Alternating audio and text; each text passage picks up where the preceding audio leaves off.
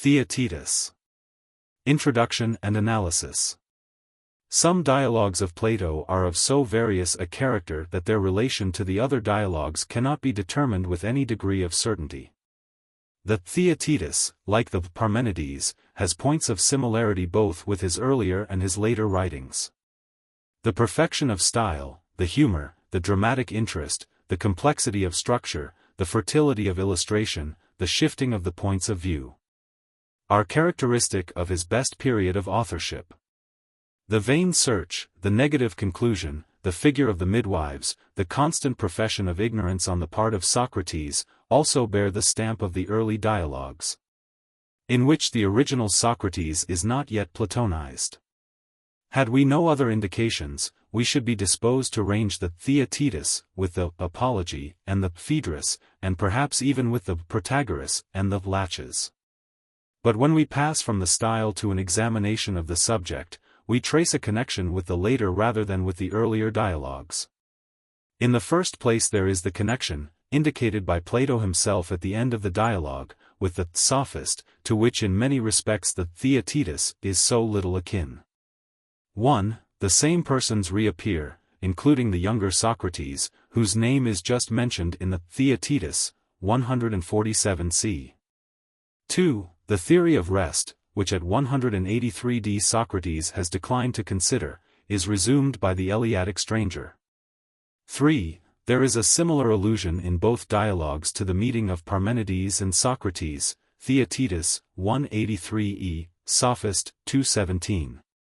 And, 4. The inquiry into not being in the Sophist supplements the question of false opinion which is raised in the Theaetetus. Compare also Theaetetus, 168a, 210, and Sophist, 230b. Theaetetus, 174d, e, and Sophist, 227a, Theaetetus, 188e, and Sophist, 237d, Theaetetus, 179a, and Sophist, 233b, Theaetetus, 172d, Sophist, 253c, for parallel turns of thought.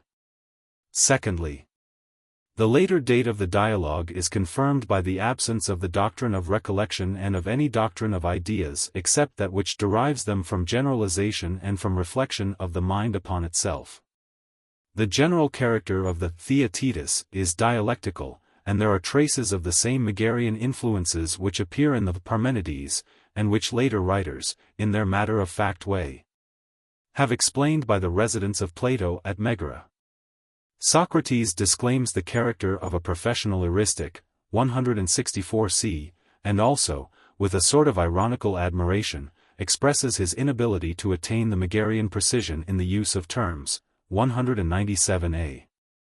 Yet he too employs a similar sophistical skill in overturning every conceivable theory of knowledge. The direct indications of a date amount to no more than this. The conversation is said to have taken place when Theaetetus was a youth, and shortly before the death of Socrates. At the time of his own death he is supposed to be a full-grown man. Allowing 9 or 10 years for the interval between youth and manhood, the dialogue could not have been written earlier than 390, when Plato was about 39 years of age. No more definite date is indicated by the engagement in which Theaetetus is said to have fallen or to have been wounded, and which may have taken place any time during the Corinthian War, between the years 390–387. The later date which has been suggested, 369, when the Athenians and Lacedaemonians disputed the isthmus with Epaminondas, would make the age of Theaetetus at his death 45 or 46. This a little impairs the beauty of Socrates' remark, that he would be a great man if he lived. In this uncertainty about the place of the Theaetetus, it seemed better, as in the case of the Republic, Timaeus, Critias, to retain the order in which Plato himself has arranged this and the two companion dialogues. We cannot exclude the possibility which has been already noticed in reference to other works of Plato, that the Theaetetus may not have been all written continuously, or the probability that the Sophist and Politicus, which differ greatly in style, were only appended after a long interval of time. The allusion to Parmenides, at 183 compared with Sophist, 217, would probably imply that the dialogue which is called by his name was already in existence. Unless, indeed, we suppose the passage in which the allusion occurs to have been inserted afterwards. Again, the Theaetetus may be connected with the Gorgias, either dialogue from different points of view containing an analysis of the real and apparent, Schleiermacher. And both may be brought into relation with the Apology, as illustrating the personal life of Socrates. The Philebus, too, may with equal reason be placed either after or before what, in the language of Thrasyllus, may be called the Second Platonic Trilogy. Both the Parmenides, and the Sophist, and still more the Theaetetus, have points of affinity with the Cratylus, in which the principles of rest and motion are again contrasted. And the sophistical or Protagorean theory of language is opposed to that which is attributed to the disciple of Heraclitus, not to speak of lesser resemblances in thought and language. The Parmenides, again, has been thought by some to hold an intermediate position between the Theaetetus and the Sophist. Upon this view, Sophist, 250 following may be regarded as the answer to the problems about one and being which have been raised in the Parmenides. Any of these arrangements may suggest new views to the student of Plato, none of them can lay claim to an exclusive probability in its favor. The Theaetetus is one of the narrated dialogues of Plato, and is the only one which is supposed to have been written down. In a short introductory scene, Euclides and Terpsion are described as meeting before the door of Euclides' house in Megara. This may have been a spot familiar to Plato, for Megara was within a walk of Athens, but no importance can be attached to the accidental introduction of the founder of the Megarian philosophy. The real intention of the preface is to create an interest about the person of Theaetetus, who has just been carried up from the army at Corinth in a dying state. The expectation of his death recalls the promise of his youth, and especially the famous conversation which Socrates had with him when he was quite young, a few days before his own trial and death. As we are once more reminded at the end of the dialogue. Yet we may observe that Plato has himself forgotten this, when he represents Euclides as from time to time coming to Athens and correcting the copy from Socrates' own mouth. The narrative, having introduced Theaetetus, and having guaranteed the authenticity of the dialogue, compare Symposium, Phaedo, Parmenides, is then dropped. No further use is made of the device. As Plato himself remarks, who in this as in some other minute points is imitated by Cicero, De Amicitia, c. 1, the interlocutory words are omitted. Theaetetus, the hero of the Battle of Corinth and of the dialogue, is a disciple of Theodorus, the great geometrician, whose science is thus indicated to be the propedeutic to philosophy. An interest has been already excited about him by his approaching death, and now he is introduced to us anew by the praises of his master Theodorus.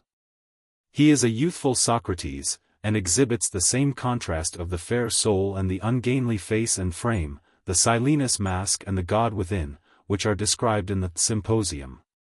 The picture which Theodorus gives of his courage and patience and intelligence and modesty is verified in the course of the dialogue. His courage is shown by his behavior in the battle, and his other qualities shine forth as the argument proceeds.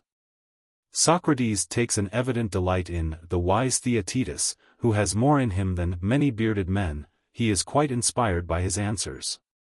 At first the youth is lost in wonder, and is almost too modest to speak, 151 but, encouraged by Socrates, he rises to the occasion. And grows full of interest and enthusiasm about the great question. Like a youth, 162 he has not finally made up his mind, and is very ready to follow the lead of Socrates, and to enter into each successive phase of the discussion which turns up. His great dialectical talent is shown in his power of drawing distinctions, 163 and of foreseeing the consequences of his own answers, 154 The inquiry about the nature of knowledge is not new to him. Long ago he has felt the pang of philosophy, and has experienced the youthful intoxication which is depicted in the Philebus, 15. But he has hitherto been unable to make the transition from mathematics to metaphysics. He can form a general conception of square and oblong numbers, 148, but he is unable to attain a similar expression of knowledge in the abstract. Yet at length, 185, he begins to recognize that there are universal conceptions of being, likeness, sameness, number, which the mind contemplates in herself. And with the help of Socrates is conducted from a theory of sense to a theory of ideas. There is no reason to doubt that Theaetetus was a real person, whose name survived in the next generation. But neither can any importance be attached to the notices of him in Suidas and Proclus, which are probably based on the mention of him in Plato. According to a confused statement in Suidas, who mentions him twice over, first, as a pupil of Socrates, and then of Plato, he is said to have written the first work on the five solids. But no early authority cites the work, the invention of which may have been easily suggested by the division of roots, which Plato attributes to him. And the allusion to the backward state of solid geometry in the Republic, 7:528b. At any rate, there is no occasion to recall him to life again after the Battle of Corinth, in order that we may allow time for the completion of such a work, Muller. We may also remark that such a supposition entirely destroys the pathetic interest of the introduction. Theodorus, the geometrician, had once been the friend and disciple of Protagoras, but he is very reluctant to leave his retirement and defend his old master. He is too old to learn Socrates' game of question and answer, and prefers the digressions to the main argument, because he finds them easier to follow. The mathematician, as Socrates says in the Republic, is not capable of giving a reason in the same manner as the dialectician, 7:531d.e. And Theodorus could not therefore have been appropriately introduced as the chief respondent. But he may be fairly appealed to, when the honor of his master is at stake. He is the guardian of his orphans, although this is a responsibility which he wishes to throw upon Callias, the friend and patron of all sophists. Declaring that he himself had early run away from philosophy, and was absorbed in mathematics. His extreme dislike to the Heraclitean fanatics, which may be compared with the dislike of Theaetetus, 155e, to the materialists, and his ready acceptance of the noble words of Socrates, 175, 176, are noticeable traits of character. The Socrates of the Theaetetus is the same as the Socrates of the earlier dialogues. He is the invincible disputant, now advanced in years, of the Protagoras and Symposium. He is still pursuing his divine mission, his Herculean labors, of which he has described the origin in the Apology. And he still hears the voice of his oracle, bidding him receive or not receive the truant souls. There he is supposed to have a mission to convict men of self-conceit. In the Theaetetus he has assigned to him by God the functions of a man-midwife, who delivers men of their thoughts, and under this character he is present throughout the dialogue. He is the true prophet who has an insight into the natures of men, and can divine their future, 142c, and he knows that sympathy is the secret power which unlocks their thoughts. The hit at Aristides, the son of Lysimachus, who was specially committed to his charge in the Laches, may be remarked by the way. The attempt to discover the definition of knowledge is in accordance with the character of Socrates as he is described in the Memorabilia, asking what is justice, what is temperance, and the like. But there is no reason to suppose that he would have analyzed the nature of perception, or traced the connection of Protagoras and Heraclitus, or have raised the difficulty respecting false opinion. The humorous illustrations, as well as the serious thoughts, run through the dialogue. The snub-nosedness of Theaetetus, a characteristic which he shares with Socrates, and the man-midwifery of Socrates, are not forgotten in the closing words. At the end of the dialogue, as in the Euthyphro, he is expecting to meet Meletus at the porch of the king Archon. But with the same indifference to the result which is everywhere displayed by him, he proposes that they shall reassemble on the following day at the same spot. The day comes, and in the Sophist the three friends again meet, but no further allusion is made to the trial, and the principal share in the argument is assigned, not to Socrates, but to an Eleatic stranger. The youthful Theaetetus also plays a different and less independent part.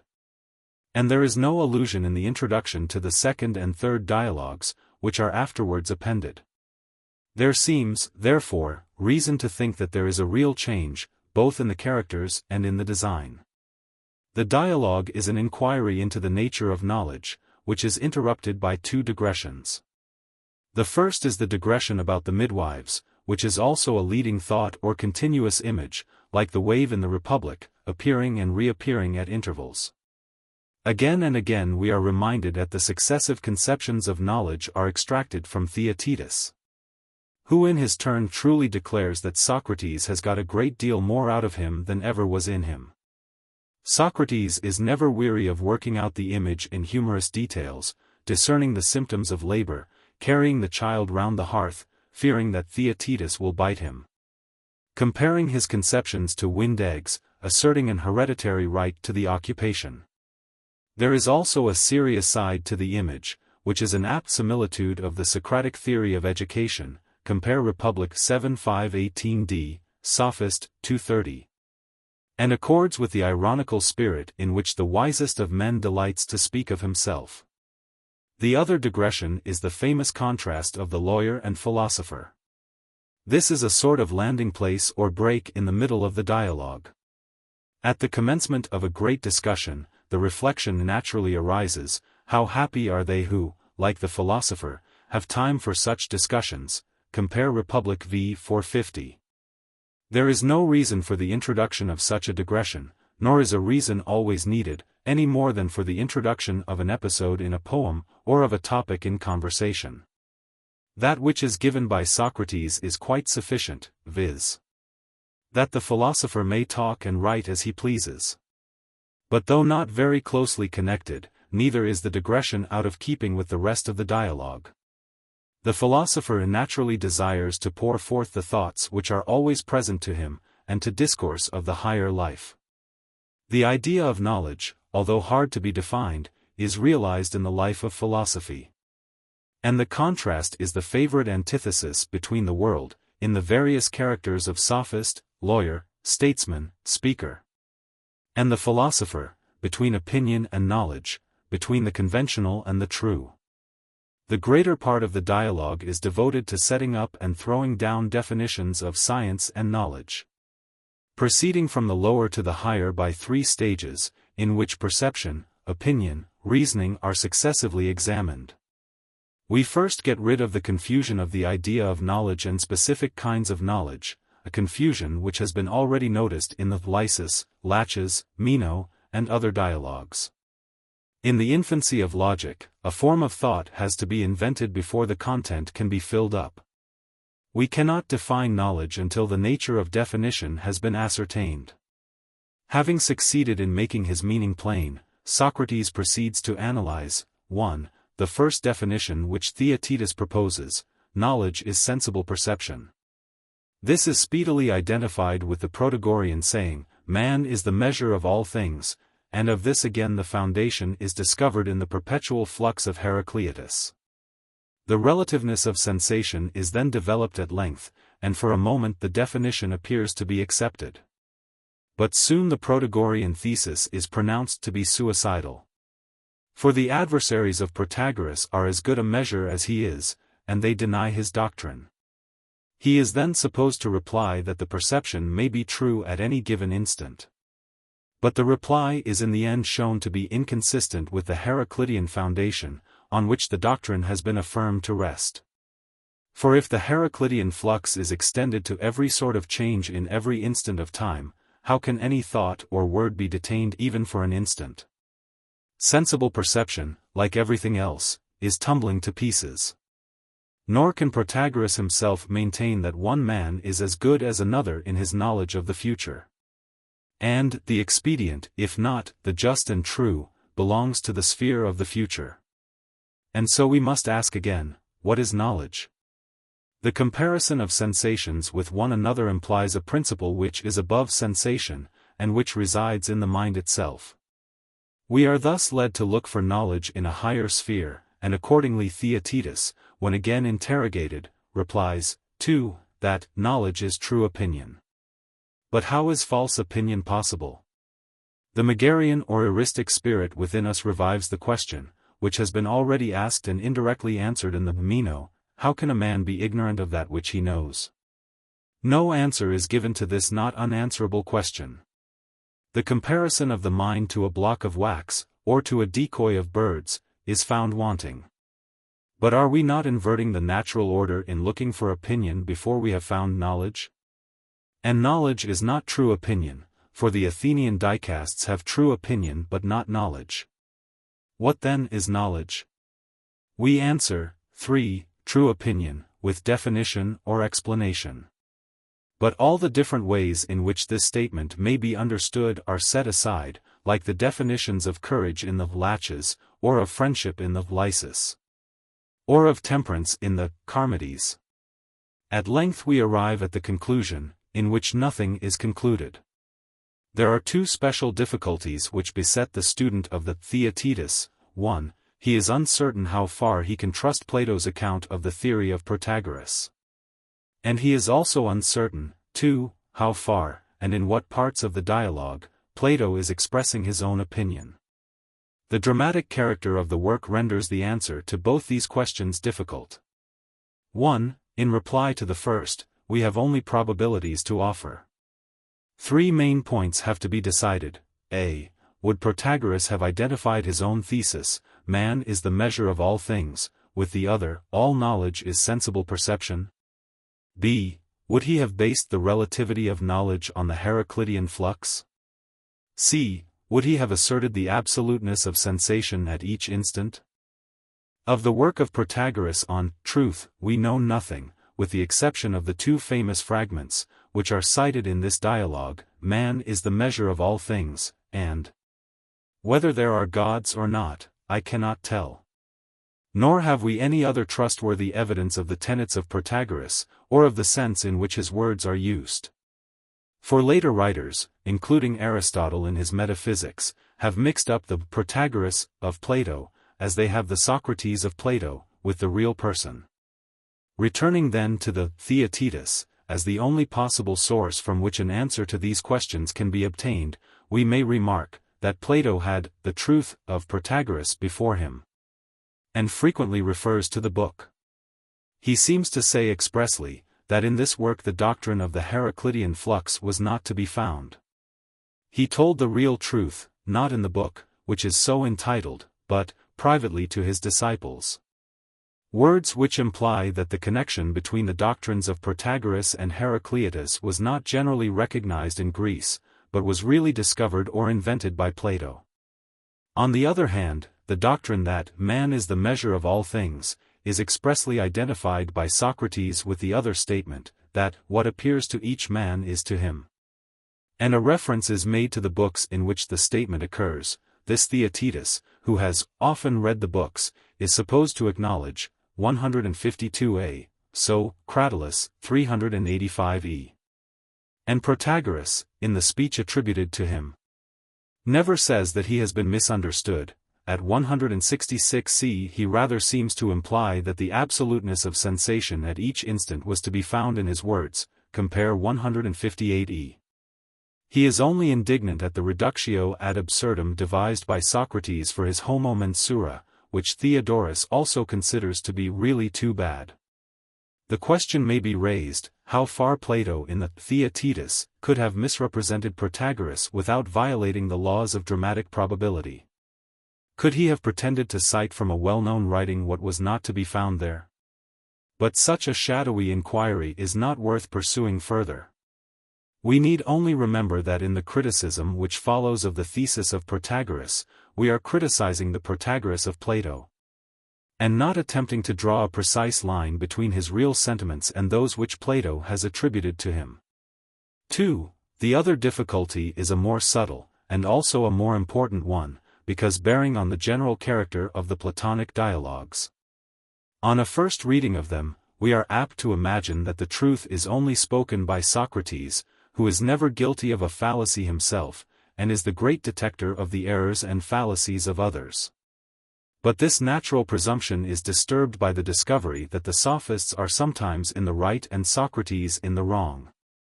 Like the hero of a novel, he is not to be supposed always to represent the sentiments of the author. There are few modern readers who do not side with Protagoras, rather than with Socrates, in the dialogue which is called by his name. The Cratylus presents a similar difficulty. In his etymologies, as in the number of the state, we cannot tell how far Socrates is serious. For the Socratic irony will not allow him to distinguish between his real and his assumed wisdom. No one is the superior of the invincible Socrates in argument, except in the first part of the Parmenides, where he is introduced as a youth. But he is by no means supposed to be in possession of the whole truth. Arguments are often put into his mouth, compare Introduction to the Gorgias, which must have seemed quite as untenable to Plato as to a modern writer. In this dialogue a great part of the answer of Protagoras is just and sound.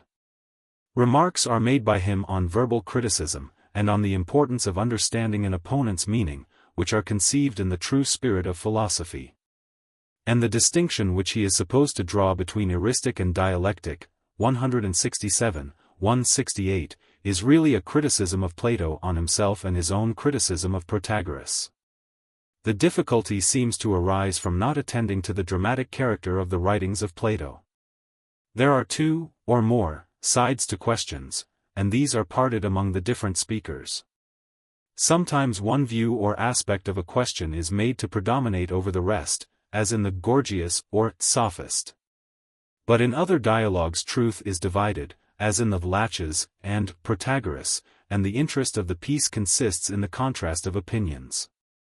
The confusion caused by the irony of Socrates, who, if he is true to his character, cannot say anything of his own knowledge, is increased by the circumstance that in the Theaetetus and some other dialogues he is occasionally playing both parts himself, and even charging his own arguments with unfairness.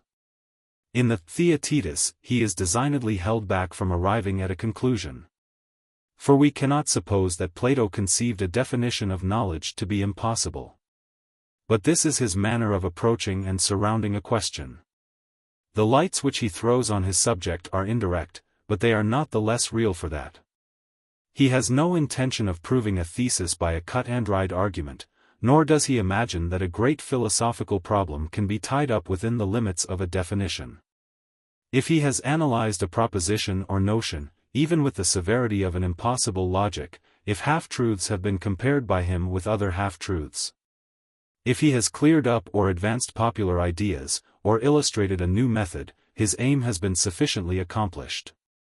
The writings of Plato belong to an age in which the power of analysis had outrun the means of knowledge. And through a spurious use of dialectic, the distinctions which had been already won from the void and formless infinite, seem to be rapidly returning to their original chaos. The two great speculative philosophies, which a century earlier had so deeply impressed the mind of Hellas, were now degenerating into eristic. The contemporaries of Plato and Socrates were vainly trying to find new combinations of them, or to transfer them from the object to the subject. The Megarians, in their first attempts to attain a severer logic, were making knowledge impossible, compare Theaetetus, 202.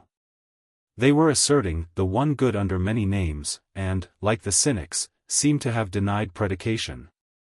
While the Cynics themselves were depriving virtue of all which made virtue desirable in the eyes of Socrates and Plato. And besides these, we find mention in the later writings of Plato, especially in the Theaetetus, Sophist, and Laws, of certain impenetrable godless persons, who will not believe what they cannot hold in their hands, and cannot be approached in argument, because they cannot argue. Theaetetus, 155e, Sophist, 246a. No school of Greek philosophers exactly answers to these persons, in whom Plato may perhaps have blended some features of the atomists with the vulgar materialistic tendencies of mankind in general, compare Introduction to the Sophist. And not only was there a conflict of opinions, but the stage which the mind had reached presented other difficulties hardly intelligible to us, who live in a different cycle of human thought. All times of mental progress are times of confusion. We only see, or rather seem to see things clearly, when they have been long fixed and defined. In the age of Plato, the limits of the world of imagination and of pure abstraction, of the old world and the new, were not yet fixed. The Greeks, in the 4th century before Christ, had no words for subject and object, and no distinct conception of them, yet they were always hovering about the question involved in them. The analysis of sense, and the analysis of thought, were equally difficult to them, and hopelessly confused by the attempt to solve them, not through an appeal to facts, but by the help of general theories respecting the nature of the universe. Plato, in his Theaetetus, gathers up the skeptical tendencies of his age, and compares them. But he does not seek to reconstruct out of them a theory of knowledge.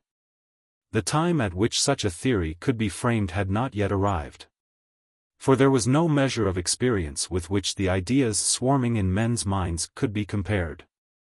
The meaning of the word science could scarcely be explained to them, except from the mathematical sciences, which alone offered the type of universality and certainty.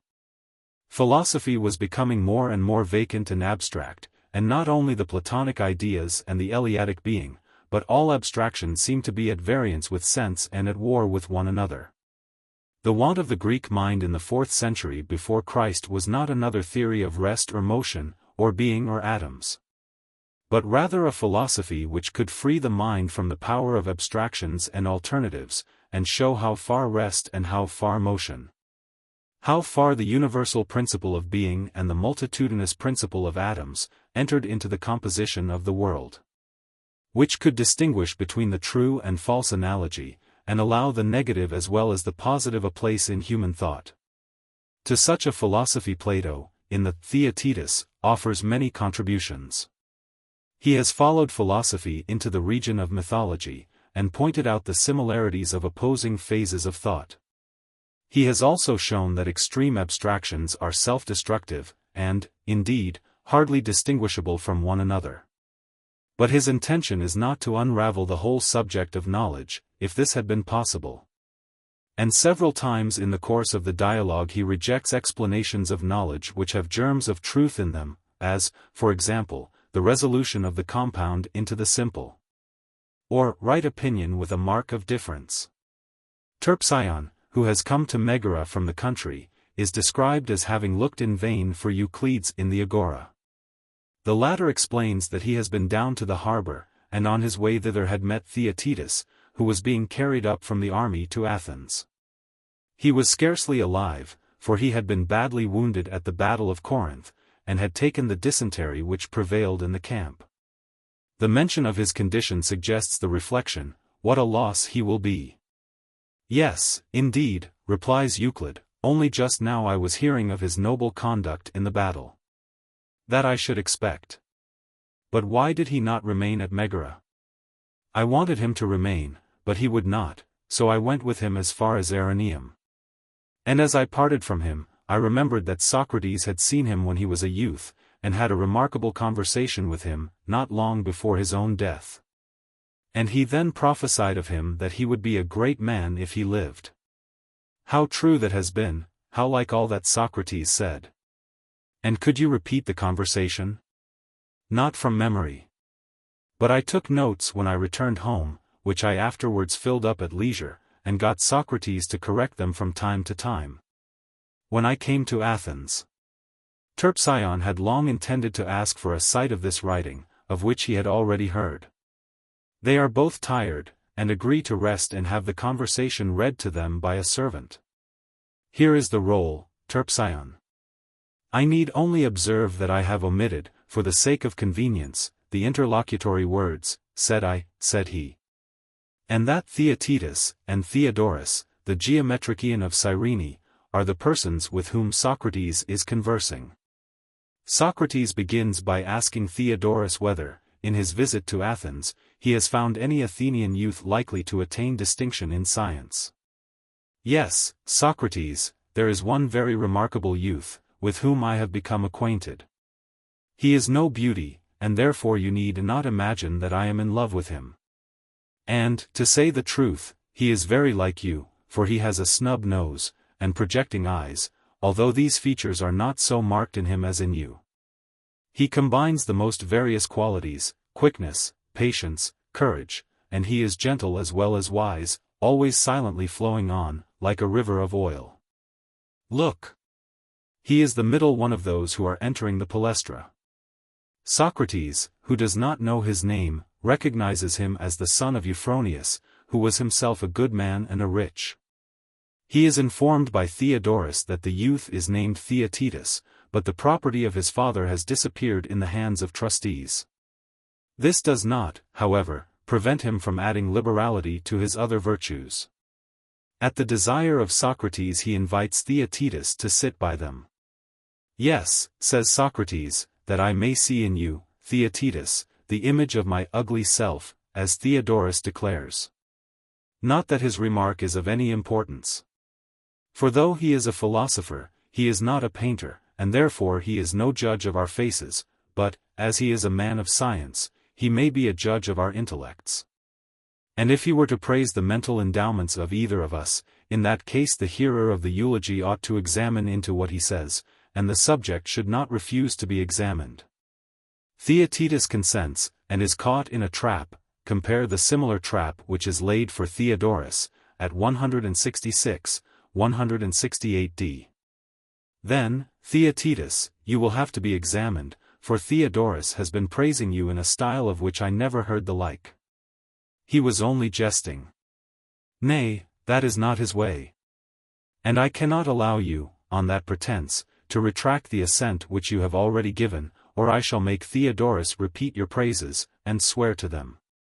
Theaetetus, in reply, professes that he is willing to be examined, and Socrates begins by asking him what he learns of Theodorus. He is himself anxious to learn anything of anybody.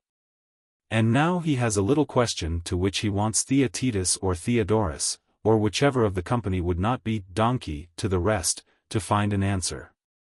Without further preface, but at the same time apologizing for his eagerness, he asks, what is knowledge? Theodorus is too old to answer questions, and begs him to interrogate Theaetetus, who has the advantage of youth. Theaetetus replies, that knowledge is what he learns of Theodorus, i.e., geometry and arithmetic, and that there are other kinds of knowledge, shoemaking, carpentering, and the like. But Socrates rejoins, that this answer contains too much and also too little. For although Theaetetus has enumerated several kinds of knowledge, he has not explained the common nature of them, as if he had been asked, what is clay? And instead of saying, clay is moistened earth, he had answered, there is one clay of image makers, another of potters, another of oven makers. Theaetetus at once divines that Socrates means him to extend to all kinds of knowledge the same process of generalization which he has already learned to apply to arithmetic. For he has discovered a division of numbers into square numbers, 4, 9, 16, etc., which are composed of equal factors, and represent figures which have equal sides, and oblong numbers, 3, 5, 6, 7, etc., which are composed of unequal factors, and represent figures which have unequal sides. But he has never succeeded in attaining a similar conception of knowledge, though he has often tried. And, when this and similar questions were brought to him from Socrates, has been sorely distressed by them. Socrates explains to him that he is in labor. For men as well as women have pangs of labor, and both at times require the assistance of midwives. And he, Socrates, is a midwife, although this is a secret. He has inherited the art from his mother Bold and Bluff, and he ushers into light, not children, but the thoughts of men. Like the midwives, who are past bearing children, he too can have no offspring, the god will not allow him to bring anything into the world of his own. He also reminds Theaetetus that the midwives are or ought to be the only matchmakers. This is the preparation for a biting jest, 151b. For those who reap the fruit are most likely to know on what soil the plants will grow. But respectable midwives avoid this department of practice, they do not want to be called procuresses. There are some other differences between the two sorts of pregnancy. For women do not bring into the world at one time real children and at another time idols which are with difficulty distinguished from them. At first, says Socrates in his character of the man midwife, my patients are barren and stolid, but after a while they round apace, if the gods are propitious to them. And this is due not to me but to themselves. I and the god only assist in bringing their ideas to the birth. Many of them have left me too soon, and the result has been that they have produced abortions. Or when I have delivered them of children they have lost them by an ill bringing up, and have ended by seeing themselves, as others see them, to be great fools.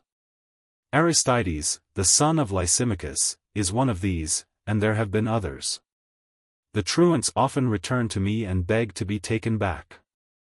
And then, if my familiar allows me, which is not always the case, I receive them, and they begin to grow again. There come to me also those who have nothing in them, and have no need of my art. And I am their matchmaker, see above, and marry them to Prodicus or some other inspired sage who is likely to suit them. I tell you this long story because I suspect that you are in labor. Come then to me, who am a midwife, and the son of a midwife, and I will deliver you. And do not bite me, as the women do, if I abstract your firstborn, for I am acting out of goodwill towards you. The God who is within me is the friend of man, though he will not allow me to dissemble the truth. Once more then, Theaetetus, I repeat my old question, what is knowledge? Take courage, and by the help of God you will discover an answer. My answer is, that knowledge is perception. That is the theory of Protagoras, who has another way of expressing the same thing when he says, man is the measure of all things. He was a very wise man, and we should try to understand him. In order to illustrate his meaning, let me suppose that there is the same wind blowing in our faces, and one of us may be hot and the other cold. How is this?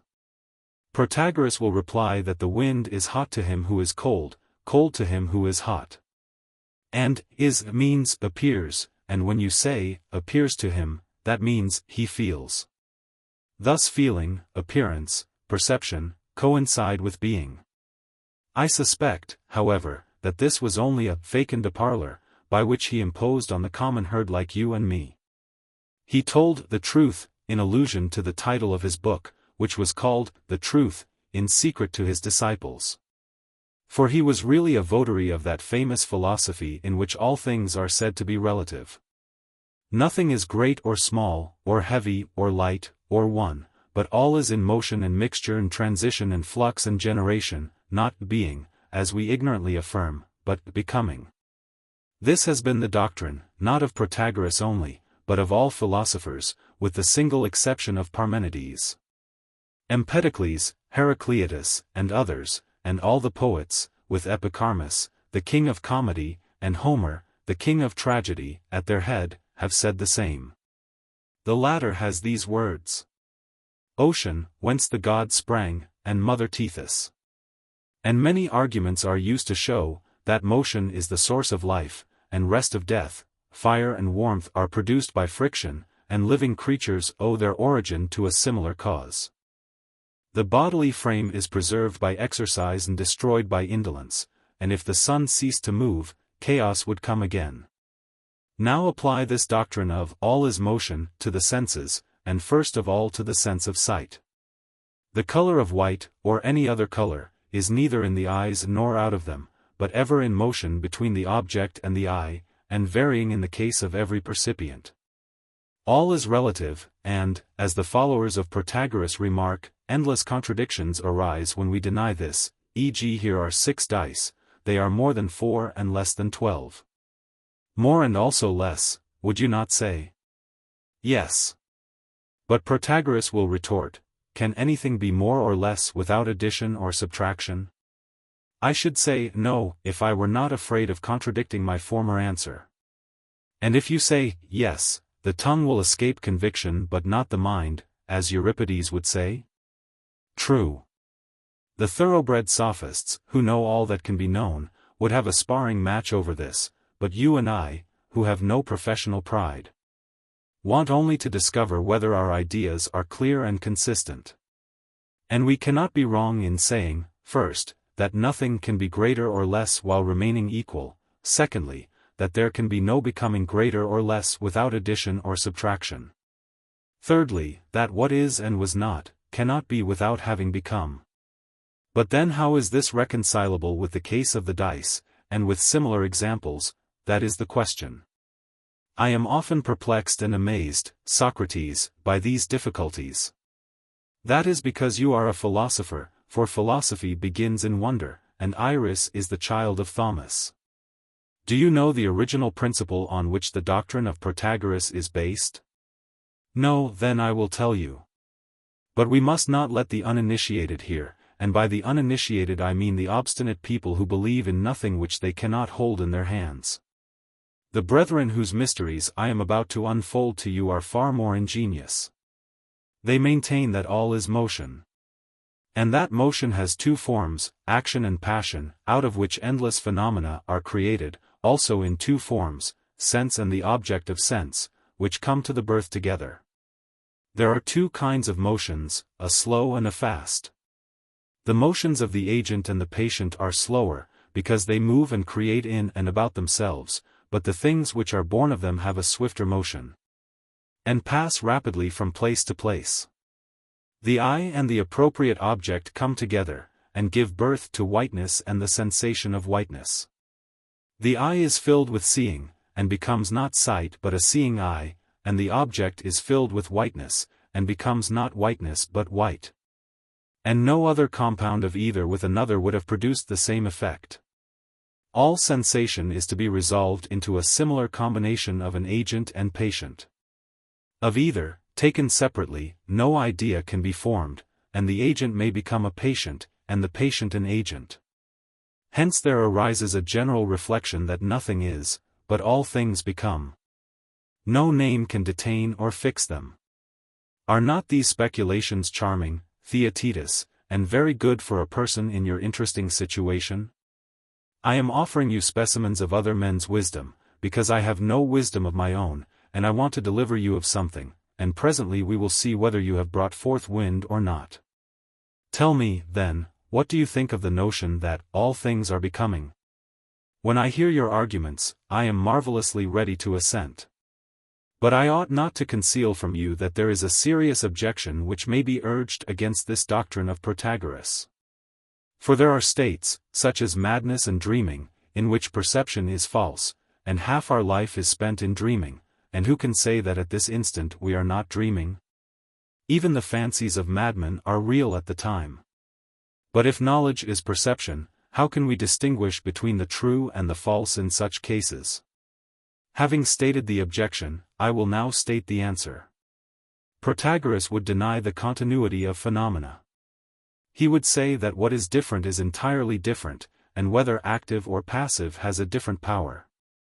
There are infinite agents and patients in the world, and these produce in every combination of them a different perception. Take myself as an instance. Socrates may be ill or he may be well, and remember that Socrates, with all his accidents, is spoken of. The wine which I drink when I am well is pleasant to me, but the same wine is unpleasant to me when I am ill. And there is nothing else from which I can receive the same impression, nor can another receive the same impression from the wine.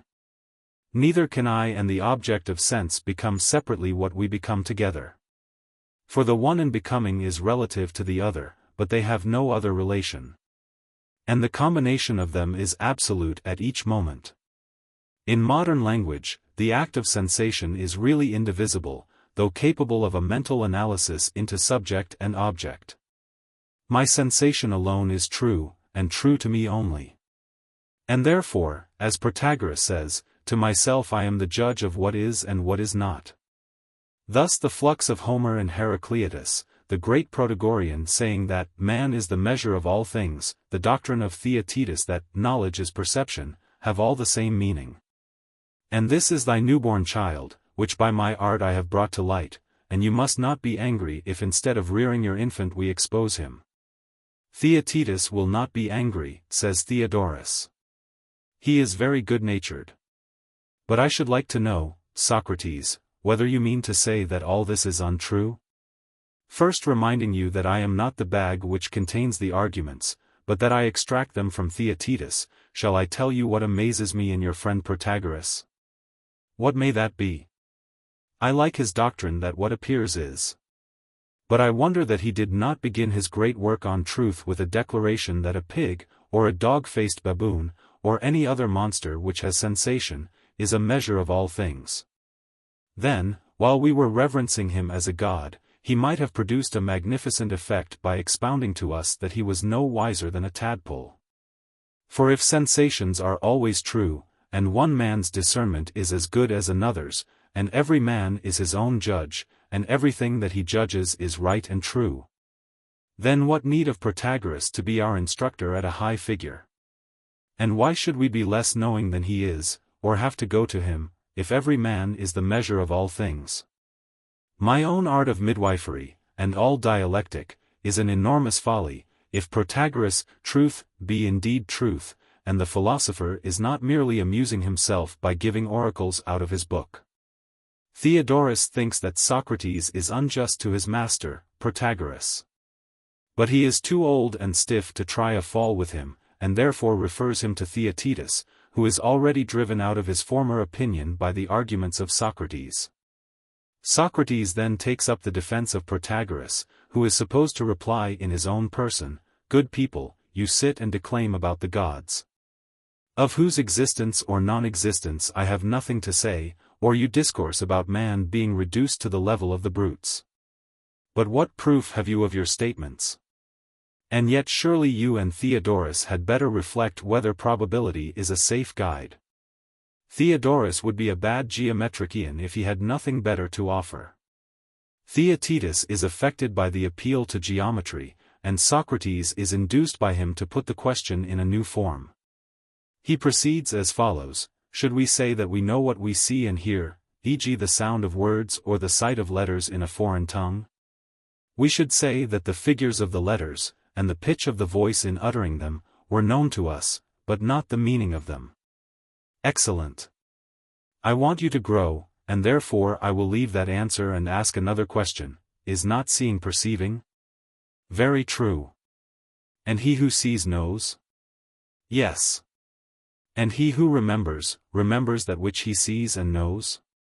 Very true. But if he closes his eyes, does he not remember? He does. Then he may remember and not see. And if seeing is knowing, he may remember and not know. Is not this a reductio ad absurdum of the hypothesis that knowledge is sensible perception? Yet perhaps we are crowing too soon. And if Protagoras, the father of the myth, had been alive, the result might have been very different. But he is dead, and Theodorus, whom he left guardian of his orphan, has not been very zealous in defending him. Theodorus objects that Callias is the true guardian, but he hopes that Socrates will come to the rescue. Socrates prefaces his defense by resuming the attack. He asks whether a man can know and not know at the same time. Impossible. Quite possible, if you maintain that seeing is knowing. The confident adversary, suiting the action to the word, shuts one of your eyes, and now, says he, you see and do not see, but do you know and not know? And a fresh opponent darts from his ambush, and transfers to knowledge the terms which are commonly applied to sight. He asks whether you can know near and not at a distance. Whether you can have a sharp and also a dull knowledge. While you are wondering at his incomparable wisdom, he gets you into his power. And you will not escape until you have come to an understanding with him about the money which is to be paid for your release. But Protagoras has not yet made his defense. And already he may be heard contemptuously replying that he is not responsible for the admissions which were made by a boy, who could not foresee the coming move. And therefore had answered in a manner which enabled Socrates to raise a laugh against himself. But I cannot be fairly charged, he will say, with an answer which I should not have given. For I never maintained that the memory of a feeling is the same as a feeling, or denied that a man might know and not know the same thing at the same time. Or, if you will have extreme precision, I say that man in different relations is many or rather infinite in number. And I challenge you, either to show that his perceptions are not individual, or that if they are, what appears to him is not what is. As to your pigs and baboons, you are yourself a pig, and you make my writings a sport of other swine. But I still affirm that man is the measure of all things, although I admit that one man may be 1,000 times better than another, in proportion as he has better impressions. Neither do I deny the existence of wisdom or of the wise man. But I maintain that wisdom is a practical remedial power of turning evil into good, the bitterness of disease into the sweetness of health. And does not consist in any greater truth or superior knowledge. For the impressions of the sick are as true as the impressions of the healthy, and the sick are as wise as the healthy. Nor can any man be cured of a false opinion, for there is no such thing. But he may be cured of the evil habit which generates in him an evil opinion. This is effected in the body by the drugs of the physician, and in the soul by the words of the sophist.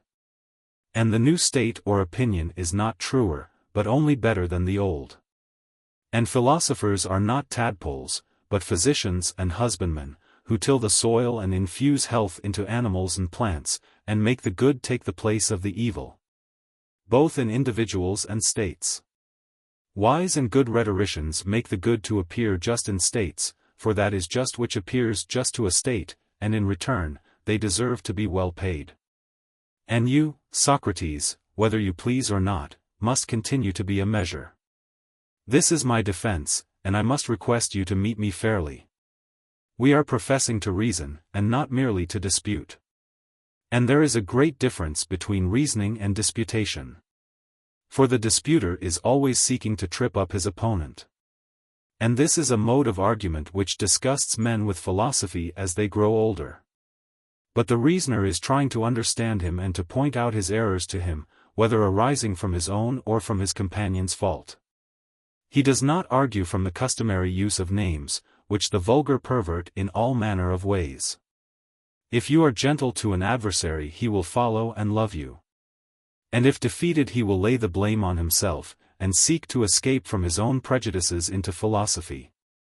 I would recommend you, Socrates, to adopt this humaner method, and to avoid captious and verbal criticisms. Such, Theaetetus, is the very slight help which I am able to afford to your friend. Had he been alive, he would have helped himself in far better style. You have made a most valorous defense. Yes. But did you observe that Protagoras bade me be serious, and complained of our getting up a laugh against him with the aid of a boy? He meant to intimate that you must take the place of Theaetetus, who may be wiser than many bearded men, but not wiser than you, Theodorus. The rule of the Spartan Palestra is, strip or depart. But you are like the giant Antaeus, and will not let me depart unless I try a fall with you. Yes, that is the nature of my complaint. And many a Hercules, many a Theseus mighty in deeds and words has broken my head, but I am always at this rough game. Please, then, to favor me. On the condition of not exceeding a single fall, I consent. Socrates now resumes the argument. As he is very desirous of doing justice to Protagoras, he insists on citing his own words, what appears to each man is to him. And how, asks Socrates, are these words reconcilable with the fact that all mankind are agreed in thinking themselves wiser than others in some respects, and inferior to them in others?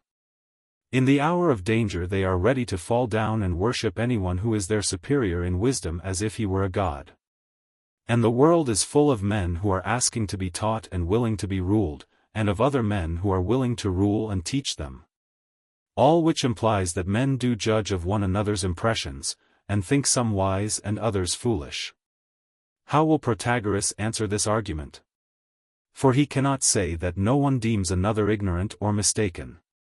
If you form a judgment, thousands and tens of thousands are ready to maintain the opposite.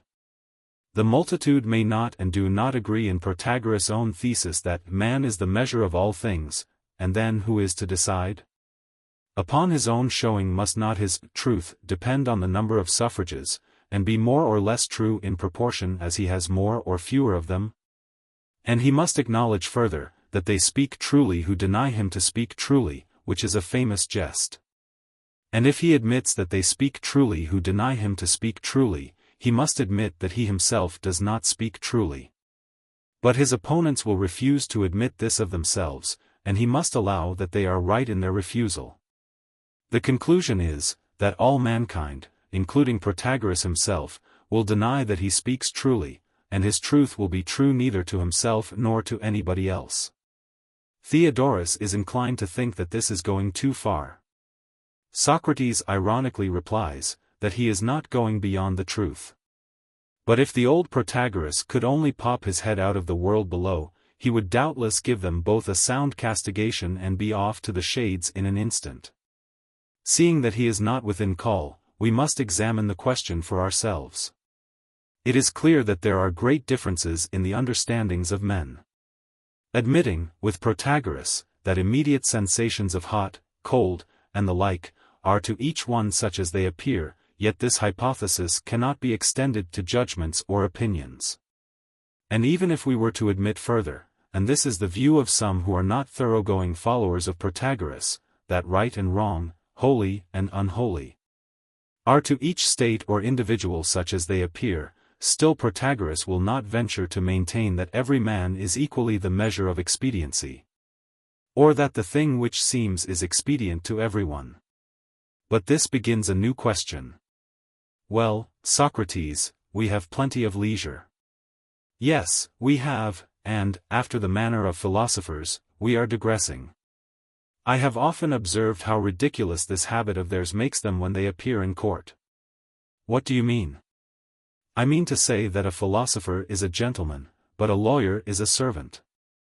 The one can have his talk out, and wander at will from one subject to another, as the fancy takes him, like ourselves, he may be long or short, as he pleases. But the lawyer is always in a hurry. There is the clepsydra limiting his time, and the brief limiting his topics, and his adversary is standing over him and exacting his rights. He is a servant disputing about a fellow servant before his master, who holds the cause in his hands, the path never diverges, and often the race is for his life. Such experiences render him keen and shrewd, he learns the arts of flattery, and is perfect in the practice of crooked ways.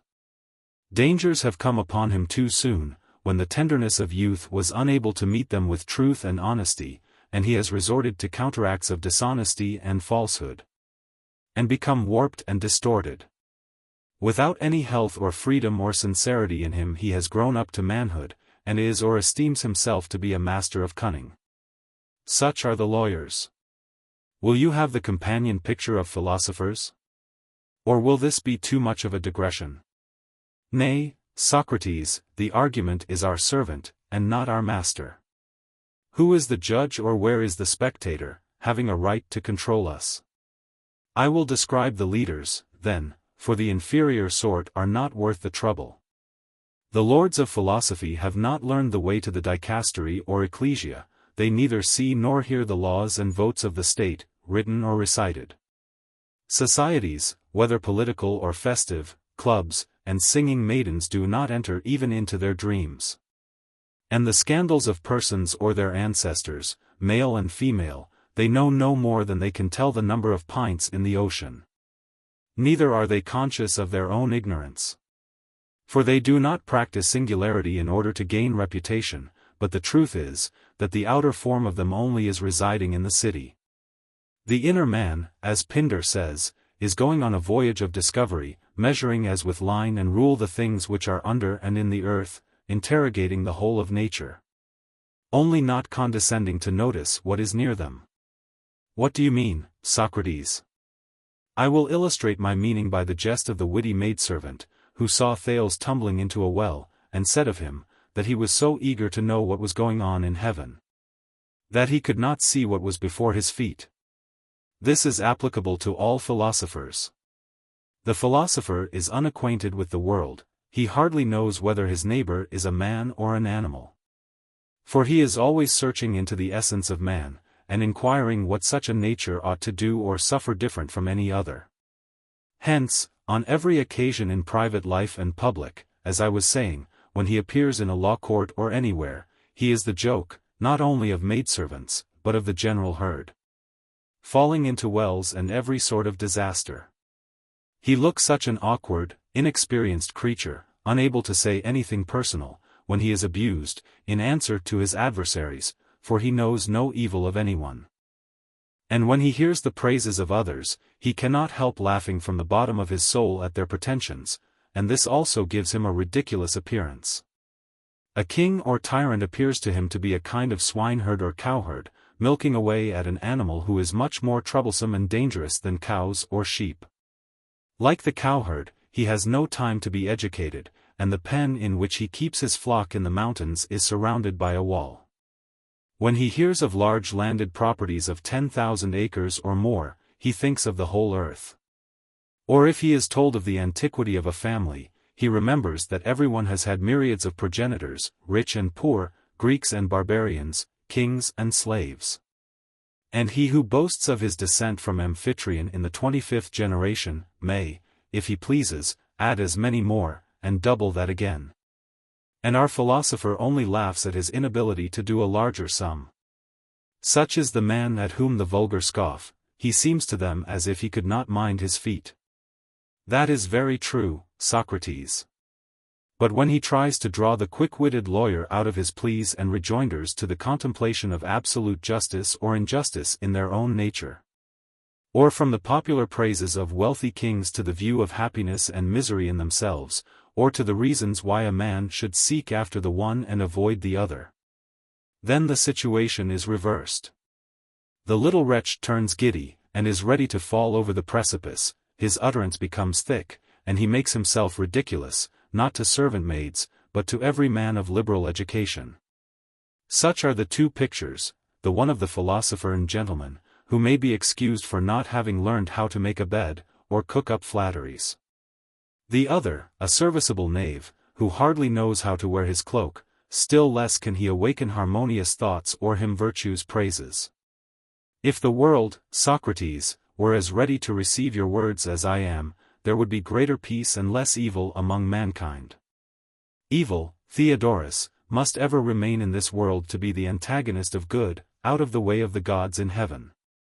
Wherefore also we should fly away from ourselves to them. And to fly to them is to become like them, and to become like them is to become holy, just and true. But many live in the old wives' fable of appearances. They think that you should follow virtue in order that you may seem to be good. And yet the truth is, that God is righteous, and of men, he is most like him who is most righteous. To know this is wisdom, and in comparison of this the wisdom of the arts or the seeming wisdom of politicians is mean and common. The unrighteous man is apt to pride himself on his cunning. When others call him rogue, he says to himself, they only mean that I am one who deserves to live, and not a mere burden of the earth. But he should reflect that his ignorance makes his condition worse than if he knew. For the penalty of injustice is not death or stripes, but the fatal necessity of becoming more and more unjust. Two patterns of life are set before him, the one blessed and divine, the other godless and wretched, and he is growing more and more like the one and unlike the other.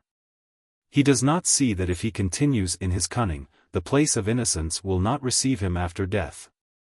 And yet if such a man has the courage to hear the argument out, he often becomes dissatisfied with himself, and has no more strength in him than a child, but we have digressed enough. For my part, Socrates, I like the digressions better than the argument, because I understand them better. To return. When we left off, the Protagoreans and Heracliteans were maintaining that the ordinances of the state were just, while they lasted. But no one would maintain that the laws of the state were always good or expedient, although this may be the intention of them.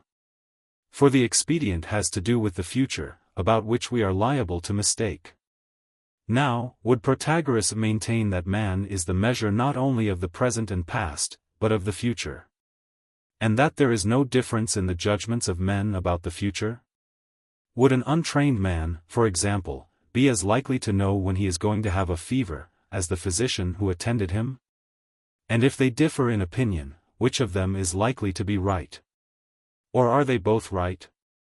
Is not a vine-grower a better judge of a vintage which is not yet gathered, or a cook of a dinner which is in preparation, or Protagoras of the probable effect of a speech than an ordinary person?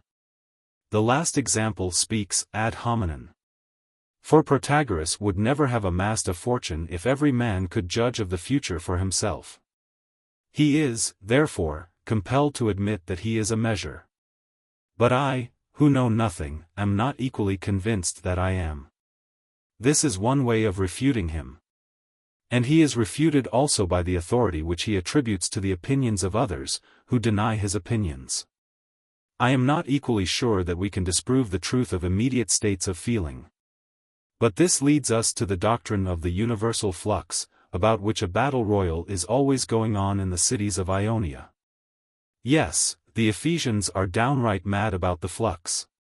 They cannot stop to argue with you, but are in perpetual motion, obedient to their textbooks. Their restlessness is beyond expression, and if you ask any of them a question, they will not answer, but dart at you some unintelligible saying, and another, making no way either with themselves or with others. For nothing is fixed in them or their ideas, they are at war with fixed principles. I suppose, Theodorus, that you have never seen them in time of peace, when they discourse at leisure to their disciples. Disciples. They have none. They are a set of uneducated fanatics, and each of them says of the other that they have no knowledge. We must trust to ourselves, and not to them for the solution of the problem. Well, the doctrine is old, being derived from the poets, who speak in a figure of Oceanus and Thetis.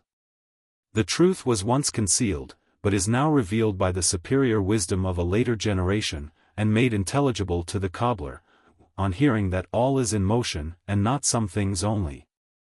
As he ignorantly fancied, may be expected to fall down and worship his teachers. And the opposite doctrine must not be forgotten. Alone being remains unmoved, which is the name for all. As Parmenides affirms. Thus we are in the midst of the fray. Both parties are dragging us to their side, and we are not certain which of them are in the right. And if neither, then we shall be in a ridiculous position, having to set up our own opinion against ancient and famous men. Let us first approach the river gods, or patrons of the flux.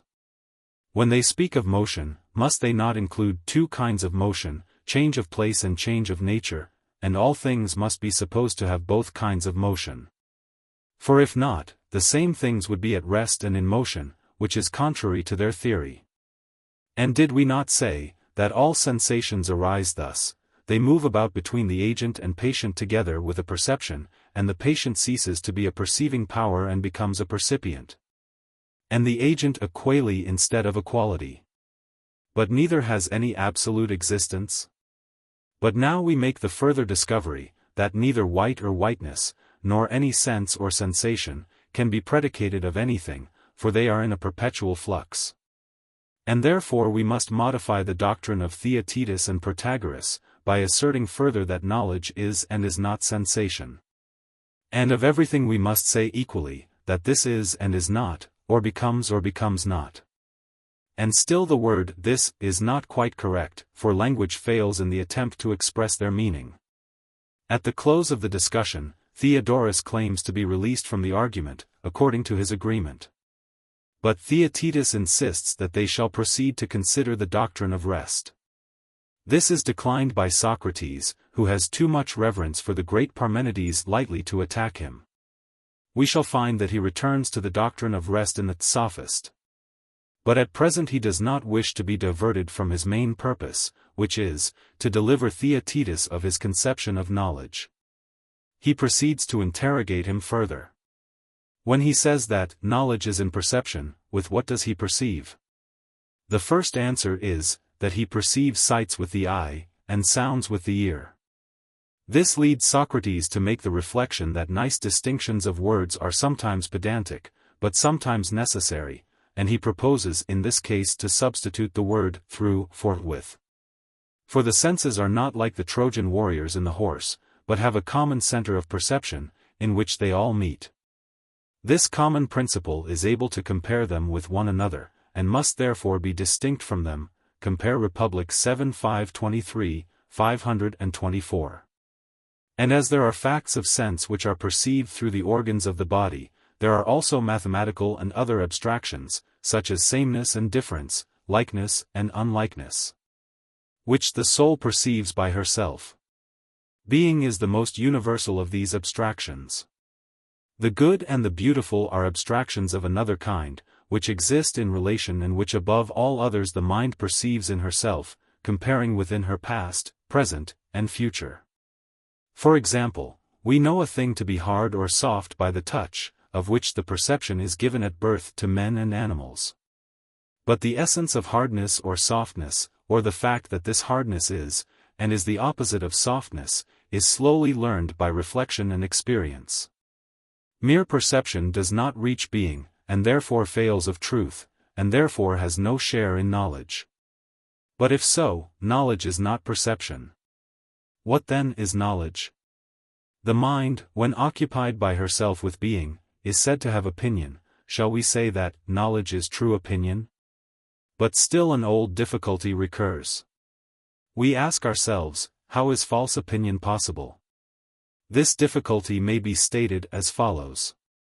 Either we know or do not know a thing, for the intermediate processes of learning and forgetting need not at present be considered. And in thinking or having an opinion, we must either know or not know that which we think, and we cannot know and be ignorant at the same time. We cannot confuse one thing which we do not know, with another thing which we do not know. Nor can we think that which we do not know to be that which we know, or that which we know to be that which we do not know. And what other case is conceivable, upon the supposition that we either know or do not know all things? Let us try another answer in the sphere of being, when a man thinks, and thinks that which is not. But would this hold in any parallel case? Can a man see and see nothing? Or hear and hear nothing? Or touch and touch nothing? Must he not see, hear, or touch some one existing thing? For if he thinks about nothing he does not think, and not thinking he cannot think falsely. And so the path of being is closed against us, as well as the path of knowledge. But may there not be heterodoxy, or transference of opinion? I mean, may not one thing be supposed to be another? Theaetetus is confident that this must be the true falsehood, when a man puts good for evil or evil for good. Socrates will not discourage him by attacking the paradoxical expression, true falsehood, but passes on. The new notion involves a process of thinking about two things, either together or alternately. And thinking is the conversing of the mind with herself, which is carried on in question and answer, until she no longer doubts, but determines and forms an opinion. And false opinion consists in saying to yourself, that one thing is another. But did you ever say to yourself, that good is evil, or evil good? Even in sleep, did you ever imagine that odd was even? Or did any man in his senses ever fancy that an ox was a horse, or that two are one? So that we can never think one thing to be another. For you must not meet me with the verbal quibble that one, tau epsilon rho omicron nu, is other, tau epsilon rho omicron nu, both, one, and other, in Greek are called other, tau epsilon rho omicron nu. He who has both the two things in his mind, cannot misplace them, and he who has only one of them in his mind, cannot misplace them, on either supposition transplacement is inconceivable. But perhaps there may still be a sense in which we can think that which we do not know to be that which we know, e.g. Theaetetus may know Socrates, but at a distance he may mistake another person for him. This process may be conceived by the help of an image. Let us suppose that every man has in his mind a block of wax of various qualities, the gift of memory, the mother of the muses. And on this he receives the seal or stamp of those sensations and perceptions which he wishes to remember. That which he succeeds in stamping is remembered and known by him as long as the impression lasts, but that, of which the impression is rubbed out or imperfectly made, is forgotten and not known. No one can think one thing to be another, when he has the memorial or seal of both of these in his soul, and a sensible impression of neither. Or when he knows one and does not know the other, and has no memorial or seal of the other, or when he knows neither, or when he perceives both, or one and not the other, or neither. Or when he perceives and knows both, and identifies what he perceives with what he knows, this is still more impossible. Or when he does not know one, and does not know and does not perceive the other, or does not perceive one, and does not know and does not perceive the other. Or has no perception or knowledge of either, all these cases must be excluded. But he may err when he confuses what he knows or perceives, or what he perceives and does not know, with what he knows, or what he knows and perceives with what he knows and perceives. Theaetetus is unable to follow these distinctions, which Socrates proceeds to illustrate by examples, first of all remarking, that knowledge may exist without perception, and perception without knowledge. I may know Theodorus and Theaetetus and not see them, I may see them, and not know them. That I understand. But I could not mistake one for the other if I knew you both, and had no perception of either, or if I knew one only, and perceived neither. Or if I knew and perceived neither, or in any other of the excluded cases. The only possibility of error is, first, when knowing you and Theodorus, and having the impression of both of you on the waxen block, seeing you both imperfectly and at a distance. Put the foot in the wrong shoe, that is to say, put the seal or stamp on the wrong object, or 2ndly, when knowing both of you I only see one. Or when, seeing and knowing you both, I fail to identify the impression and the object. But there could be no error when perception and knowledge correspond. The waxen block in the heart of a man's soul, as I may say in the words of Homer, who played upon the words kaparo and kapaetero, may be smooth and deep, and large enough. And then the signs are clearly marked and lasting, and do not get confused. But in the hairy heart, as the all-wise poet sings, when the wax is muddy or hard or moist, there is a corresponding confusion and want of retentiveness. In the muddy and impure there is indistinctness, and still more in the hard, for there the impressions have no depth of wax, and in the moist they are too soon effaced. Yet greater is the indistinctness when they are all jolted together in a little soul, which is narrow and has no room. These are the sort of natures which have false opinion. From stupidity they see and hear and think amiss, and this is falsehood and ignorance. Error, then, is a confusion of thought and sense. Theaetetus is delighted with this explanation. But Socrates has no sooner found the new solution than he sinks into a fit of despondency. For an objection occurs to him, may there not be errors where there is no confusion of mind and sense? E.g. in numbers. No one can confuse the man whom he has in his thoughts with the horse which he has in his thoughts, but he may err in the addition of 5 and 7. And observe that these are purely mental conceptions. Thus we are involved once more in the dilemma of saying, either that there is no such thing as false opinion, or that a man knows what he does not know. We are at our wits' end, and may therefore be excused for making a bold diversion. All this time we have been repeating the words, know, understand, yet we do not know what knowledge is. Why, Socrates, how can you argue at all without using them? Nay, but the true hero of dialectic would have forbidden me to use them until I had explained them. And I must explain them now. The verb to know has two senses, to have and to possess knowledge, and I distinguish having from possessing. A man may possess a garment which he does not wear. Or he may have wild birds in an aviary, these in one sense he possesses, and in another he has none of them. Let this aviary be an image of the mind, as the waxen block was. When we are young, the aviary is empty, after a time the birds are put in, for under this figure we may describe different forms of knowledge.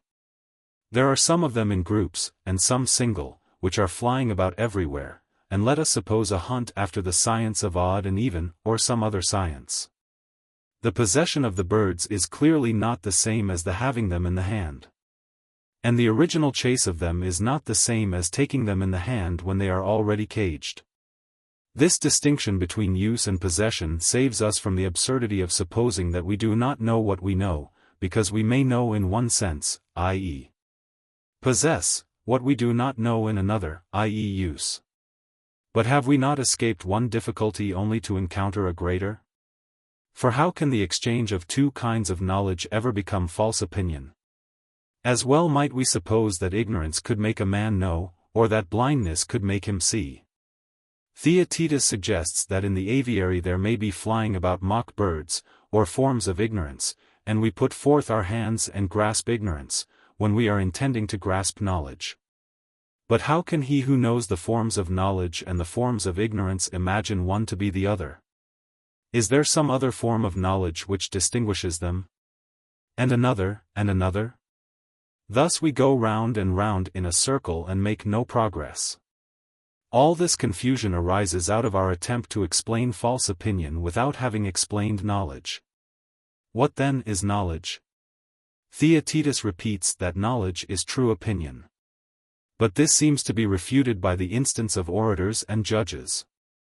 For surely the orator cannot convey a true knowledge of crimes at which the judges were not present, he can only persuade them, and the judge may form a true opinion and truly judge.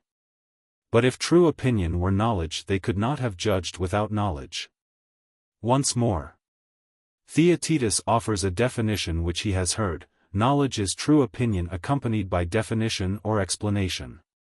Socrates has had a similar dream, and has further heard that the first elements are names only, and that definition or explanation begins when they are combined. The letters are unknown, the syllables or combinations are known. But this new hypothesis, when tested by the letters of the alphabet, is found to break down. The first syllable of Socrates' name is so. But what is so? Two letters, S and O, a sibilant and a vowel, of which no further explanation can be given. And how can anyone be ignorant of either of them, and yet know both of them? There is, however, another alternative. We may suppose that the syllable has a separate form or idea distinct from the letters or parts. The all of the parts may not be the whole. Theaetetus is very much inclined to adopt this suggestion, but when interrogated by Socrates he is unable to draw any distinction between the whole and all the parts. And if the syllables have no parts, then they are those original elements of which there is no explanation. But how can the syllable be known if the letter remains unknown? In learning to read as children, we are first taught the letters and then the syllables. And in music, the notes, which are the letters, have a much more distinct meaning to us than the combination of them. Once more, then, we must ask the meaning of the statement, that knowledge is right opinion, accompanied by explanation or definition. Explanation may mean 1. The reflection or expression of a man's thoughts, but every man who is not deaf and dumb is able to express his thoughts, or 2. The enumeration of the elements of which anything is composed. A man may have a true opinion about a wagon, but then, and then only, has he knowledge of a wagon when he is able to enumerate the 100 planks of Hesiod. Or he may know the syllables of the name Theaetetus, but not the letters, yet not until he knows both can he be said to have knowledge as well as opinion. But on the other hand he may know the syllable, in the name Theaetetus, yet he may be mistaken about the same syllable in the name Theodorus, and in learning to read we often make such mistakes. And even if he could write out all the letters and syllables of your name in order, still he would only have right opinion. Yet there may be a third meaning of the definition, besides the image or expression of the mind, and the enumeration of the elements, viz. 3. Perception of difference. For example, I may see a man who has eyes, nose, and mouth, that will not distinguish him from any other man. Or he may have a snub nose and prominent eyes. That will not distinguish him from myself and you and others who are like me. But when I see a certain kind of snub-nosedness, then I recognize Theaetetus. And having this sign of difference, I have knowledge. But have I knowledge or opinion of this difference?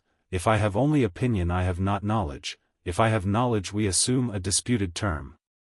For knowledge will have to be defined as right opinion with knowledge of difference. And so, Theaetetus, knowledge is neither perception nor true opinion, nor yet definition accompanying true opinion. And I have shown that the children of your brain are not worth rearing. Are you still in labor, or have you brought all you have to say about knowledge to the birth? If you have any more thoughts, you will be the better for having got rid of these. Or if you have none, you will be the better for not fancying that you know what you do not know. Observe the limits of my art, which, like my mother's, is an art of midwifery. I do not pretend to compare with the good and wise of this and other ages. And now I go to meet Miletus at the porch of the King Archon. But tomorrow I shall hope to see you again, Theodorus, at this place. I.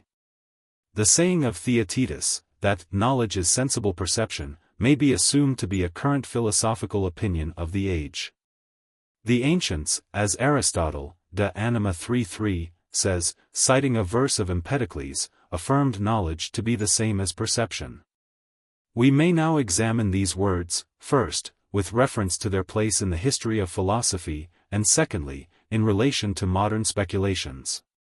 A. In the age of Socrates the mind was passing from the object to the subject.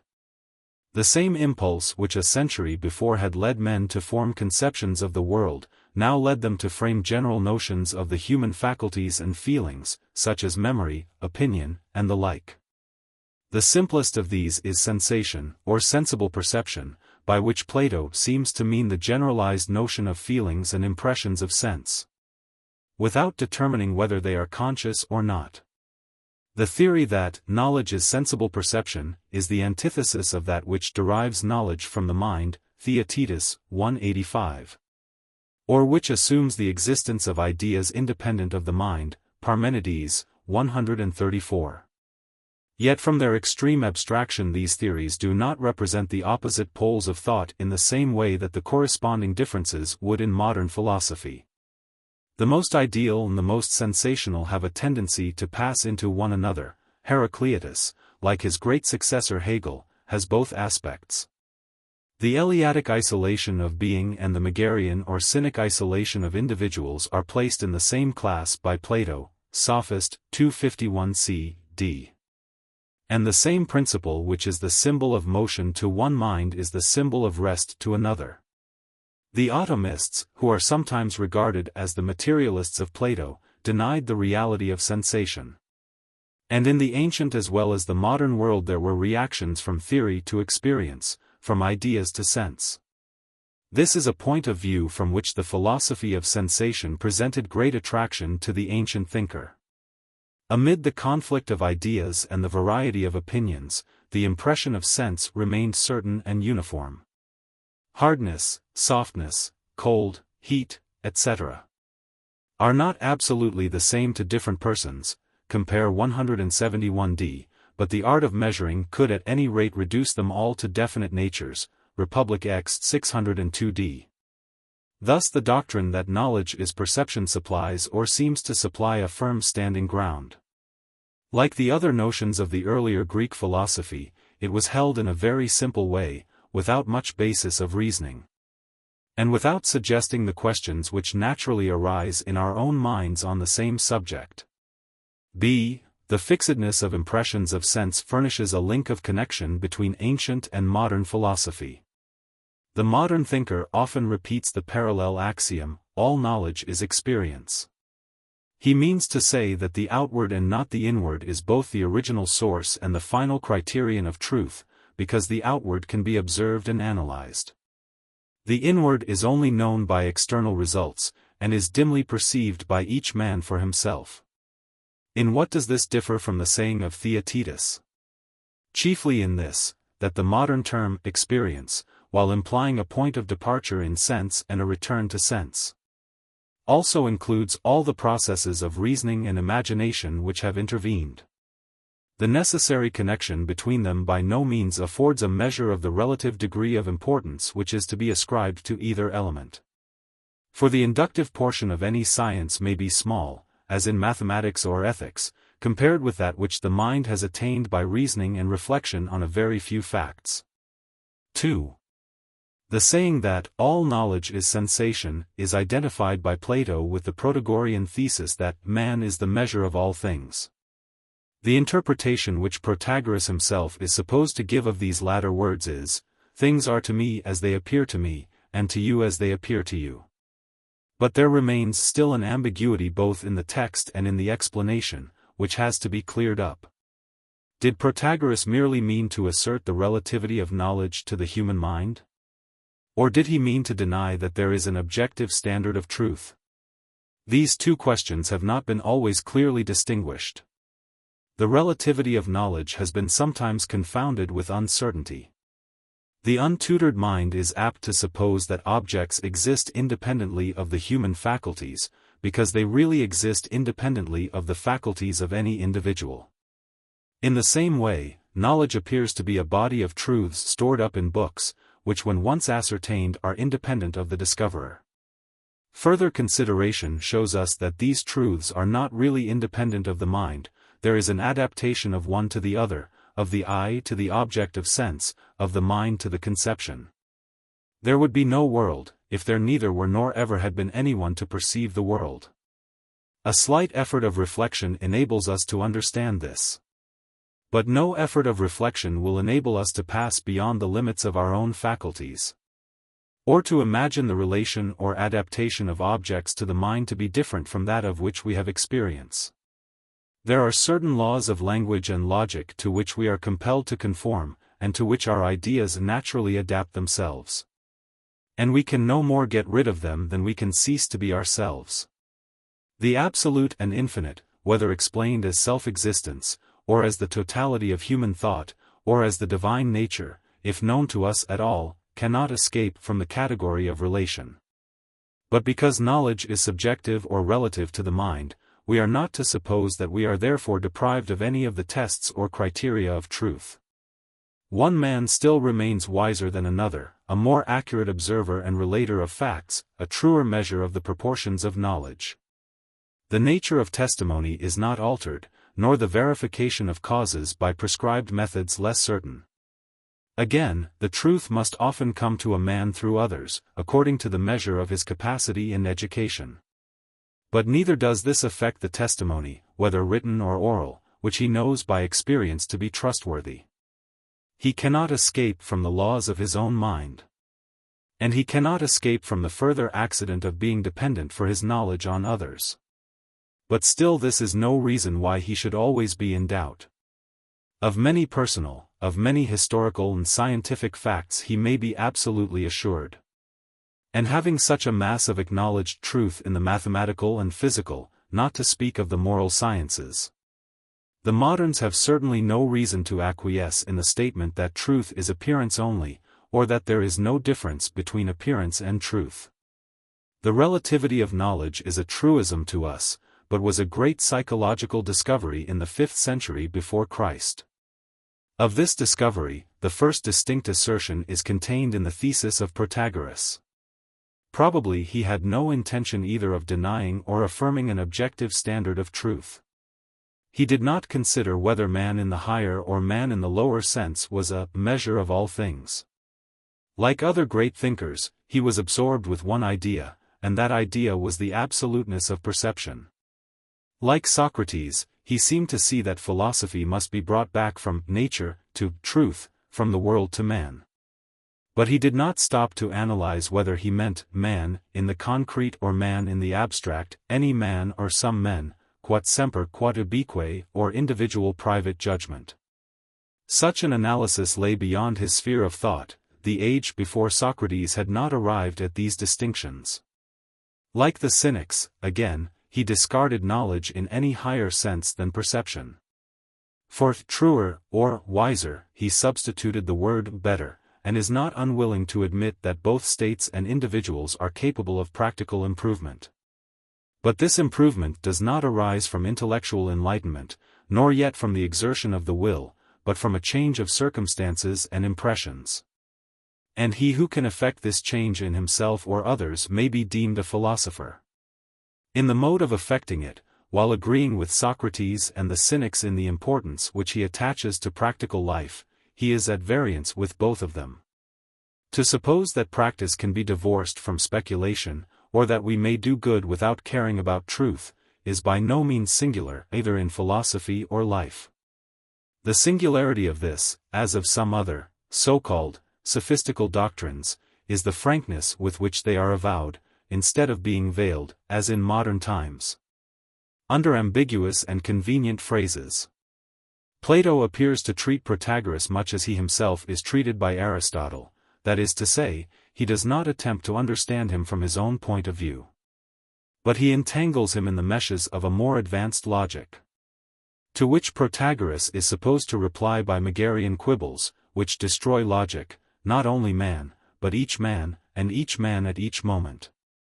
In the arguments about sight and memory there is a palpable unfairness which is worthy of the great brainless brothers, Theaetetus and Dionysodorus, and may be compared with the gamma kappa epsilon kappa alpha lambda upsilon mu mu nu omicron, obvolatus, of Eubulides. For he who sees with one eye only cannot be truly said both to see and not to see, nor is memory, which is liable to forget, the immediate knowledge to which Protagoras applies the term. Theodorus justly charges Socrates with going beyond the truth. And Protagoras has equally right on his side when he protests against Socrates arguing from the common use of words, which the vulgar pervert in all manner of ways. 3. The theory of Protagoras is connected by Aristotle as well as Plato with the flux of Heraclitus. But Aristotle is only following Plato, and Plato, as we have already seen, did not mean to imply that such a connection was admitted by Protagoras himself. His metaphysical genius saw or seemed to see a common tendency in them. Just as the modern historian of ancient philosophy might perceive a parallelism between two thinkers of which they were probably unconscious themselves.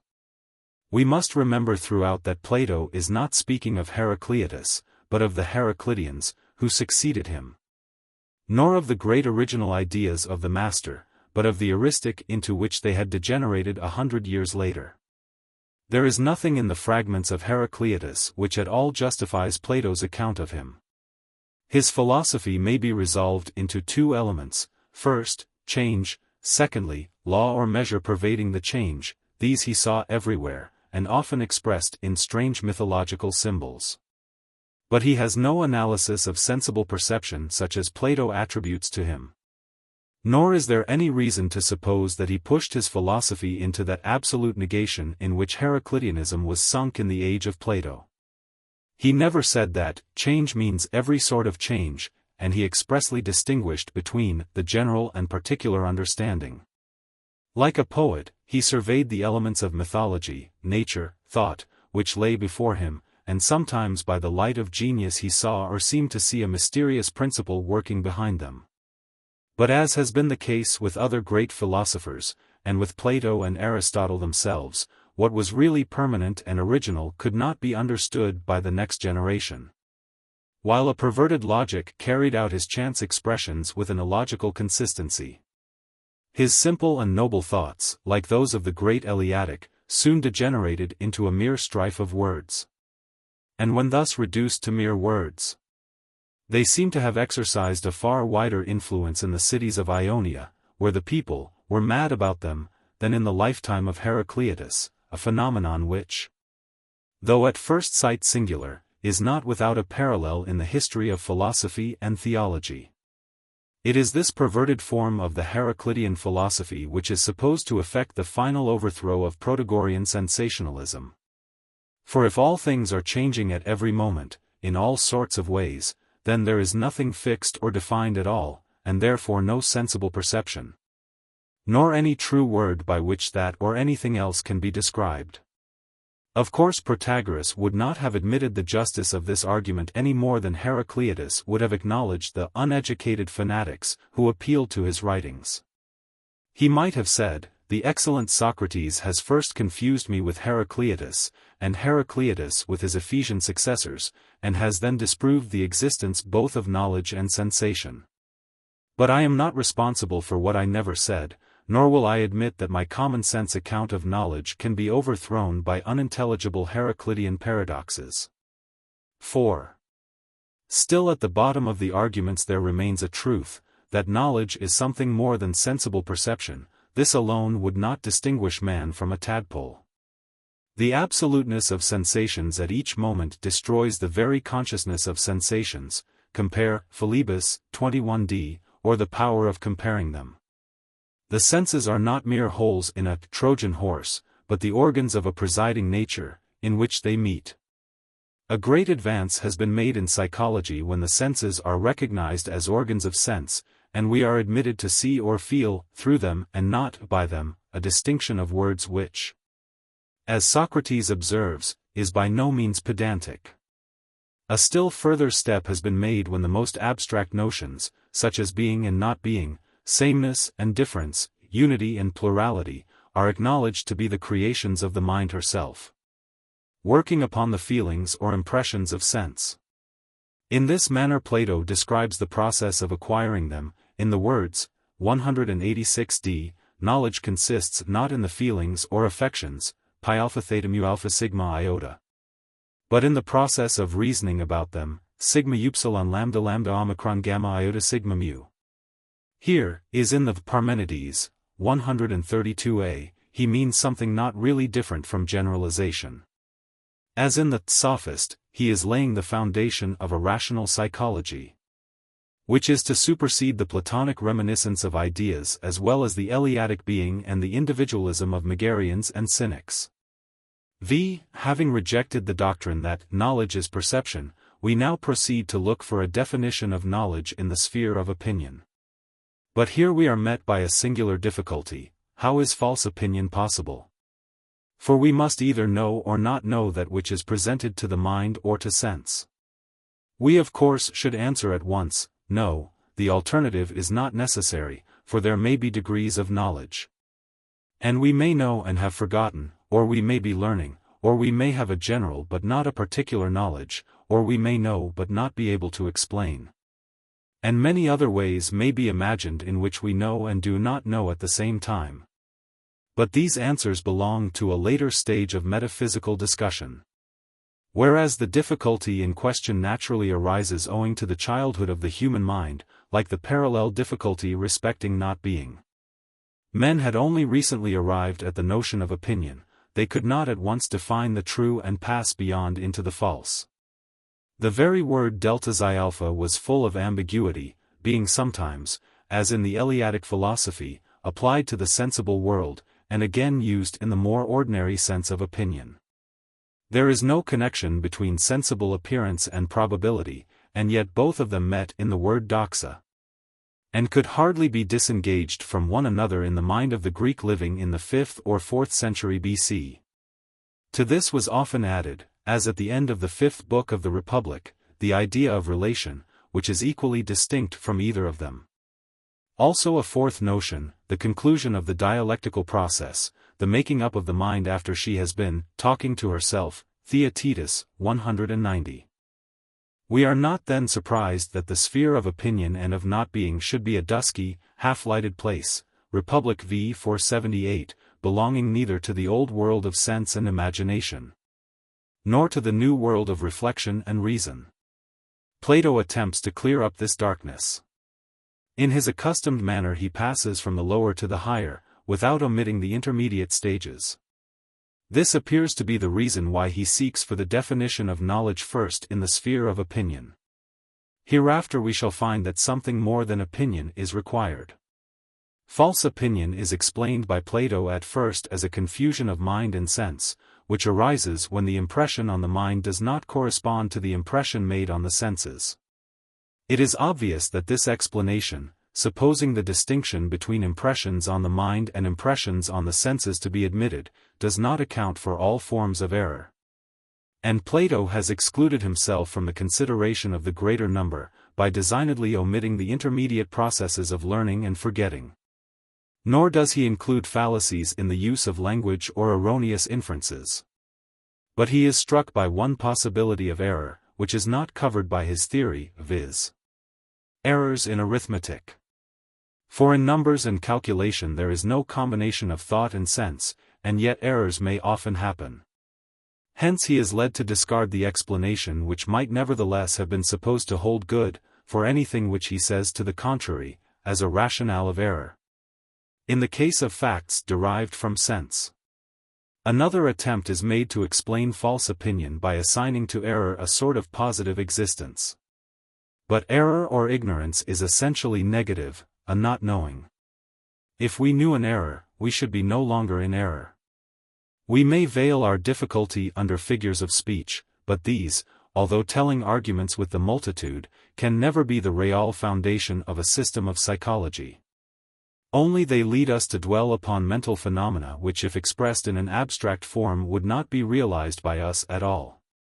The figure of the mind receiving impressions is one of those images which have rooted themselves forever in language.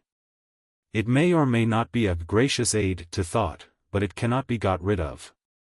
The other figure of the enclosure is also remarkable as affording the first hint of universal all-pervading ideas, a notion further carried out in the Sophist. This is implied in the birds, some in flocks, some solitary, which fly about anywhere and everywhere. Plato discards both figures, as not really solving the question which to us appears so simple: how do we make mistakes? The failure of the inquiry seems to show that we should return to knowledge, and begin with that, and we may afterwards proceed, with a better hope of success, to the examination of opinion.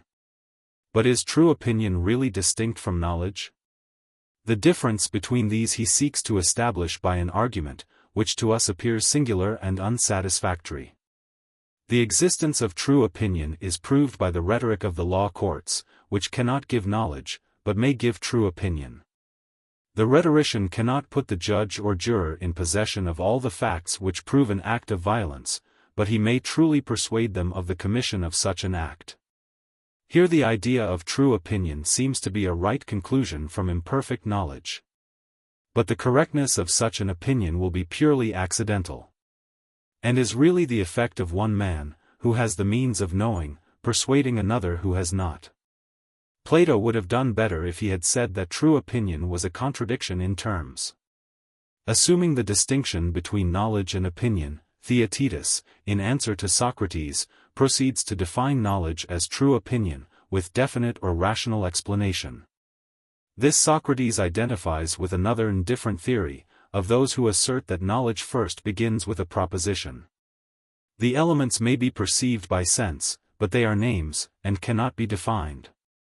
When we assign to them some predicate, they first begin to have a meaning: nu omicron mu tau omega nu sigma upsilon mu pi lambda omicron kappa lambda gamma omicron upsilon omicron sigma alpha. This seems equivalent to saying that the individuals of sense become the subject of knowledge when they are regarded as they are in nature in relation to other individuals. Yet we feel a difficulty in following this new hypothesis. For must not opinion be equally expressed in a proposition? The difference between true and false opinion is not the difference between the particular and the universal, but between the true universal and the false. Thought may be as much at fault as sight. When we place individuals under a class, or assign to them attributes, this is not knowledge, but a very rudimentary process of thought. The first generalization of all, without which language would be impossible. And has Plato kept altogether clear of a confusion, which the analogous word lambda gamma omicron tends to create, of a proposition and a definition? And is not the confusion increased by the use of the analogous term elements, or letters? For there is no real resemblance between the relation of letters to a syllable, and of the terms to a proposition. Plato, in the spirit of the Megarian philosophy, soon discovers a flaw in the explanation. For how can we know a compound of which the simple elements are unknown to us? Can two unknowns make a known? Can a whole be something different from the parts? The answer of experience is that they can. For we may know a compound, which we are unable to analyze into its elements, and all the parts, when united, may be more than all the parts separated, e.g. the number 4, or any other number, is more than the units which are contained in it. Any chemical compound is more than and different from the simple elements. But ancient philosophy in this, as in many other instances, proceeding by the path of mental analysis, was perplexed by doubts which warred against the plainest facts. 3 attempts to explain the new definition of knowledge still remain to be considered. They all of them turn on the explanation of lambda gamma omicron. The first account of the meaning of the word is the reflection of thought in speech, a sort of nominalism: la science est un long bien fait. But anybody who is not dumb can say what he thinks. Therefore mere speech cannot be knowledge. And yet we may observe that there is in this explanation an element of truth which is not recognized by Plato, viz. that truth and thought are inseparable from language, although mere expression in words is not truth. The second explanation of lambda gamma omicron is the enumeration of the elementary parts of the complex whole. But this is only definition accompanied with right opinion, and does not yet attain to the certainty of knowledge. Plato does not mention the greater objection, which is, that the enumeration of particulars is endless. Such a definition would be based on no principle, and would not help us at all in gaining a common idea. The third is the best explanation, the possession of a characteristic mark, which seems to answer to the logical definition by genus and difference. But this, again, is equally necessary for right opinion, and we have already determined, although not on very satisfactory grounds, that knowledge must be distinguished from opinion. A better distinction is drawn between them in the Timaeus, 51e. They might be opposed as philosophy and rhetoric, and as conversant respectively with necessary and contingent matter. But no true idea of the nature of either of them, or of their relation to one another, could be framed until science obtained a content. The ancient philosophers in the age of Plato thought of science only as pure abstraction, and to this opinion stood in no relation. Like Theaetetus, we have attained to no definite result. But an interesting phase of ancient philosophy has passed before us. And the negative result is not to be despised. For on certain subjects, and in certain states of knowledge, the work of negation or clearing the ground must go on, perhaps for a generation, before the new structure can begin to rise. Plato saw the necessity of combating the illogical logic of the Megarians and Euristics. For the completion of the edifice, he makes preparation in the Theaetetus, and crowns the work in the Sophist. Many, 1. Fine expressions, and 2. Remarks full of wisdom, 3. Also germs of a metaphysic of the future, are scattered up and down in the dialogue. Such, for example, as 1. The comparison of Theaetetus' progress in learning to the noiseless flow of a river of oil, the satirical touch, flavoring a sauce or fawning speech. Or the remarkable expression, full of impure dialectic. Or the lively images under which the argument is described, the flood of arguments pouring in, the fresh discussions bursting in like a band of revellers. 2. As illustrations of the second head, may be cited the remark of Socrates, that distinctions of words, although sometimes pedantic, are also necessary. Or the fine touch in the character of the lawyer, that dangers came upon him when the tenderness of youth was unequal to them. Or the description of the manner in which the spirit is broken in a wicked man who listens to reproof until he becomes like a child. Or the punishment of the wicked, which is not physical suffering, but the perpetual companionship of evil, compare Gorgias. Or the saying, often repeated by Aristotle and others, that philosophy begins in wonder, for Iris is the child of Thomas. Or the superb contempt with which the philosopher takes down the pride of wealthy landed proprietors by comparison of the whole earth. 3. Important metaphysical ideas are, a. The conception of thought, as the mind talking to herself, b. The notion of a common sense, developed further by Aristotle, and the explicit declaration, that the mind gains her conceptions of being, sameness, number, and the like, from reflection on herself. C. The excellent distinction of Theaetetus, which Socrates, speaking with emphasis, leaves to grow, between seeing the forms or hearing the sounds of words in a foreign language, and understanding the meaning of them. And D. The distinction of Socrates himself between having and possessing knowledge, in which the answer to the whole discussion appears to be contained. There is a difference between ancient and modern psychology, and we have a difficulty in explaining one in the terms of the other. To us the inward and outward sense and the inward and outward worlds of which they are the organs are parted by a wall, and appear as if they could never be confounded. The mind is endued with faculties, habits, instincts, and a personality or consciousness in which they are bound together. Over against these are placed forms, colors, external bodies coming into contact with our own body. We speak of a subject which is ourselves, of an object which is all the rest. These are separable in thought, but united in any act of sensation, reflection, or volition. As there are various degrees in which the mind may enter into or be abstracted from the operations of sense, so there are various points at which this separation or union may be supposed to occur. And within the sphere of mind the analogy of sense reappears, and we distinguish not only external objects, but objects of will and of knowledge which we contrast with them. These again are comprehended in a higher object, which reunites with the subject. A multitude of abstractions are created by the efforts of successive thinkers which become logical determinations. And they have to be arranged in order, before the scheme of thought is complete. The framework of the human intellect is not the peculium of an individual, but the joint work of many who are of all ages and countries. What we are in mind is due, not merely to our physical, but to our mental antecedents which we trace in history, and more especially in the history of philosophy. Nor can mental phenomena be truly explained either by physiology or by the observation of consciousness apart from their history. They have a growth of their own, like the growth of a flower, a tree, a human being. They may be conceived as of themselves constituting a common mind, and having a sort of personal identity in which they coexist. So comprehensive is modern psychology, seeming to aim at constructing anew the entire world of thought.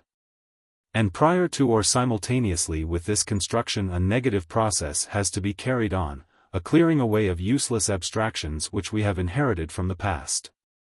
Many erroneous conceptions of the mind derived from former philosophies have found their way into language, and we with difficulty disengage ourselves from them. Mere figures of speech have unconsciously influenced the minds of great thinkers.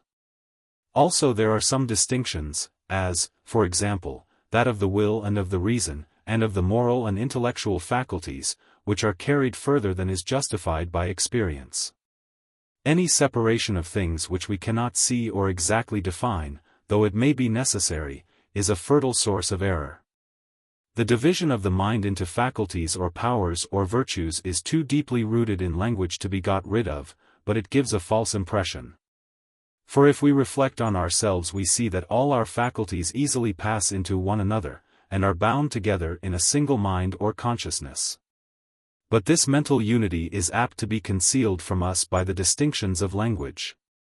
A profusion of words and ideas has obscured rather than enlightened mental science. It is hard to say how many fallacies have arisen from the representation of the mind as a box, as a tabula rasa, a book, a mirror, and the like. It is remarkable how Plato in the Theaetetus, after having indulged in the figure of the waxen tablet and the decoy, afterwards discards them.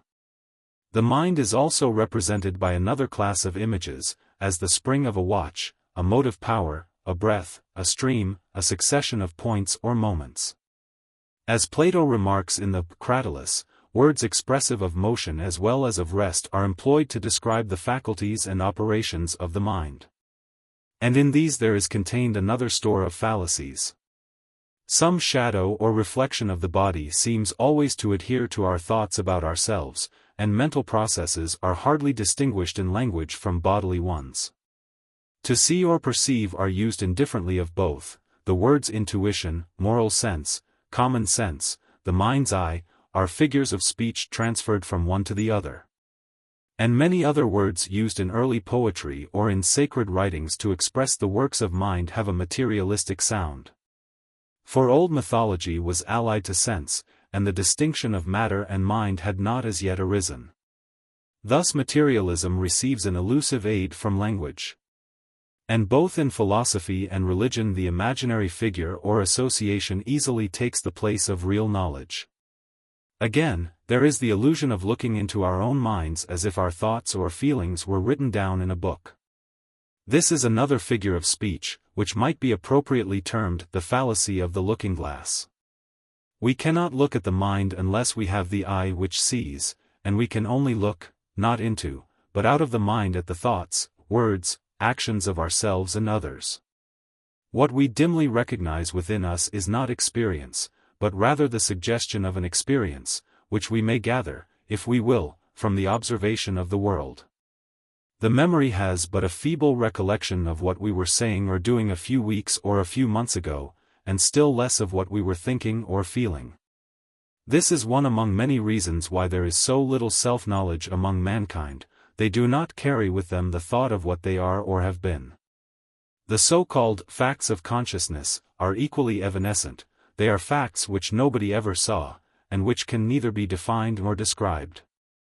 Of the three laws of thought, the first, all A equals A, is an identical proposition, that is to say, a mere word or symbol claiming to be a proposition. The two others, nothing can be A and not A, and everything is either A or not A, are untrue, because they exclude degrees and also the mixed modes and double aspects under which truth is so often presented to us. To assert that man is unmeaning, to say that he is free or necessary and cannot be both is a half-truth only. These are a few of the entanglements which impede the natural course of human thought. Lastly, there is the fallacy which lies still deeper, of regarding the individual mind apart from the universal, or either, as a self-existent entity apart from the ideas which are contained in them.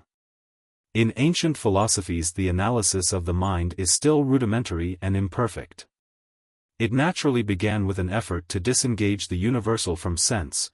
This was the first lifting up of the mist. It wavered between object and subject, passing imperceptibly from one or being to mind and thought. Appearance in the outward object was for a time indistinguishable from opinion in the subject. At length mankind spoke of knowing as well as of opining or perceiving. But when the word knowledge was found, how was it to be explained or defined? It was not an error, it was a step in the right direction, when Protagoras said that man is the measure of all things, and that all knowledge is perception. This was the subjective which corresponded to the objective, all is flux.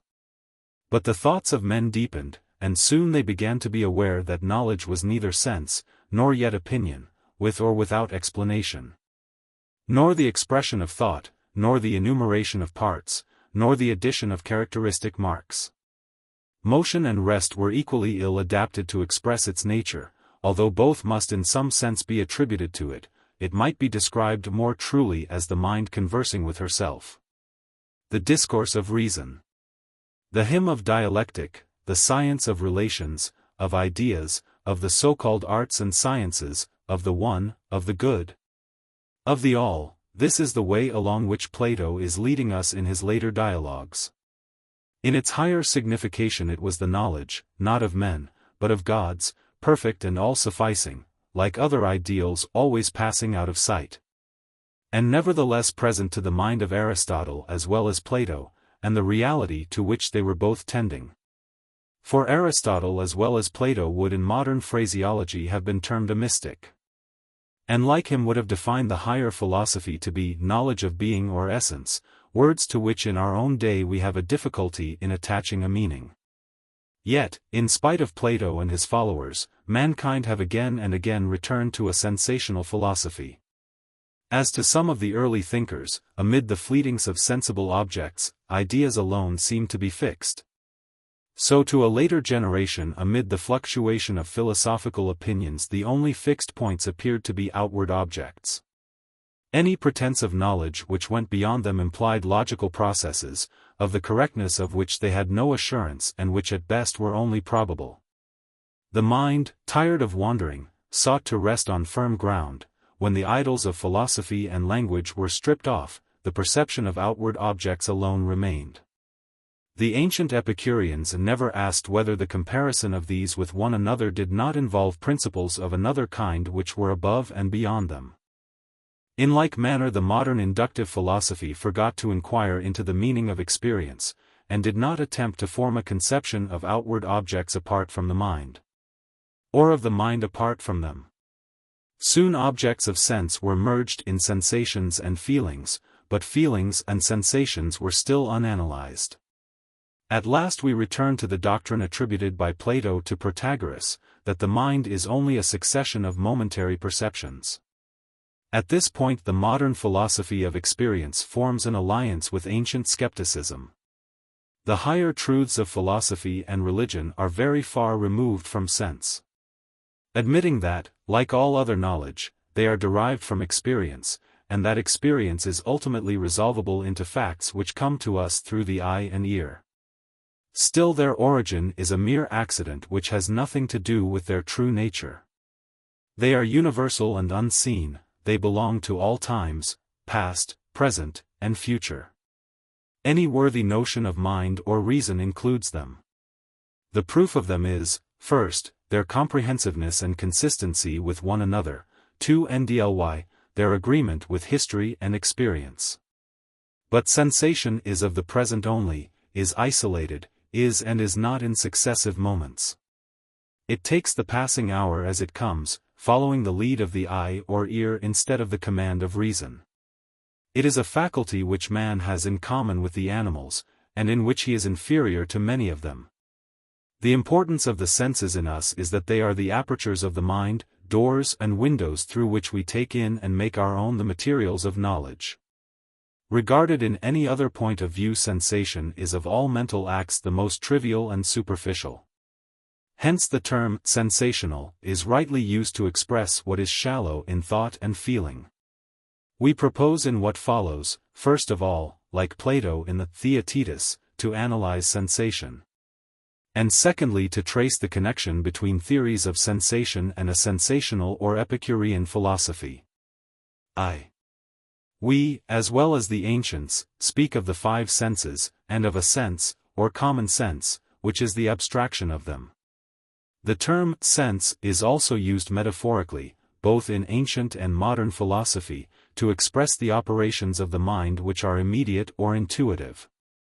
Of the 5 senses, 2, the sight and the hearing, are of a more subtle and complex nature, while 2 others, the smell and the taste, seem to be only more refined varieties of touch. All of them are passive, and by this are distinguished from the active faculty of speech. They receive impressions, but do not produce them, except in so far as they are objects of sense themselves. Physiology speaks to us of the wonderful apparatus of nerves, muscles, tissues, by which the senses are enabled to fulfill their functions. It traces the connection, though imperfectly, of the bodily organs with the operations of the mind. Of these latter, it seems rather to know the conditions than the causes. It can prove to us that without the brain we cannot think, and that without the eye we cannot see, and yet there is far more in thinking and seeing than is given by the brain and the eye. It observes the concomitant variations of body and mind. Psychology, on the other hand, treats of the same subject regarded from another point of view. It speaks of the relation of the senses to one another, it shows how they meet the mind, it analyzes the transition from sense to thought. The one describes their nature as apparent to the outward eye, by the other they are regarded only as the instruments of the mind. It is in this latter point of view that we propose to consider them. The simplest sensation involves an unconscious or nascent operation of the mind, it implies objects of sense, and objects of sense have differences of form, number, color. But the conception of an object without us, or the power of discriminating numbers, forms, colors, is not given by the sense, but by the mind. A mere sensation does not attain to distinctness, it is a confused impression, sigma upsilon gamma kappa epsilon chi upsilon mu nu omicron nu tau iota, as Plato says, Republic 7:5-24b, until number introduces light and order into the confusion. At what point confusion becomes distinctness is a question of degree which cannot be precisely determined. The distant object, the undefined notion, come out into relief as we approach them or attend to them. Or we may assist the analysis by attempting to imagine the world first dawning upon the eye of the infant or of a person newly restored to sight. Yet even with them the mind as well as the eye opens or enlarges.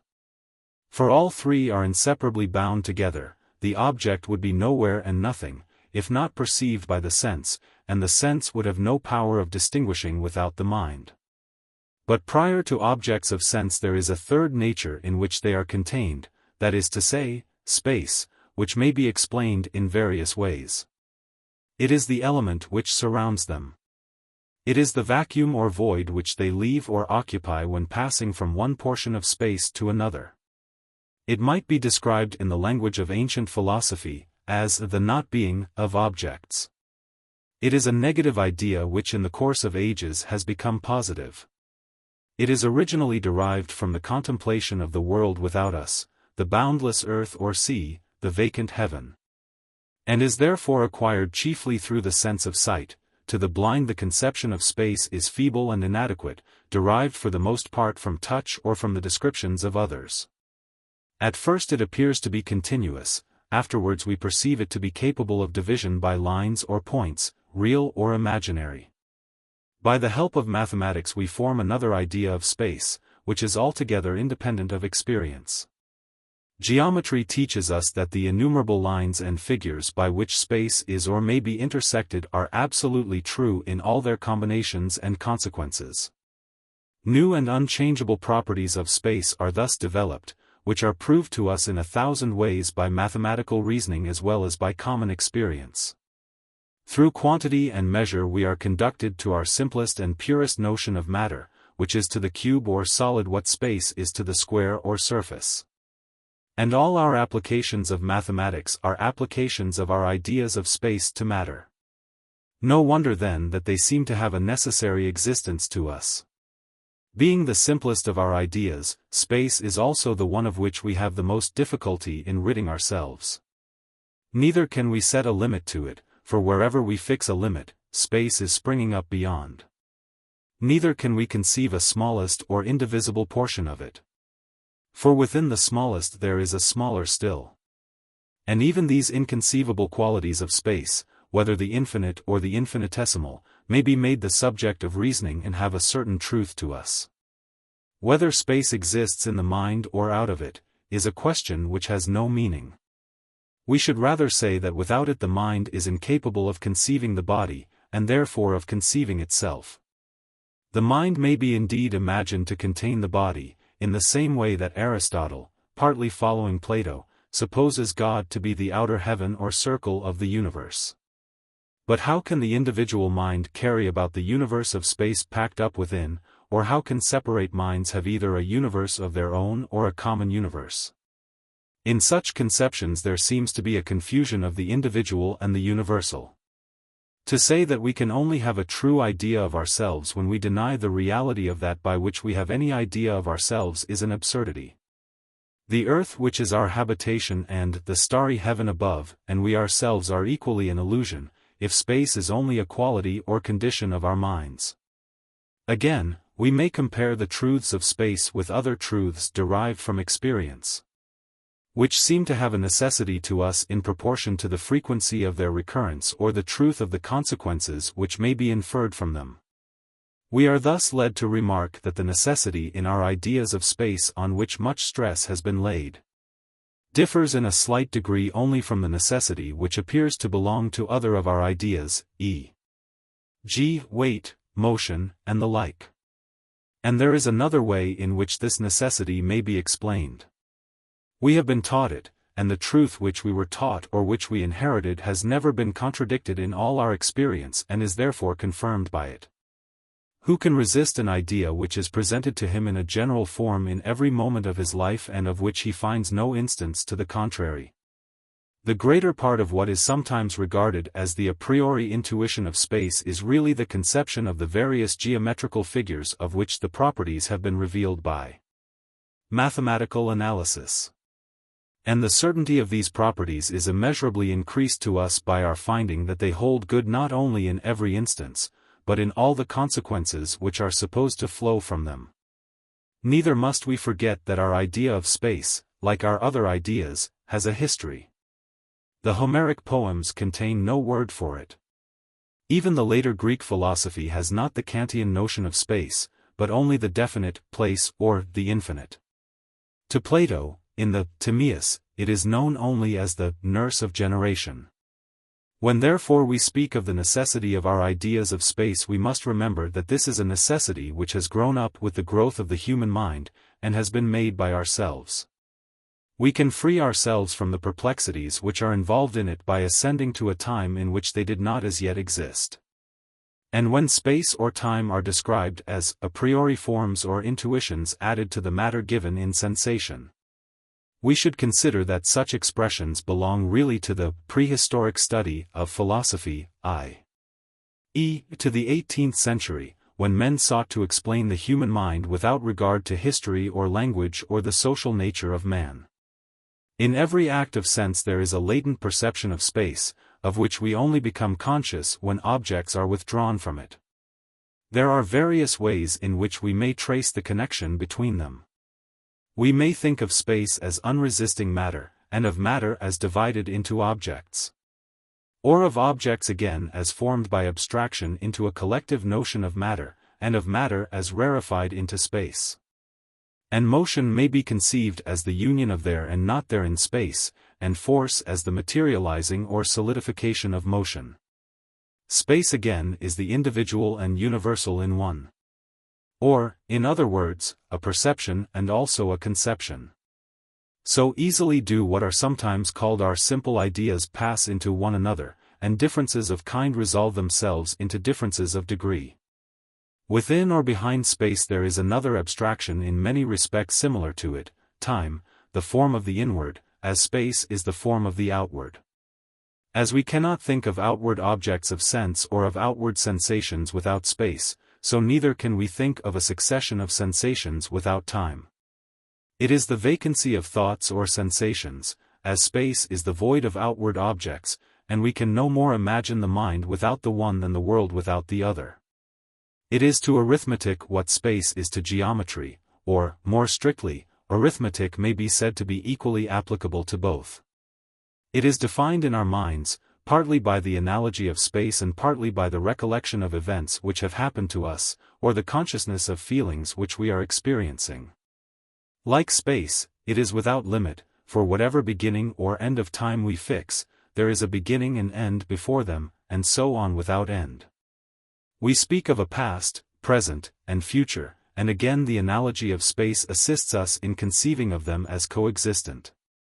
When the limit of time is removed, there arises in our minds the idea of eternity, which at first, like time itself, is only negative, but gradually, when connected with the world and the divine nature, like the other negative infinity of space, becomes positive.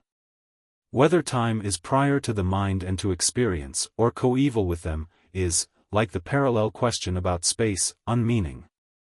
Like space it has been realized gradually, in the Homeric poems, or even in the Hesiodic cosmogony, there is no more notion of time than of space.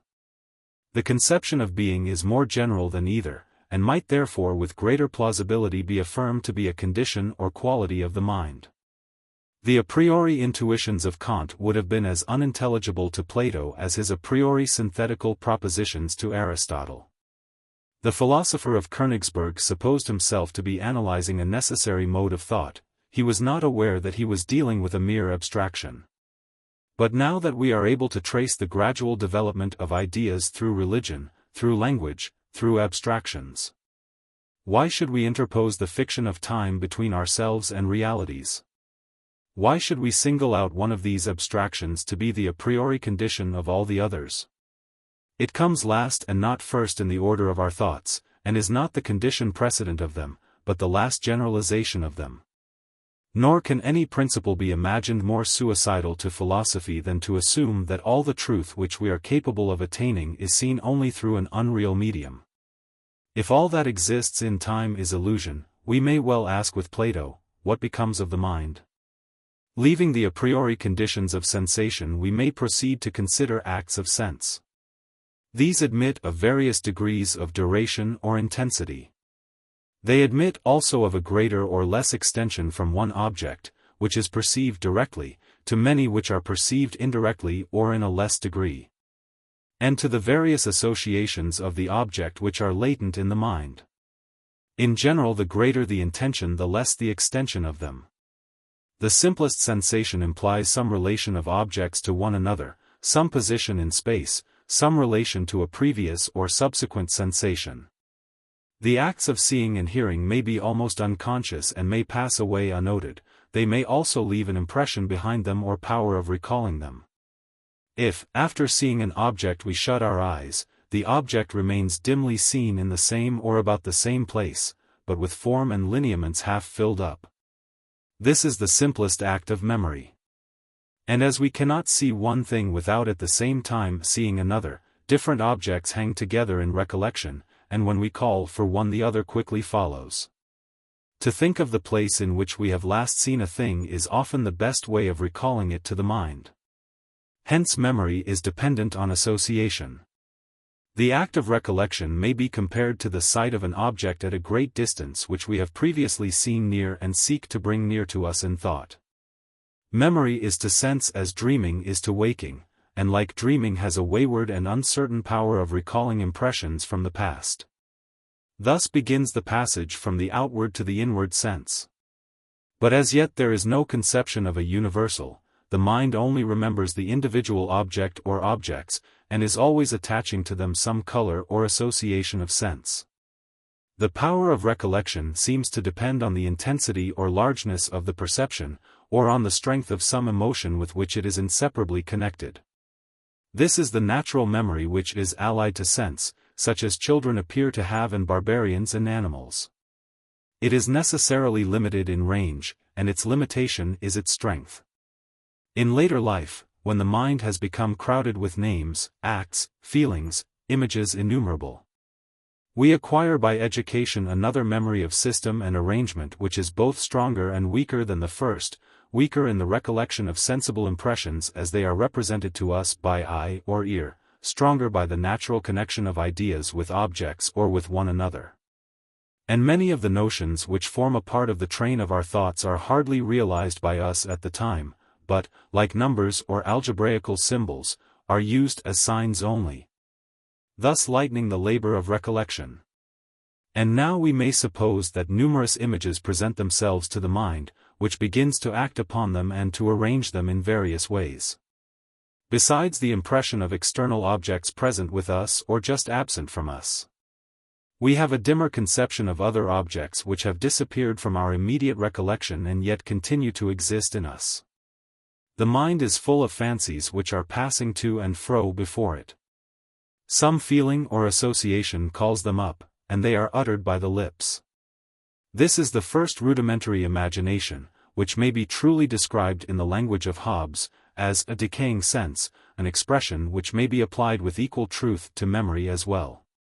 For memory and imagination, though we sometimes oppose them, are nearly allied. The difference between them seems chiefly to lie in the activity of the one compared with the passivity of the other.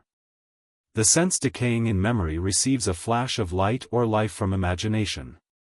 Dreaming is a link of connection between them. For in dreaming we feebly recollect and also feebly imagine at one and the same time. When reason is asleep, the lower part of the mind wanders at will amid the images which have been received from without, the intelligent element retires, and the sensual or sensuous takes its place. And so in the first efforts of imagination reason is latent or set aside, and images, in part disorderly, but also having a unity, however imperfect, of their own, pour like a flood over the mind.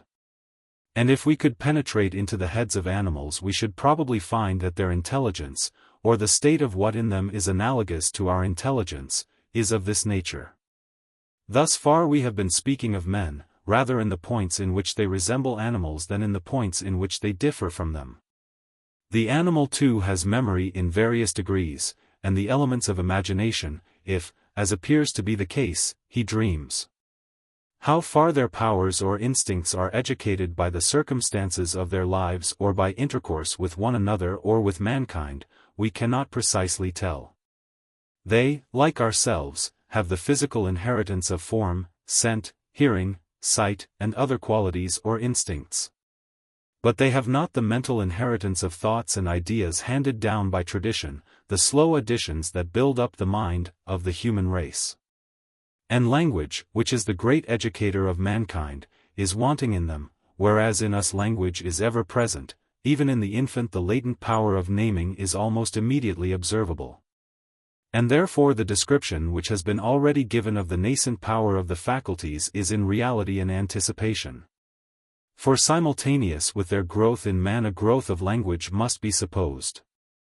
The child of 2 years old sees the fire once and again, and the feeble observation of the same recurring object is associated with the feeble utterance of the name by which he is taught to call it. Soon he learns to utter the name when the object is no longer there, but the desire or imagination of it is present to him. At first in every use of the word there is a color of sense, an indistinct picture of the object which accompanies it. But in later years he sees in the name only the universal or class word, and the more abstract the notion becomes, the more vacant is the image which is presented to him. Henceforward all the operations of his mind, including the perceptions of sense, are a synthesis of sensations, words, conceptions. In seeing or hearing or looking or listening, the sensible impression prevails over the conception and the word. In reflection the process is reversed, the outward object fades away into nothingness, the name or the conception or both together are everything. Language, like number, is intermediate between the two, partaking of the definiteness of the outer and of the universality of the inner world. For logic teaches us that every word is really a universal, and only condescends by the help of position or circumlocution to become the expression of individuals or particulars. And sometimes by using words as symbols we are able to give a local habitation and a name to the infinite and inconceivable. Thus we see that no line can be drawn between the powers of sense and of reflection, they pass imperceptibly into one another. We may indeed distinguish between the seeing and the closed eye, between the sensation and the recollection of it. But this distinction carries us a very little way, for recollection is present in sight as well as sight in recollection.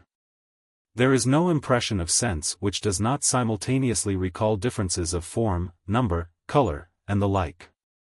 Neither is such a distinction applicable at all to our internal bodily sensations, which give no sign of themselves when unaccompanied with pain, and even when we are most conscious of them, have often no assignable place in the human frame.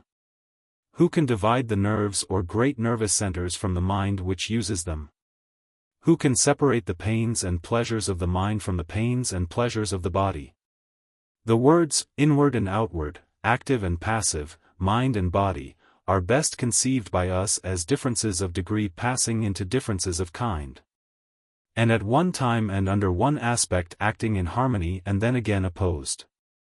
They introduce a system and order into the knowledge of our being, and yet, like many other general terms, are often in advance of our actual analysis or observation. According to some writers, the inward sense is only the fading away or imperfect realization of the outward. But this leaves out of sight one half of the phenomenon. For the mind is not only withdrawn from the world of sense but introduced to a higher world of thought and reflection, in which, like the outward sense, she is trained and educated. By use the outward sense becomes keener and more intense, especially when confined within narrow limits. The savage with little or no thought has a quicker discernment of the track than the civilized man. In like manner the dog, having the help of scent as well as of sight, is superior to the savage. By use again the inward thought becomes more defined and distinct. What was at first an effort is made easy by the natural instrumentality of language, and the mind learns to grasp universals with no more exertion than is required for the sight of an outward object. There is a natural connection and arrangement of them, like the association of objects in a landscape. Just as a note or two of music suffices to recall a whole piece to the musician's or composer's mind, so a great principle or leading thought suggests and arranges a world of particulars. The power of reflection is not feebler than the faculty of sense, but of a higher and more comprehensive nature. It not only receives the universals of sense, but gives them a new content by comparing and combining them with one another. It withdraws from the seen that it may dwell in the unseen. The sense only presents us with a flat and impenetrable surface, the mind takes the world to pieces and puts it together on a new pattern. The universals which are detached from sense are reconstructed in science. They and not the mere impressions of sense are the truth of the world in which we live. And, as an argument to those who will only believe what they can hold in their hands, we may further observe that they are the source of our power over it. To say that the outward sense is stronger than the inward is like saying that the arm of the workman is stronger than the constructing or directing mind.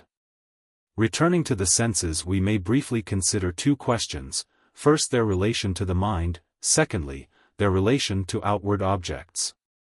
1. The senses are not merely holes set in a wooden horse, Theaetetus, 184d, but instruments of the mind with which they are organically connected.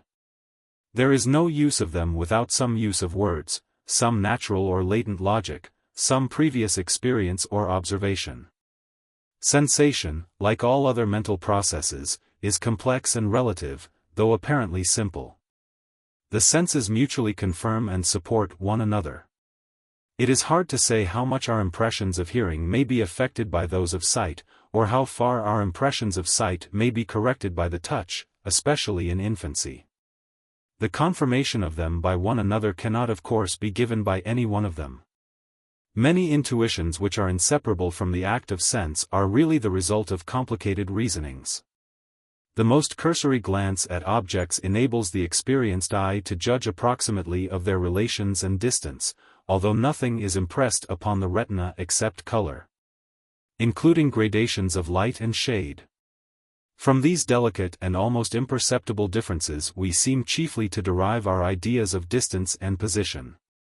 By comparison of what is near with what is distant we learn that the tree, house, river, etc., which are a long way off are objects of a like nature with those which are seen by us in our immediate neighborhood, although the actual impression made on the eye is very different in one case and in the other. This is a language of large and small letters, Republic 2 368 d, slightly differing in form and exquisitely graduated by distance, which we are learning all our life long, and which we attain in various degrees according to our powers of sight or observation. There is nor the consideration. The greater or less strain upon the nerves of the eye or ear is communicated to the mind and silently informs the judgment. We have also the use not of one eye only, but of two, which give us a wider range, and help us to discern, by the greater or less acuteness of the angle which the rays of sight form, the distance of an object and its relation to other objects. But we are already passing beyond the limits of our actual knowledge on a subject which has given rise to many conjectures. More important than the addition of another conjecture is the observation, whether in the case of sight or of any other sense, of the great complexity of the causes and the great simplicity of the effect. The sympathy of the mind and the ear is no less striking than the sympathy of the mind and the eye. Do we not seem to perceive instinctively and as an act of sense the differences of articulate speech and of musical notes? Yet how small a part of speech or of music is produced by the impression of the ear compared with that which is furnished by the mind. Again, the more refined faculty of sense, as in animals so also in man, seems often to be transmitted by inheritance. Neither must we forget that in the use of the senses, as in his whole nature, man is a social being, who is always being educated by language, habit, and the teaching of other men as well as by his own observation.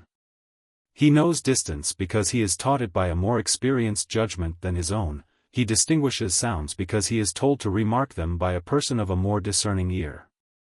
And as we inherit from our parents or other ancestors peculiar powers of sense or feeling, so we improve and strengthen them, not only by regular teaching, but also by sympathy and communion with other persons. 2. The second question, namely, that concerning the relation of the mind to external objects, is really a trifling one, though it has been made the subject of a famous philosophy. We may if we like, with Berkeley, resolve objects of sense into sensations, but the change is one of name only, and nothing is gained and something is lost by such a resolution or confusion of them. For we have not really made a single step towards idealism, and any arbitrary inversion of our ordinary modes of speech is disturbing to the mind. The youthful metaphysician is delighted at his marvelous discovery that nothing is, and that what we see or feel is our sensation only. For a day or two the world has a new interest to him. He alone knows the secret which has been communicated to him by the philosopher, that mind is all, when in fact he is going out of his mind in the first intoxication of a great thought. But he soon finds that all things remain as they were, the laws of motion, the properties of matter, the qualities of substances. After having inflicted his theories on anyone who is willing to receive them, first on his father and mother, secondly on some other patient listener, thirdly on his dog, he finds that he only differs from the rest of mankind in the use of a word. He had once hoped that by getting rid of the solidity of matter he might open a passage to worlds beyond. He liked to think of the world as the representation of the divine nature, and delighted to imagine angels and spirits wandering through space, present in the room in which he is sitting without coming through the door, nowhere and everywhere at the same instant. At length he finds that he has been the victim of his own fancies, he has neither more nor less evidence of the supernatural than he had before. He himself has become unsettled, but the laws of the world remain fixed as at the beginning. He has discovered that his appeal to the fallibility of sense was really an illusion. For whatever uncertainty there may be in the appearances of nature, arises only out of the imperfection or variation of the human senses. Or possibly from the deficiency of certain branches of knowledge. When science is able to apply her tests, the uncertainty is at an end. We are apt sometimes to think that moral and metaphysical philosophy are lowered by the influence which is exercised over them by physical science. But any interpretation of nature by physical science is far in advance of such idealism. The philosophy of Berkeley, while giving unbounded license to the imagination, is still groveling on the level of sense. We may, if we please, carry this skepticism a step further, and deny, not only objects of sense, but the continuity of our sensations themselves. We may say with Protagoras and Hume that what is appears, and that what appears appears only to individuals, and to the same individual only at one instant. But then, as Plato asks, and we must repeat the question, what becomes of the mind? Experience tells us by 1,000 proofs that our sensations of color, taste, and the like are the same as they were an instant ago, that the act which we are performing 1 minute is continued by us in the next, and also supplies abundant proof that the perceptions of other men are, speaking generally, the same or nearly the same with our own. After having slowly and laboriously in the course of ages gained a conception of a whole and parts, of the constitution of the mind, of the relation of man to God and nature, imperfect indeed, but the best we can, we are asked to return again to the beggarly elements of ancient skepticism, and acknowledge only atoms and sensations devoid of life or unity. Why should we not go a step further still and doubt the existence of the senses of all things? We are but such stuff as dreams are made of.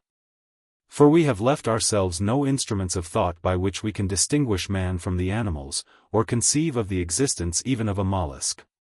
And observe, this extreme skepticism has been allowed to spring up among us, not, like the ancient skepticism, in an age when nature and language really seem to be full of illusions, but in the 18th and 19th centuries, when men walk in the daylight of inductive science. The attractiveness of such speculations arises out of their true nature not being perceived. They are veiled in graceful language, they are not pushed to extremes. They stop where the human mind is disposed also to stop, short of a manifest absurdity. Their inconsistency is not observed by their authors or by mankind in general, who are equally inconsistent themselves. They leave on the mind a pleasing sense of wonder and novelty. In youth they seem to have a natural affinity to one class of persons as poetry has to another. But in later life either we drift back into common sense, or we make them the starting points of a higher philosophy. We are often told that we should inquire into all things before we accept them. With what limitations is this true? For we cannot use our senses without admitting that we have them, or think without presupposing that there is in us a power of thought. Or affirm that all knowledge is derived from experience without implying that this first principle of knowledge is prior to experience. The truth seems to be that we begin with the natural use of the mind as of the body, and we seek to describe this as well as we can. We eat before we know the nature of digestion. We think before we know the nature of reflection. As our knowledge increases, our perception of the mind enlarges also. We cannot indeed get beyond facts, but neither can we draw any line which separates facts from ideas. And the mind is not something separate from them but included in them, and they in the mind, both having a distinctness and individuality of their own. To reduce our conception of mind to a succession of feelings and sensations is like the attempt to view a wide prospect by inches through a microscope, or to calculate a period of chronology by minutes. The mind ceases to exist when it loses its continuity, which though far from being its highest determination, is yet necessary to any conception of it. Even an inanimate nature cannot be adequately represented as an endless succession of states or conditions. Section 2. Another division of the subject has yet to be considered: why should the doctrine that knowledge is sensation, in ancient times, or of sensationalism or materialism in modern times, be allied to the lower rather than to the higher view of ethical philosophy? At first sight the nature and origin of knowledge appear to be wholly disconnected from ethics and religion, nor can we deny that the ancient Stoics were materialists, or that the materialist doctrines prevalent in modern times have been associated with great virtues, or that both religious and philosophical idealism have not unfrequently parted company with practice. Still, upon the whole, it must be admitted that the higher standard of duty has gone hand in hand with the higher conception of knowledge. It is Protagoras who is seeking to adapt himself to the opinions of the world, it is Plato who rises above them, the one maintaining that all knowledge is sensation, the other basing the virtues on the idea of good. The reason of this phenomenon has now to be examined. By those who rest knowledge immediately upon sense, that explanation of human action is deemed to be the truest which is nearest to sense. As knowledge is reduced to sensation, so virtue is reduced to feeling, happiness, or good to pleasure. The different virtues, the various characters which exist in the world, are the disguises of self-interest. Human nature is dried up. There is no place left for imagination, or in any higher sense for religion. Ideals of a whole, or of a state, or of a law of duty, or of a divine perfection, are out of place in an Epicurean philosophy. The very terms in which they are expressed are suspected of having no meaning. Man is to bring himself back as far as he is able to the condition of a rational beast. He is to limit himself to the pursuit of pleasure, but of this he is to make a far-sighted calculation. He is to be rationalized, secularized, animalized, or he is to be an amiable skeptic, better than his own philosophy, and not falling below the opinions of the world. Imagination has been called that busy faculty which is always intruding upon us in the search after truth. But imagination is also that higher power by which we rise above ourselves and the commonplaces of thought and life. The philosophical imagination is another name for reason finding an expression of herself in the outward world. To deprive life of ideals is to deprive it of all higher and comprehensive aims and of the power of imparting and communicating them to others. For men are taught, not by those who are on a level with them, but by those who rise above them, who see the distant hills, who soar into the empyrean. Like a bird in a cage, the mind confined to sense is always being brought back from the higher to the lower, from the wider to the narrower view of human knowledge. It seeks to fly but cannot. Instead of aspiring towards perfection, it hovers about this lower world and the earthly nature. It loses the religious sense which more than any other seems to take a man out of himself. Weary of asking, what is truth, it accepts the blind witness of eyes and ears. It draws around itself the curtain of the physical world and is satisfied. The strength of a sensational philosophy lies in the ready accommodation of it to the minds of men. Many who have been metaphysicians in their youth, as they advance in years, are prone to acquiesce in things as they are, or rather appear to be. They are spectators, not thinkers, and the best philosophy is that which requires of them the least amount of mental effort. As a lower philosophy is easier to apprehend than a higher, so a lower way of life is easier to follow. And therefore such a philosophy seems to derive a support from the general practice of mankind. It appeals to principles which they all know and recognize, it gives back to them in a generalized form the results of their own experience. To the man of the world they are the quintessence of his own reflections upon life.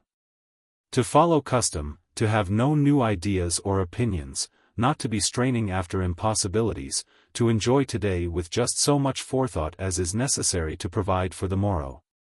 This is regarded by the greater part of the world as the natural way of passing through existence. And many who have lived thus have attained to a lower kind of happiness or equanimity. They have possessed their souls in peace without ever allowing them to wander into the region of religious or political controversy, and without any care for the higher interests of man. But nearly all the good, as well as some of the evil, which has ever been done in this world has been the work of another spirit, the work of enthusiasts and idealists, of apostles and martyrs. The leaders of mankind have not been of the gentle Epicurean type, they have personified ideas, they have sometimes also been the victims of them. But they have always been seeking after a truth or ideal of which they fell short, and have died in a manner disappointed of their hopes that they might lift the human race out of the slough in which they found them. They have done little compared with their own visions and aspirations. But they have done that little, only because they sought to do, and once perhaps thought that they were doing, a great deal more.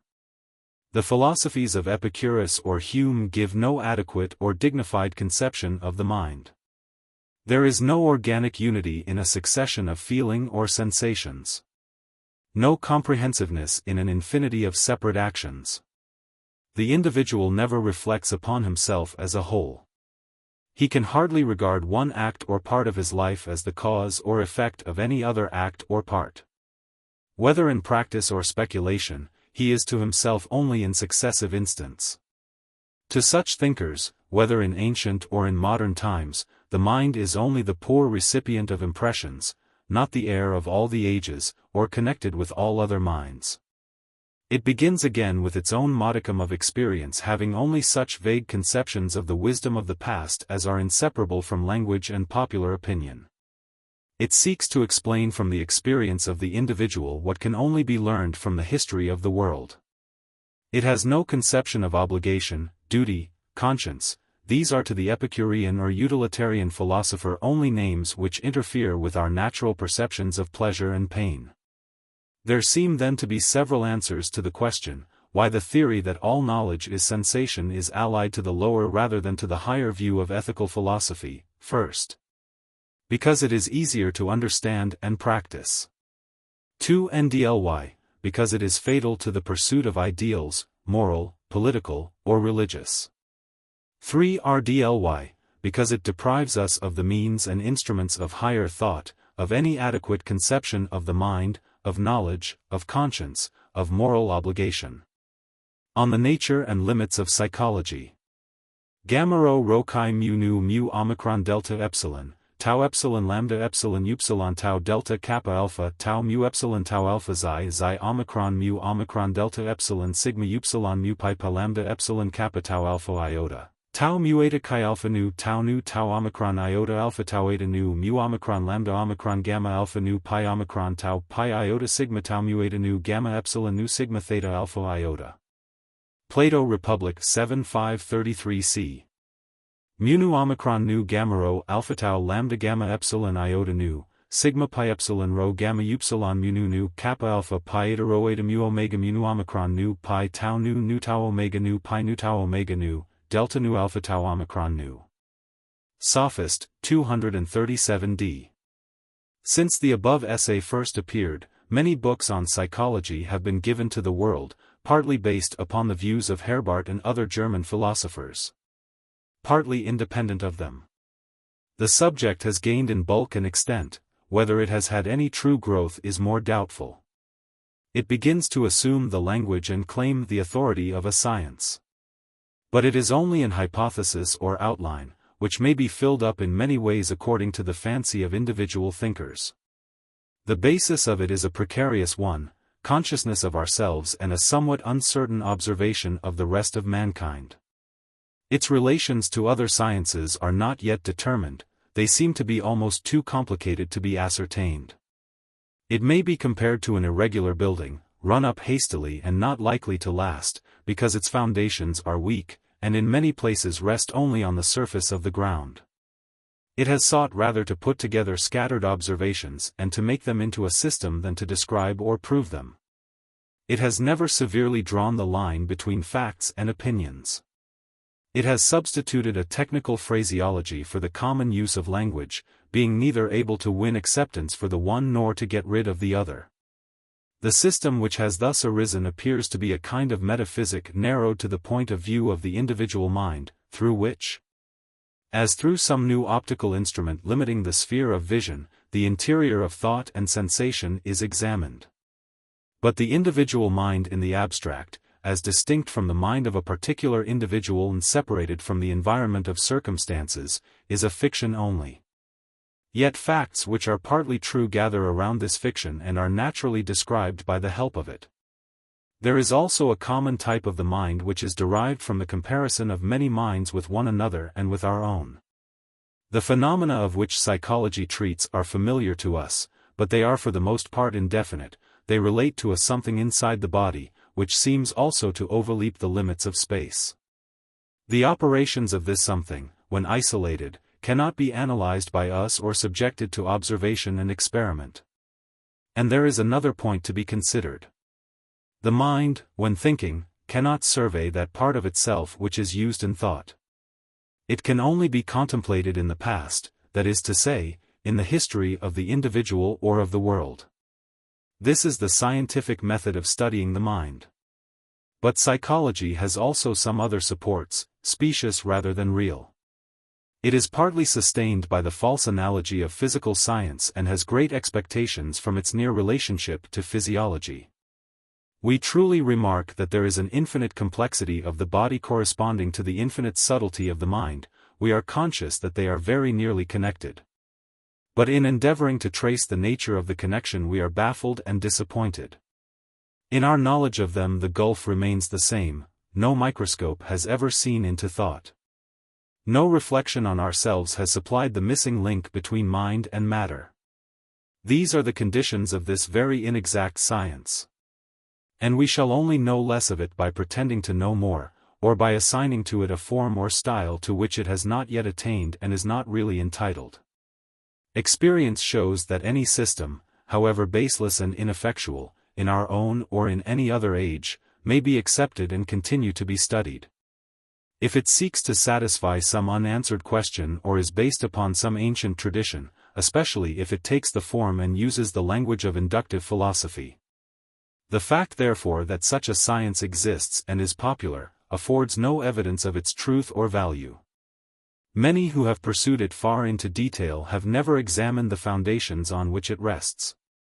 There have been many imaginary subjects of knowledge of which enthusiastic persons have made a lifelong study, without ever asking themselves what is the evidence for them, what is the use of them, how long they will last. They may pass away, like the authors of them, and leave not a rack behind, or they may survive in fragments. Nor is it only in the Middle Ages, or in the literary desert of China or of India, that such systems have arisen.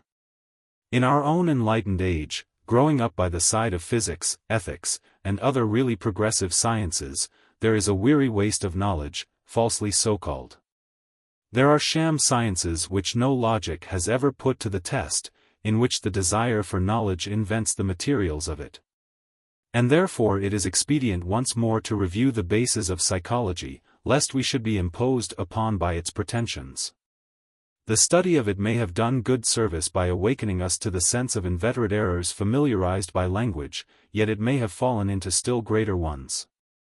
Under the pretense of new investigations it may be wasting the lives of those who are engaged in it.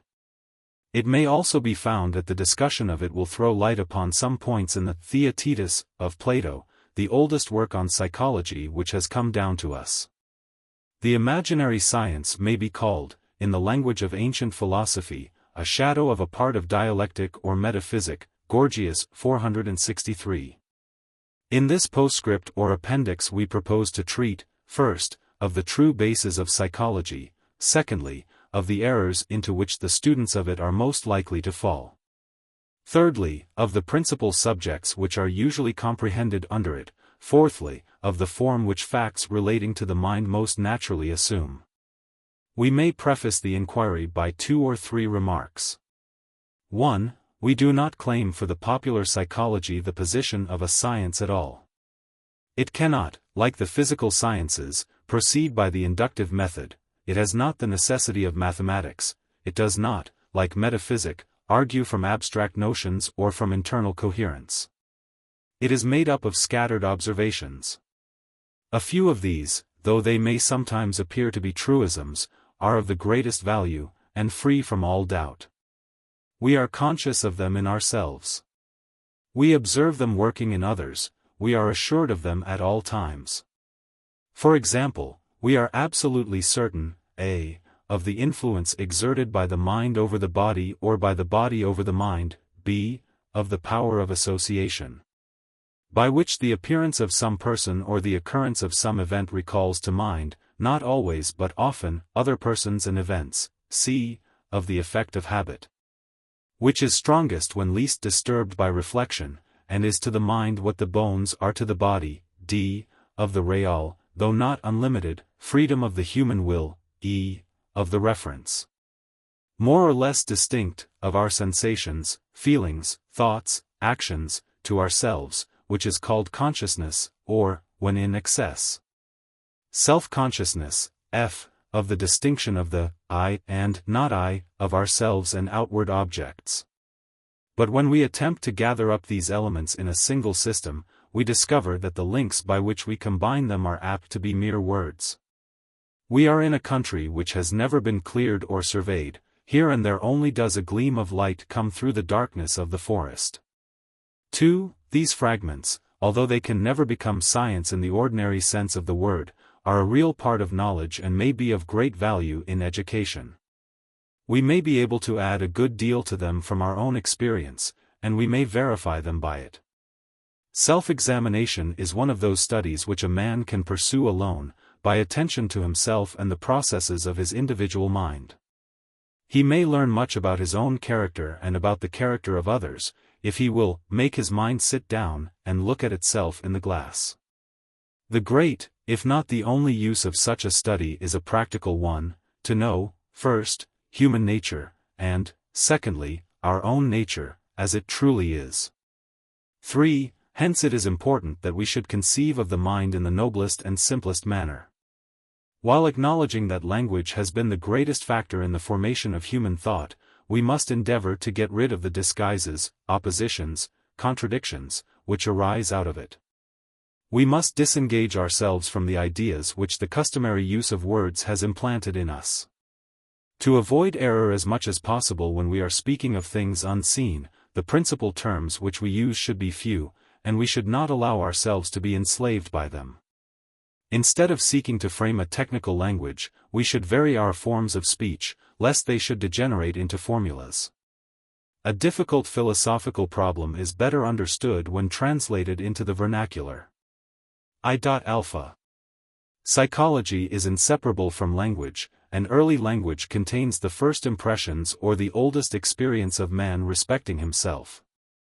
These impressions are not accurate representations of the truth, they are the reflections of a rudimentary age of philosophy. The first and simplest forms of thought are rooted so deep in human nature that they can never be got rid of. But they have been perpetually enlarged and elevated, and the use of many words has been transferred from the body to the mind. The spiritual and intellectual have thus become separated from the material, there is a cleft between them. And the heart and the conscience of man rise above the dominion of the appetites and create a new language in which they too find expression. As the differences of actions begin to be perceived, more and more names are needed. This is the first analysis of the human mind. Having a general foundation in popular experience, it is molded to a certain extent by hierophants and philosophers. See Int Rod. 2. Cratylus. Beta. This primitive psychology is continually receiving additions from the first thinkers, who in return take a color from the popular language of the time. The mind is regarded from new points of view, and becomes adapted to new conditions of knowledge. It seeks to isolate itself from matter and sense, and to assert its independence in thought. It recognizes that it is independent of the external world. It has 5 or 6 natural states or stages: 1. Sensation, in which it is almost latent or quiescent; 2. Feeling, or inner sense, when the mind is just awakening; 3. Memory, which is decaying sense, and from time to time, as with a spark or flash, has the power of recollecting or reanimating the buried past; 4. Thought, in which images pass into abstract notions or are intermingled with them; 5. Action, in which the mind moves forward, of itself, or under the impulse of want or desire or pain, to attain or avoid some end or consequence; and 6. there is the composition of these or the admixture or assimilation of them in various degrees. We never see these processes of the mind, nor can we tell the causes of them. But we know them by their results, and learn from other men that so far as we can describe to them or they to us the workings of the mind, their experience is the same or nearly the same with our own. But the knowledge of the mind is not to any great extent derived from the observation of the individual by himself. It is the growing consciousness of the human race, embodied in language, acknowledged by experience, and corrected from time to time by the influence of literature and philosophy. A great, perhaps the most important, part of it is to be found in early Greek thought. In the Theaetetus of Plato it has not yet become fixed, we are still stumbling on the threshold. In Aristotle the process is more nearly completed, and has gained innumerable abstractions, of which many have had to be thrown away because relative only to the controversies of the time. In the interval between Thales and Aristotle were realized the distinctions of mind and body, of universal and particular, of infinite and infinitesimal, of idea and phenomenon. The class conceptions of faculties and virtues, the antagonism of the appetites and the reason. And connected with this, at a higher stage of development, the opposition of moral and intellectual virtue, also the primitive conceptions of unity, being, rest, motion, and the like. These divisions were not really scientific, but rather based on popular experience. They were not held with the precision of modern thinkers, but taken all together they gave a new existence to the mind in thought, and greatly enlarged and more accurately defined man's knowledge of himself and of the world. The majority of them have been accepted by Christian and Western nations. Yet in modern times we have also drifted so far away from Aristotle, that if we were to frame a system on his lines we should be at war with ordinary language and untrue to our own consciousness. And there have been a few both in medieval times and since the Reformation who have rebelled against the Aristotelian point of view. Of these eccentric thinkers there have been various types, but they have all a family likeness. According to them, there has been too much analysis and too little synthesis. Too much division of the mind into parts and too little conception of it as a whole or in its relation to God and the laws of the universe. They have thought that the elements of plurality and unity have not been duly adjusted. The tendency of such writers has been to allow the personality of man to be absorbed in the universal, or in the divine nature, and to deny the distinction between matter and mind, or to substitute one for the other. They have broken some of the idols of psychology, they have challenged the received meaning of words, they have regarded the mind under many points of view. But though they may have shaken the old, they have not established the new. Their views of philosophy, which seem like the echo of some voice from the East, have been alien to the mind of Europe. The psychology which is found in common language is in some degree verified by experience, but not in such a manner as to give it the character of an exact science. We cannot say that words always correspond to facts. Common language represents the mind from different and even opposite points of view, which cannot be all of them equally true, compare Crito, 436, 7. Yet from diversity of statements and opinions may be obtained a nearer approach to the truth than is to be gained from any one of them. It also tends to correct itself, because it is gradually brought nearer to the common sense of mankind. There are some leading categories or classifications of thought, which, though unverified, must always remain the elements from which the science or study of the mind proceeds. For example, we must assume ideas before we can analyze them, and also a continuing mind to which they belong. The resolution of it into successive moments, which would say, with Protagoras, that the man is not the same person which he was a minute ago, is, as Plato implies in the Theaetetus, 166b, an absurdity. The growth of the mind, which may be traced in the histories of religions and philosophies and in the thoughts of nations, is one of the deepest and noblest modes of studying it. Here we are dealing with the reality, with the greater and, as it may be termed, the most sacred part of history. We study the mind of man as it begins to be inspired by a human or divine reason, as it is modified by circumstances, as it is distributed in nations, as it is renovated by great movements, which go beyond the limits of nations and affect human society on a scale still greater, as it is created or renewed by great minds, who, looking down from above, have a wider and more comprehensive vision. This is an ambitious study, of which most of us rather entertain conjecture, than arrive at any detailed or accurate knowledge. Later arises the reflection how these great ideas or movements of the world have been appropriated by the multitude and found a way to the minds of individuals. The real psychology is that which shows how the increasing knowledge of nature and the increasing experience of life have always been slowly transforming the mind. How religions too have been modified in the course of ages, that God may be all and in all. Pi omicron lambda alpha pi lambda sigma iota omicron nu, phi eta, tau rho gamma omicron nu zeta eta tau epsilon tau alpha iota pi rho omicron sigma tau epsilon iota zeta. Lastly, though we speak of the study of mind in a special sense, it may also be said that there is no science which does not contribute to our knowledge of it. The methods of science and their analogies are new faculties, discovered by the few and imparted to the many. They are to the mind, what the senses are to the body.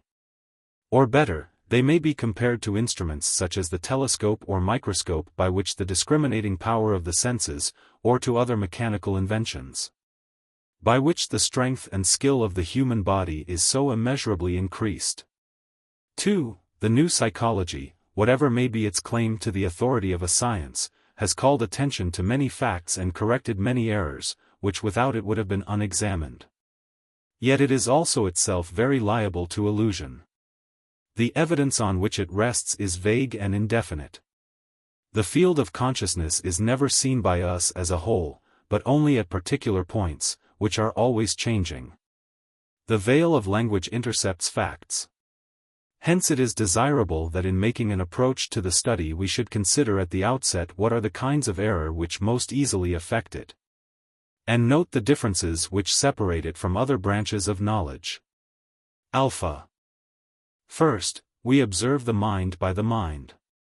It would seem therefore that we are always in danger of leaving out the half of that which is the subject of our inquiry. We come at once upon the difficulty of what is the meaning of the word. Does it differ as subject and object in the same manner?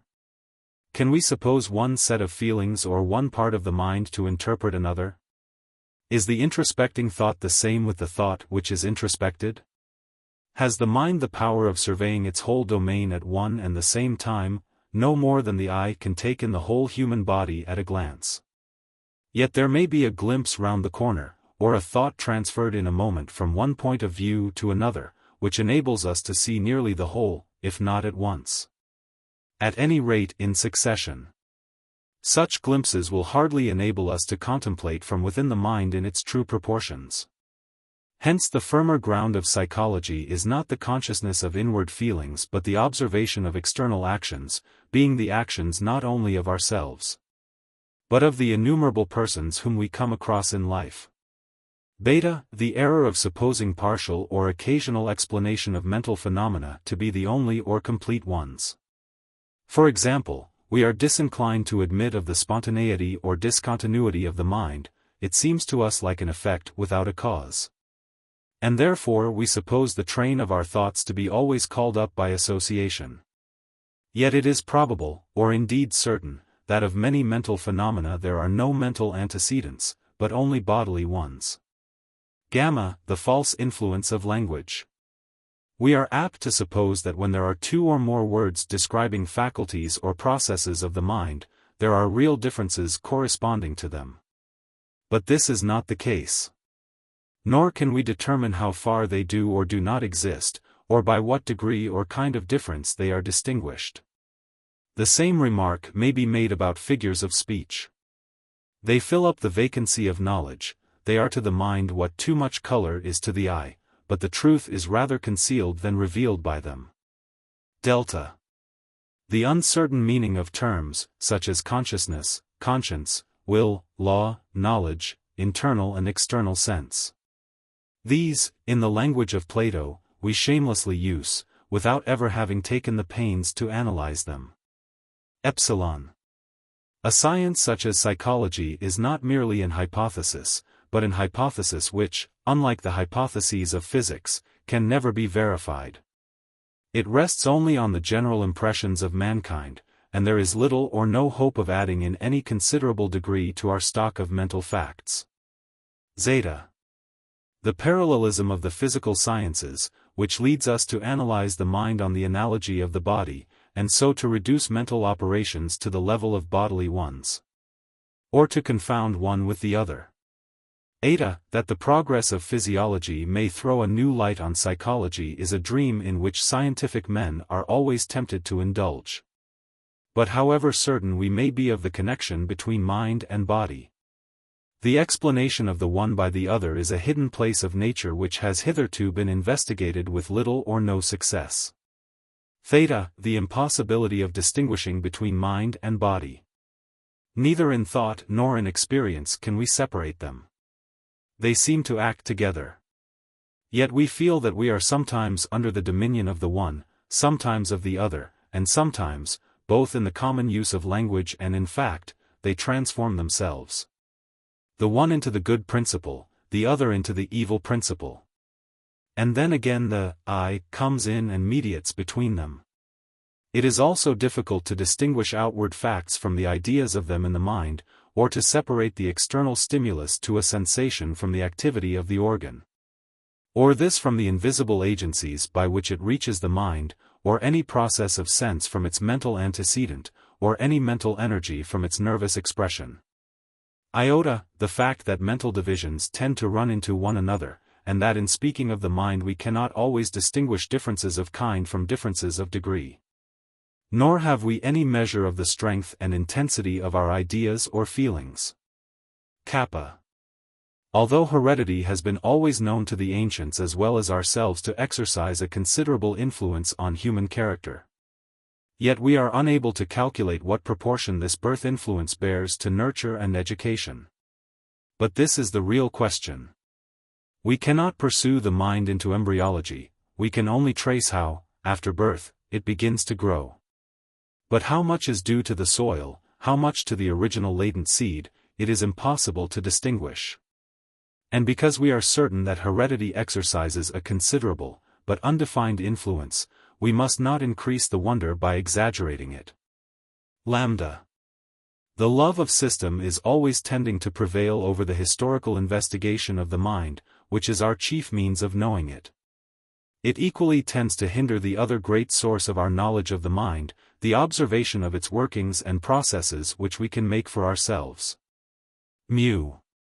The mind, when studied through the individual, is apt to be isolated. This is due to the very form of the inquiry.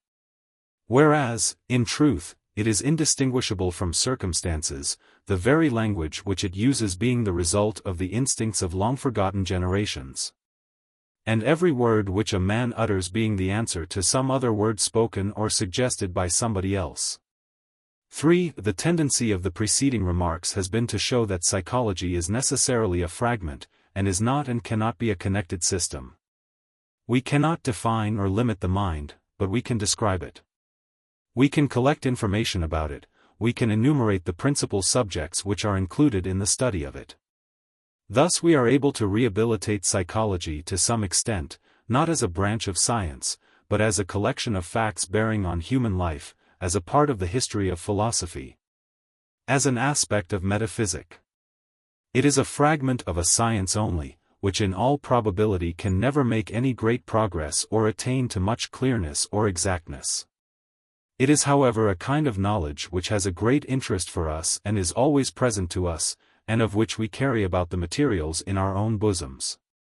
We can observe our minds and we can experiment upon them, and the knowledge thus acquired is not easily forgotten, and is a help to us in study as well as in conduct. The principal subjects of psychology may be summed up as follows. Alpha.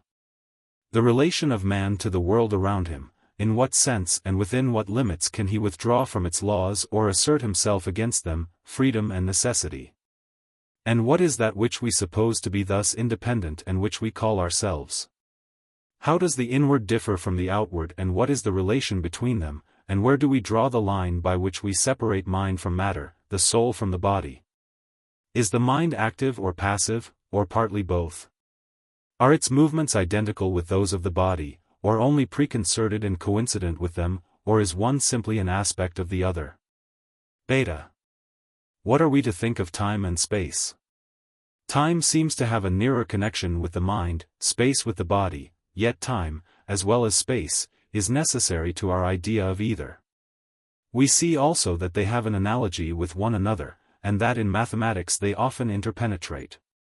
Space or place has been said by Kant to be the form of the outward, time of the inward sense. He regards them as parts or forms of the mind. But this is an unfortunate and inexpressive way of describing their relation to us. For of all the phenomena present to the human mind they seem to have most the character of objective existence. There is no use in asking what is beyond or behind them, we cannot get rid of them. And to throw the laws of external nature which to us are the type of the immutable into the subjective side of the antithesis seems to be equally inappropriate. Gamma. When in imagination we enter into the closet of the mind and withdraw ourselves from the external world, we seem to find there more or less distinct processes which may be described by the words I perceive, I feel, I think, I want, I wish, I like, I dislike, I fear, I know, I remember, I imagine, I dream, I act, I endeavor, I hope. These processes would seem to have the same notions attached to them in the minds of all educated persons.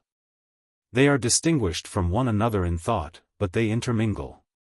It is possible to reflect upon them or to become conscious of them in a greater or less degree, or with a greater or less continuity or attention. And thus arise the intermittent phenomena of consciousness or self-consciousness. The use of all of them is possible to us at all times, and therefore in any operation of the mind the whole are latent. But we are able to characterize them sufficiently by that part of the complex action which is the most prominent. We have no difficulty in distinguishing an act of sight or an act of will from an act of thought, although thought is present in both of them. Hence the conception of different faculties or different virtues is precarious, because each of them is passing into the other, and they are all one in the mind itself. They appear and reappear, and may all be regarded as the ever-varying phases or aspects or differences of the same mind or person. Delta. Nearest the sense in the scale of the intellectual faculties is memory, which is a mode rather than a faculty of the mind, and accompanies all mental operations. There are two principal kinds of it, recollection and recognition, recollection in which forgotten things are recalled or returned to the mind. Recognition in which the mind finds itself again among things once familiar. The simplest way in which we can represent the former to ourselves is by shutting our eyes and trying to recall in what we term the mind's eye the picture of the surrounding scene. Or by laying down the book which we are reading and recapitulating what we can remember of it. But many times more powerful than recollection is recognition, perhaps because it is more assisted by association. We have known and forgotten, and after a long interval the thing which we have seen once is seen again by us, but with a different feeling, and comes back to us, not as new knowledge, but as a thing to which we ourselves impart a notion already present to us. In Plato's words, we set the stamp upon the wax. Everyone is aware of the difference between the first and second sight of a place, between a scene clothed with associations or bare and divested of them. We say to ourselves on revisiting a spot after a long interval, how many things have happened since I last saw this? There is probably no impression ever received by us of which we can venture to say that the vestiges are altogether lost, or that we might not, under some circumstances, recover it. A long-forgotten knowledge may be easily renewed and therefore is very different from ignorance. Of the language learnt in childhood not a word may be remembered, and yet, when a new beginning is made, the old habit soon returns, the neglected organs come back into use. And the river of speech finds out the dried-up channel. Epsilon, consciousness, is the most treacherous word which is employed in the study of the mind, for it is used in many senses, and has rarely, if ever, been minutely analyzed. Like memory, it accompanies all mental operations, but not always continuously, and it exists in various degrees. It may be imperceptible or hardly perceptible, it may be the living sense that our thoughts, actions, sufferings, are our own. It is a kind of attention which we pay to ourselves, and is intermittent rather than continuous. Its sphere has been exaggerated. It is sometimes said to assure us of our freedom. But this is an illusion, as there may be a real freedom without consciousness of it, so there may be a consciousness of freedom without the reality. It may be regarded as a higher degree of knowledge when we not only know but know that we know. Consciousness is opposed to habit, inattention, sleep, death. It may be illustrated by its derivative conscience, which speaks to men, not only of right and wrong in the abstract, but of right and wrong actions in reference to themselves and their circumstances. Zeta, association, is another of the ever-present phenomena of the human mind. We speak of the laws of association, but this is an expression which is confusing, for the phenomenon itself is of the most capricious and uncertain sort. It may be briefly described as follows. The simplest case of association is that of sense.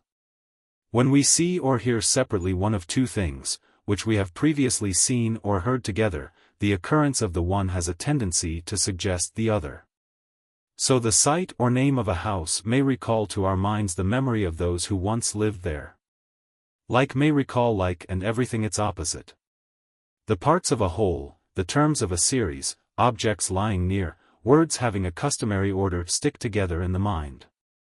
A word may bring back a passage of poetry or a whole system of philosophy. From one end of the world or from one pole of knowledge we may travel to the other in an indivisible instant. The long train of association by which we pass from one point to the other, involving every sort of complex relation, so sudden, so accidental, is one of the greatest wonders of mind. This process, however, is not always continuous, but often intermittent. We can think of things in isolation as well as in association. We do not mean that they must all hang from one another. We can begin again after an interval of rest or vacancy, as a new train of thought suddenly arises, as, for example, when we wake of a morning or after violent exercise. Time, place, the same color or sound or smell or taste, will often call up some thought or recollection either accidentally or naturally associated with them. But it is equally noticeable that the new thought may occur to us, we cannot tell how or why, by the spontaneous action of the mind itself or by the latent influence of the body. Both science and poetry are made up of associations or recollections, but we must observe also that the mind is not wholly dependent on them, having also the power of origination. There are other processes of the mind which it is good for us to study when we are at home and by ourselves, the manner in which thought passes into act. The conflict of passion and reason in many stages, the transition from sensuality to love or sentiment and from earthly love to heavenly, the slow and silent influence of habit, which little by little changes the nature of men, the sudden change of the old nature of man into a new one, wrought by shame or by some other overwhelming impulse. These are the greater phenomena of mind, and he who has thought of them for himself will live and move in a better ordered world, and will himself be a better ordered man. At the other end of the globus intellectualis, nearest, not to earth and sense, but to heaven and God, is the personality of man, by which he holds communion with the unseen world. Somehow, he knows not how, somewhere, he knows not where, under this higher aspect of his being he grasps the ideas of God, freedom and immortality. He sees the forms of truth, holiness and love, and is satisfied with them. No account of the mind can be complete which does not admit the reality or the possibility of another life. Whether regarded as an ideal or as a fact, the highest part of man's nature and that in which it seems most nearly to approach the divine, is a phenomenon which exists, and must therefore be included within the domain of psychology. For, we admit that there is no perfect or ideal psychology. It is not a whole in the same sense in which chemistry, physiology, or mathematics are wholes, that is to say, it is not a connected unity of knowledge. Compared with the wealth of other sciences, it rests upon a small number of facts, and when we go beyond these, we fall into conjectures and verbal discussions. The facts themselves are disjointed. The causes of them run up into other sciences, and we have no means of tracing them from one to the other. Yet it may be true of this, as of other beginnings of knowledge, that the attempt to put them together has tested the truth of them, and given a stimulus to the inquiry into them. Psychology should be natural, not technical. It should take the form which is the most intelligible to the common understanding, because it has to do with common things, which are familiar to us all. It should aim at no more than every reflecting man knows or can easily verify for himself. When simple and unpretentious, it is least obscured by words, least liable to fall under the influence of physiology or metaphysic. It should argue, not from exceptional, but from ordinary phenomena. It should be careful to distinguish the higher and the lower elements of human nature, and not allow one to be veiled in the disguise of the other. Lest through the slippery nature of language we should pass imperceptibly from good to evil, from nature in the higher to nature in the neutral or lower sense. It should assert consistently the unity of the human faculties, the unity of knowledge, the unity of God and law. The difference between the will and the affections and between the reason and the passions should also be recognized by it. Its sphere is supposed to be narrowed to the individual soul. But it cannot be thus separated in fact. It goes back to the beginnings of things, to the first growth of language and philosophy, and to the whole science of man. There can be no truth or completeness in any study of the mind which is confined to the individual. The nature of language, though not the whole, is perhaps at present the most important element in our knowledge of it. It is not impossible that some numerical laws may be found to have a place in the relations of mind and matter, as in the rest of nature. The old Pythagorean fancy that the soul is or has in it harmony may in some degree be realized. But the indications of such numerical harmonies are faint. Either the secret of them lies deeper than we can discover, or nature may have rebelled against the use of them in the composition of men and animals. It is with qualitative rather than with quantitative differences that we are concerned in psychology. The facts relating to the mind which we obtain from physiology are negative rather than positive. They show us, not the processes of mental action, but the conditions of which when deprived the mind ceases to act. It would seem as if the time had not yet arrived when we can hope to add anything of much importance to our knowledge of the mind from the investigations of the microscope. The elements of psychology can still only be learnt from reflections on ourselves, which interpret and are also interpreted by our experience of others. The history of language, of philosophy, and religion, the great thoughts or inventions or discoveries which move mankind, furnish the larger molds or outlines in which the human mind has been cast. From these the individual derives so much as he is able to comprehend or has the opportunity of learning. Theaetetus. Persons of the dialogue. Socrates. Theodorus. Theaetetus. Euclid and Terpsion meet in front of Euclid's house in Megara. They enter the house, and the dialogue is read to them by a servant. Euclid. Have you only just arrived from the country, Terpsion? Terpsion. No, I came some time ago, and I have been in the agora looking for you, and wondering that I could not find you. Euclid. But I was not in the city. Terpsion. Where then? Euclid. As I was going down to the harbor, I met Theaetetus. He was being carried up to Athens from the army at Corinth. Terpsion. Was he alive or dead? Euclid. He was scarcely alive, for he has been badly wounded, but he was suffering even more from the sickness which has broken out in the army. Terpsion. The dysentery, you mean? Euclid. Yes. Terpsion. Alas! What a loss he will be. Euclid. Yes, Terpsion, he is a noble fellow, only today I heard some people highly praising his behavior in this very battle. Terpsion. No wonder, I should rather be surprised at hearing anything else of him. But why did he go on, instead of stopping at Megara? Euclid. He wanted to get home, although I entreated and advised him to remain, he would not listen to me. So I set him on his way, and turned back, and then I remembered what Socrates had said of him, and thought how remarkably this, like all his predictions, had been fulfilled.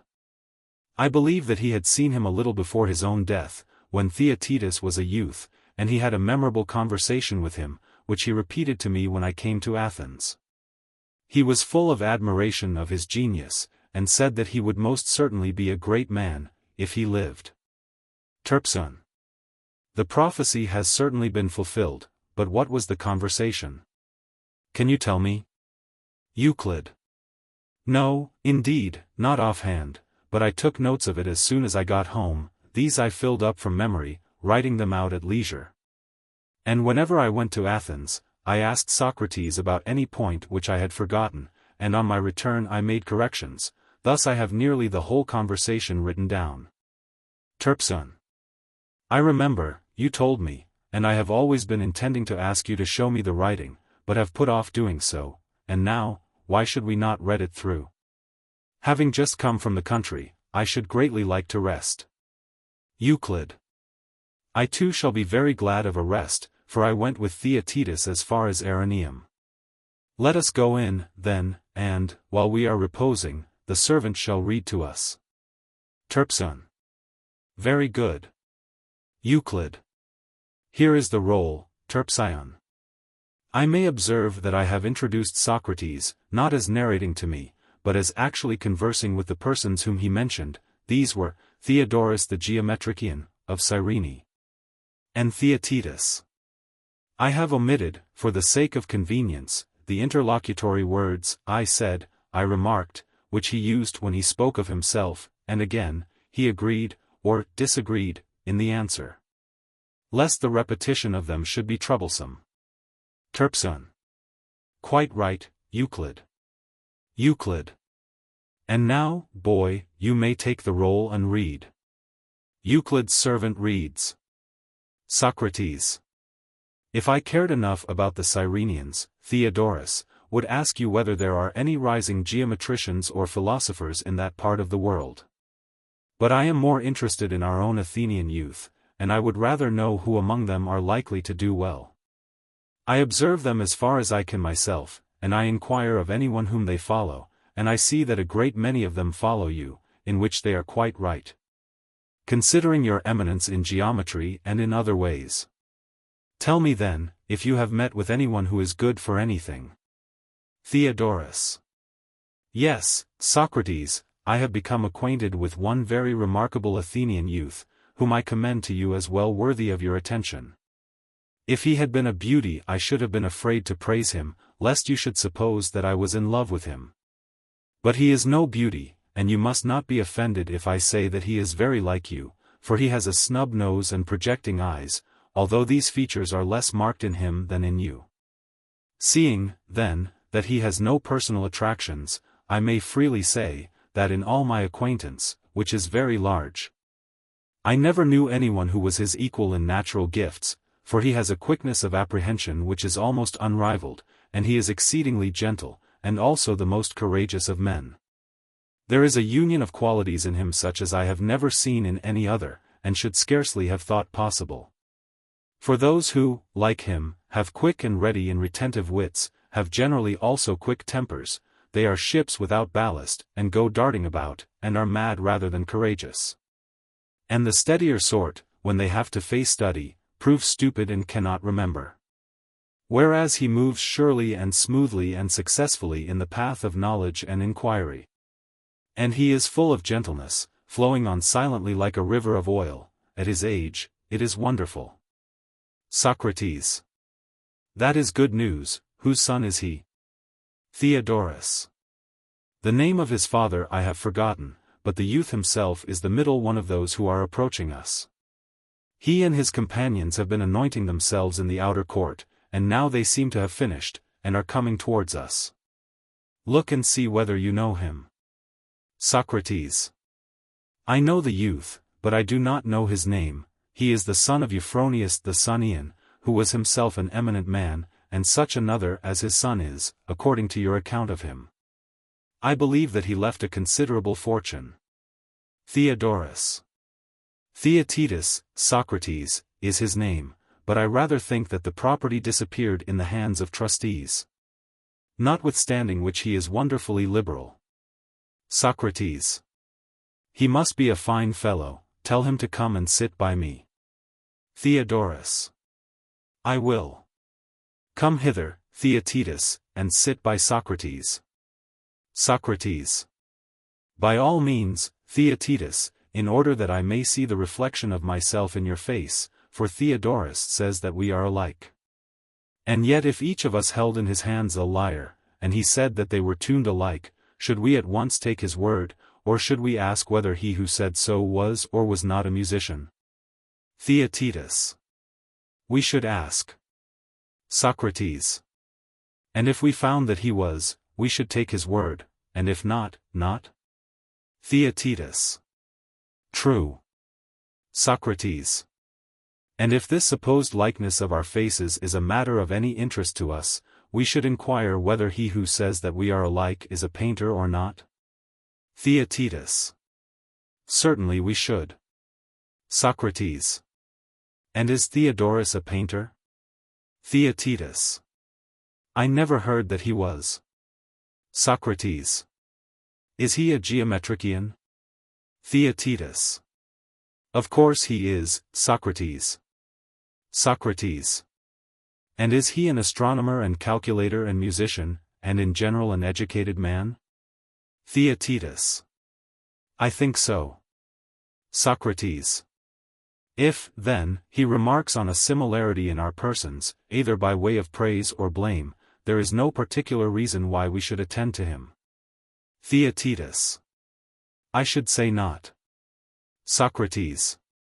But if he praises the virtue or wisdom which are the mental endowments of either of us, then he who hears the praises will naturally desire to examine him who is praised, and he again should be willing to exhibit himself.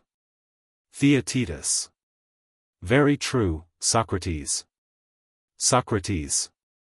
Then now is the time, my dear Theaetetus, for me to examine, and for you to exhibit. Since although Theodorus has praised many a citizen and stranger in my hearing, never did I hear him praise anyone as he has been praising you. Theaetetus. I am glad to hear it, Socrates. But what if he was only in jest? Socrates. Nay, Theodorus is not given to jesting, and I cannot allow you to retract your consent on any such pretense as that.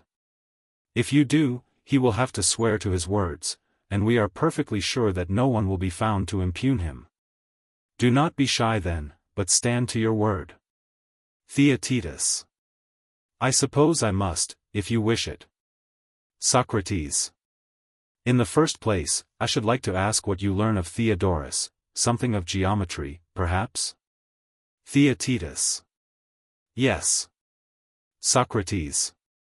And astronomy and harmony and calculation? Theaetetus. I do my best. Socrates. Yes, my boy, and so do I. And my desire is to learn of him, or of anybody who seems to understand these things. And I get on pretty well in general. But there is a little difficulty which I want you and the company to aid me in investigating. Will you answer me a question? Is not learning growing wiser about that which you learn? Theaetetus. Of course. Socrates. And by wisdom the wise are wise? Theaetetus. Yes. Socrates. And is that different in any way from knowledge? Theaetetus. What? Socrates. Wisdom, are not men wise in that which they know? Theaetetus. Certainly they are. Socrates. Then wisdom and knowledge are the same? Theaetetus. Yes. Socrates. Herein lies the difficulty which I can never solve to my satisfaction. What is knowledge? Can we answer that question? What say you? Which of us will speak first? Whoever misses shall sit down, as at a game of ball, and shall be donkey, as the boys say. He who lasts out his competitors in the game without missing, shall be our king, and shall have the right of putting to us any questions which he pleases. Why is there no reply? I hope, Theodorus, that I am not betrayed into rudeness by my love of conversation. I only want to make us talk and be friendly and sociable. Theodorus. The reverse of rudeness, Socrates, but I would rather that you would ask one of the young fellows. For the truth is, that I am unused to your game of question and answer, and I am too old to learn. The young will be more suitable, and they will improve more than I shall, for youth is always able to improve. And so having made a beginning with Theaetetus, I would advise you to go on with him and not let him off. Socrates. Do you hear, Theaetetus, what Theodorus says? The philosopher, whom you would not like to disobey, and whose word ought to be a command to a young man, bids me interrogate you. Take courage, then, and nobly say what you think that knowledge is. Theaetetus. Well, Socrates, I will answer as you and he bid me, and if I make a mistake, you will doubtless correct me. Socrates. We will, if we can. Theaetetus. Then, I think that the sciences which I learn from Theodorus, geometry, and those which you just now mentioned, are knowledge. And I would include the art of the cobbler and other craftsmen, these, each and all of them, are knowledge. Socrates. Too much, Theaetetus, too much. The nobility and liberality of your nature make you give many and diverse things, when I am asking for one simple thing. Theaetetus. What do you mean, Socrates? Socrates. Perhaps nothing.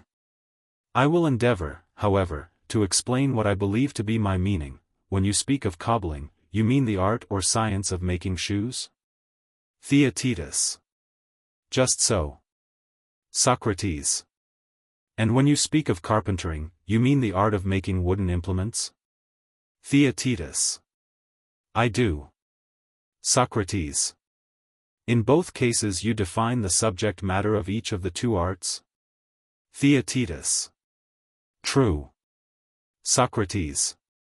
But that, Theaetetus, was not the point of my question. We wanted to know not the subjects, nor yet the number of the arts or sciences, for we were not going to count them. But we wanted to know the nature of knowledge in the abstract. Am I not right? Theaetetus. Perfectly right. Socrates. Let me offer an illustration. Suppose that a person were to ask about some very trivial and obvious thing, for example, what is clay? And we were to reply, that there is a clay of potters, there is a clay of oven makers, there is a clay of brick makers. Would not the answer be ridiculous? Theaetetus. Truly. Socrates. In the first place, there would be an absurdity in assuming that he who asked the question would understand from our answer the nature of clay, merely because we added, of the image makers, or of any other workers. How can a man understand the name of anything, when he does not know the nature of it? Theaetetus. He cannot. Socrates.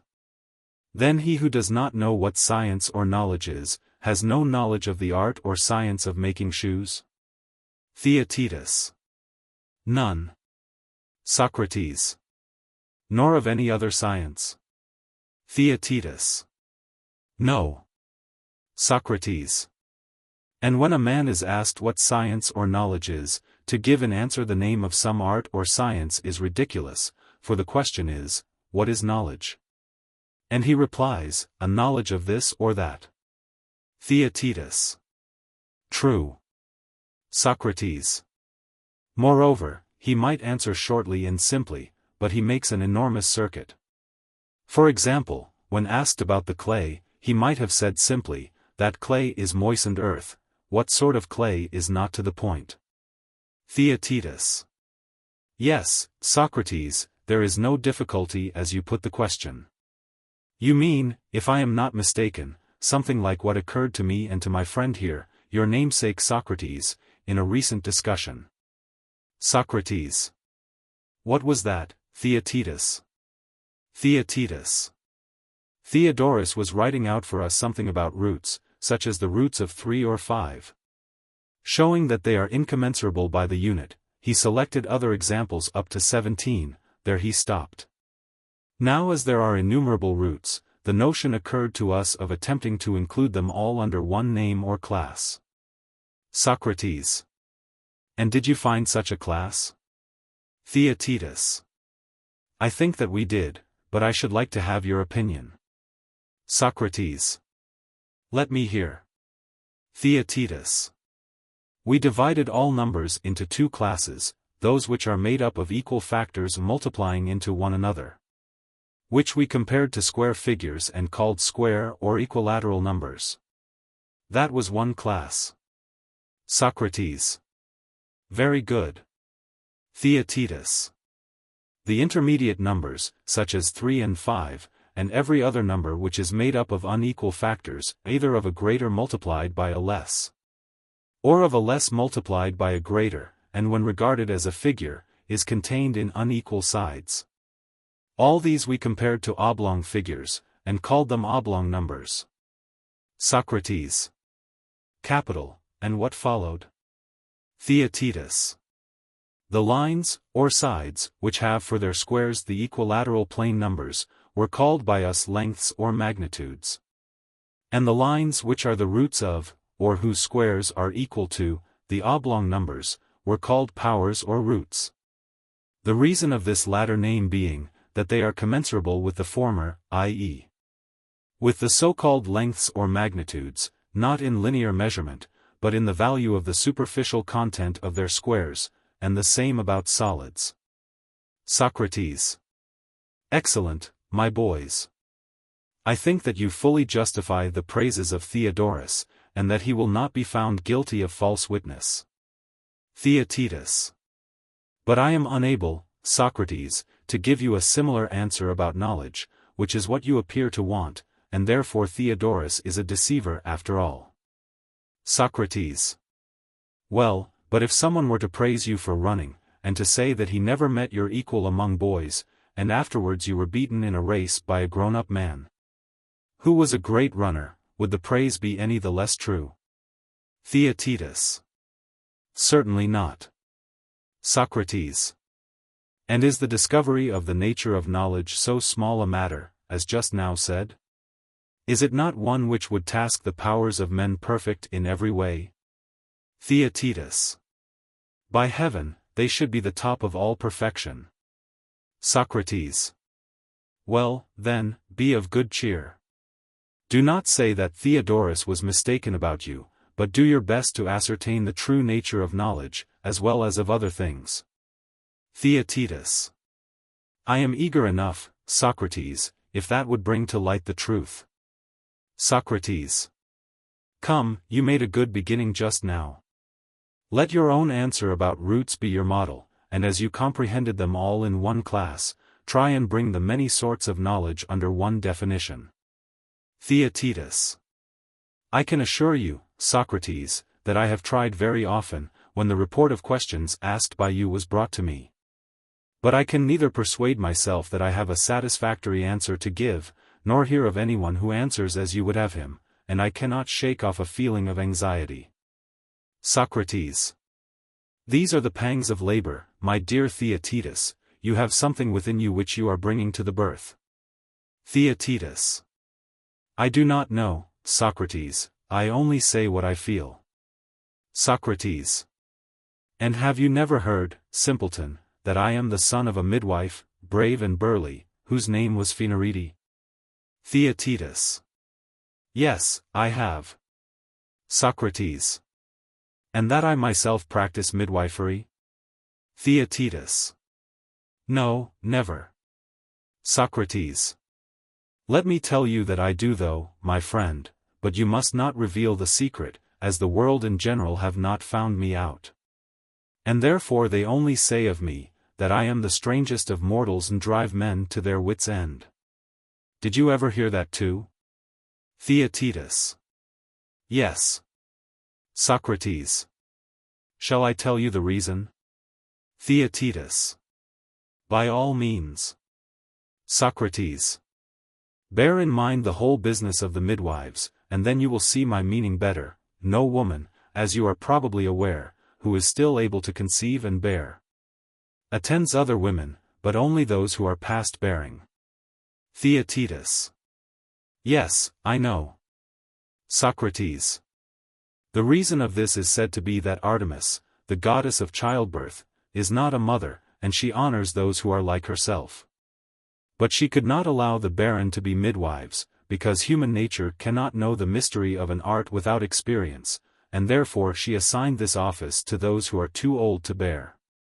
Theaetetus. I dare say. Socrates.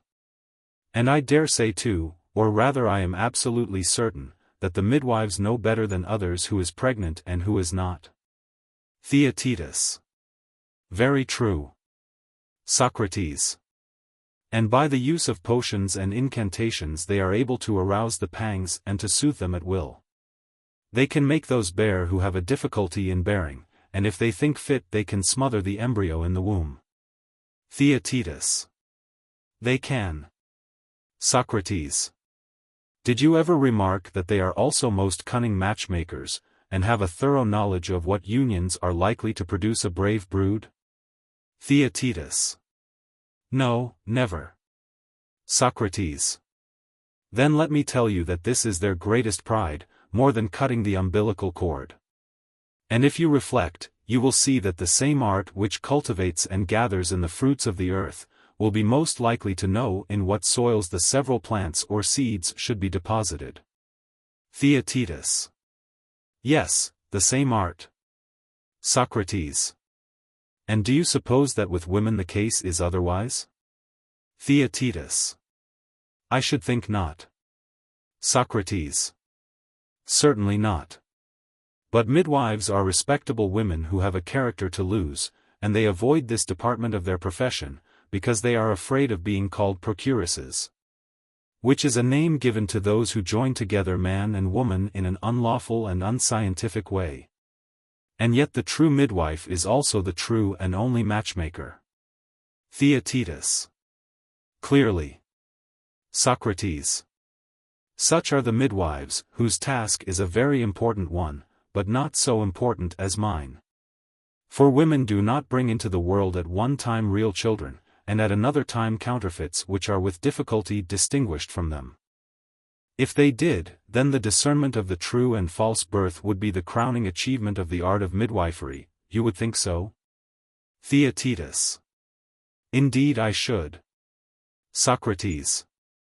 Well, my art of midwifery is in most respects like theirs, but differs, in that I attend men and not women. And look after their souls when they are in labor.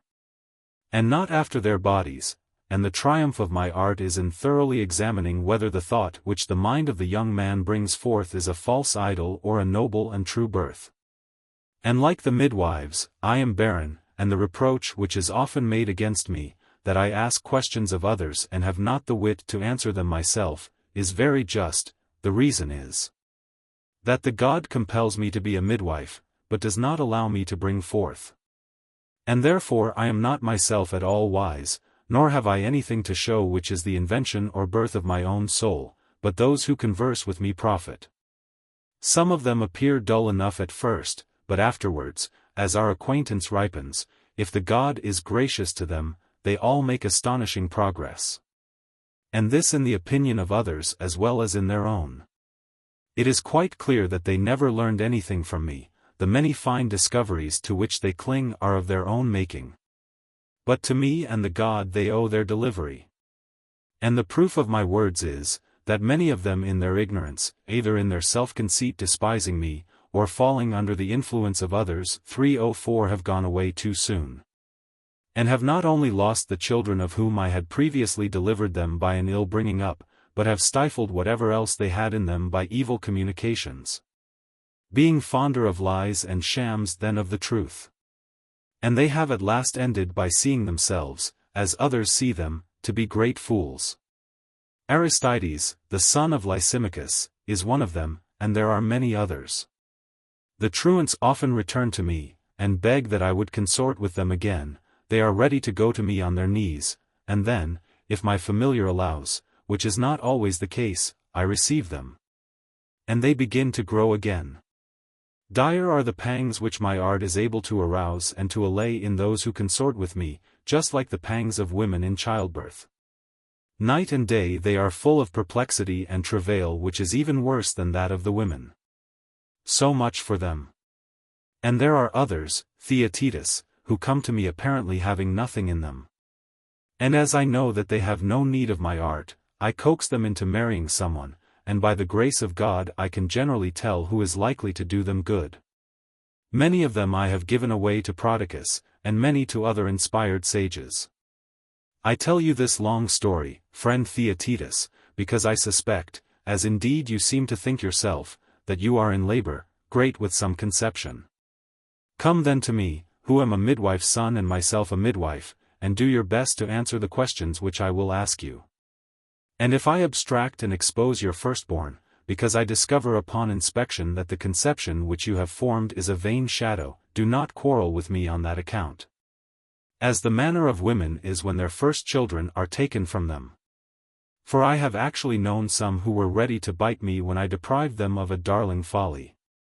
They did not perceive that I acted from goodwill, not knowing that no God is the enemy of man, that was not within the range of their ideas.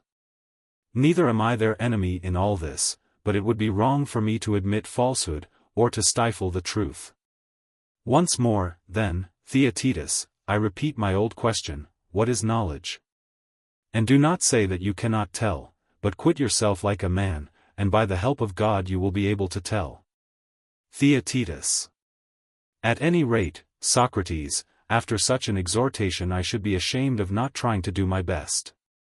Now he who knows perceives what he knows, and, as far as I can see at present, knowledge is perception.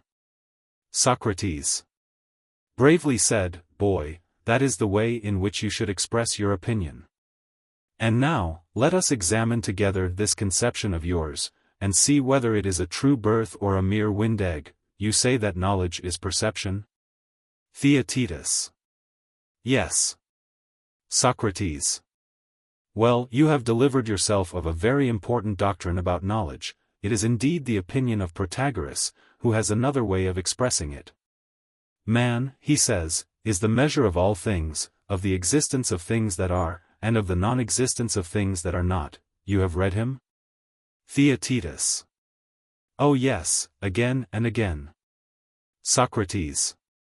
Does he not say that things are to you such as they appear to you, and to me such as they appear to me, and that you and I are men? Theaetetus. Yes, he says so. Socrates. A wise man is not likely to talk nonsense. Let us try to understand him. The same wind is blowing, and yet one of us may be cold and the other not, or one may be slightly and the other very cold. Theaetetus. Quite true. Socrates. Now is the wind, regarded not in relation to us but absolutely, cold or not, or are we to say, with Protagoras, that the wind is cold to him who is cold, and not to him who is not? Theaetetus. I suppose the last. Socrates. Then it must appear so to each of them? Theaetetus. Yes. Socrates. And, appears to him means the same as, he perceives. Theaetetus. True. Socrates. Then appearing and perceiving coincide in the case of hot and cold, and in similar instances. For things appear, or may be supposed to be, to each one such as he perceives them. Theaetetus. Yes. Socrates. Then perception is always of existence, and being the same as knowledge is unerring? Theaetetus. Clearly. Socrates. In the name of the graces, what an almighty wise man Protagoras must have been. He spoke these things in a parable to the common herd, like you and me, but told the truth, his truth, 305 in secret to his own disciples. Theaetetus. What do you mean, Socrates? Socrates. I am about to speak of a high argument, in which all things are said to be relative.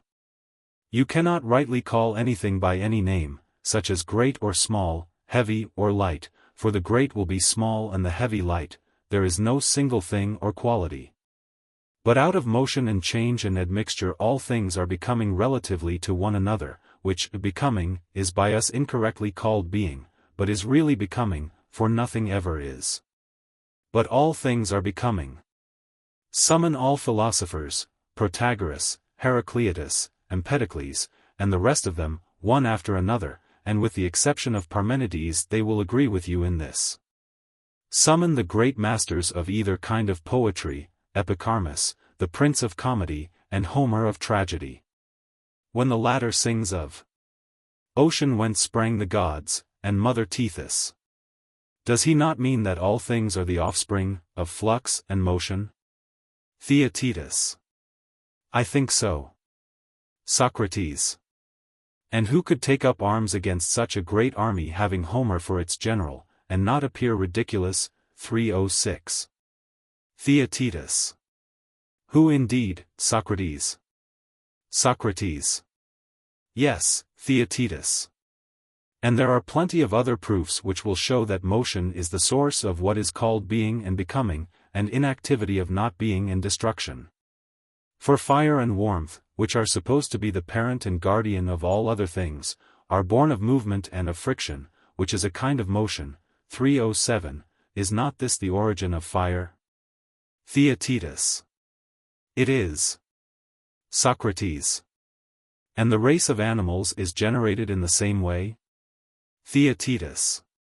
Certainly. Socrates. And is not the bodily habit spoiled by rest and idleness, but preserved for a long time? 308 by motion and exercise? Theaetetus. True. Socrates. And what of the mental habit? Is not the soul informed, and improved, and preserved by study and attention, which are motions? But when at rest, which in the soul only means want of attention and study, is uninformed, and speedily forgets whatever she has learned? Theaetetus. True. Socrates. Then motion is a good, and rest an evil, to the soul as well as to the body? Theaetetus. Clearly. Socrates. I may add, that breathless calm, stillness and the like waste and impair, while wind and storm preserve. And the palmary argument of all, which I strongly urge, is the golden chain in Homer, by which he means the sun, thereby indicating that so long as the sun and the heavens go round in their orbits, all things human and divine are preserved, but if they were chained up and their motion ceased, then all things would be destroyed, and, as the saying is, turned upside down.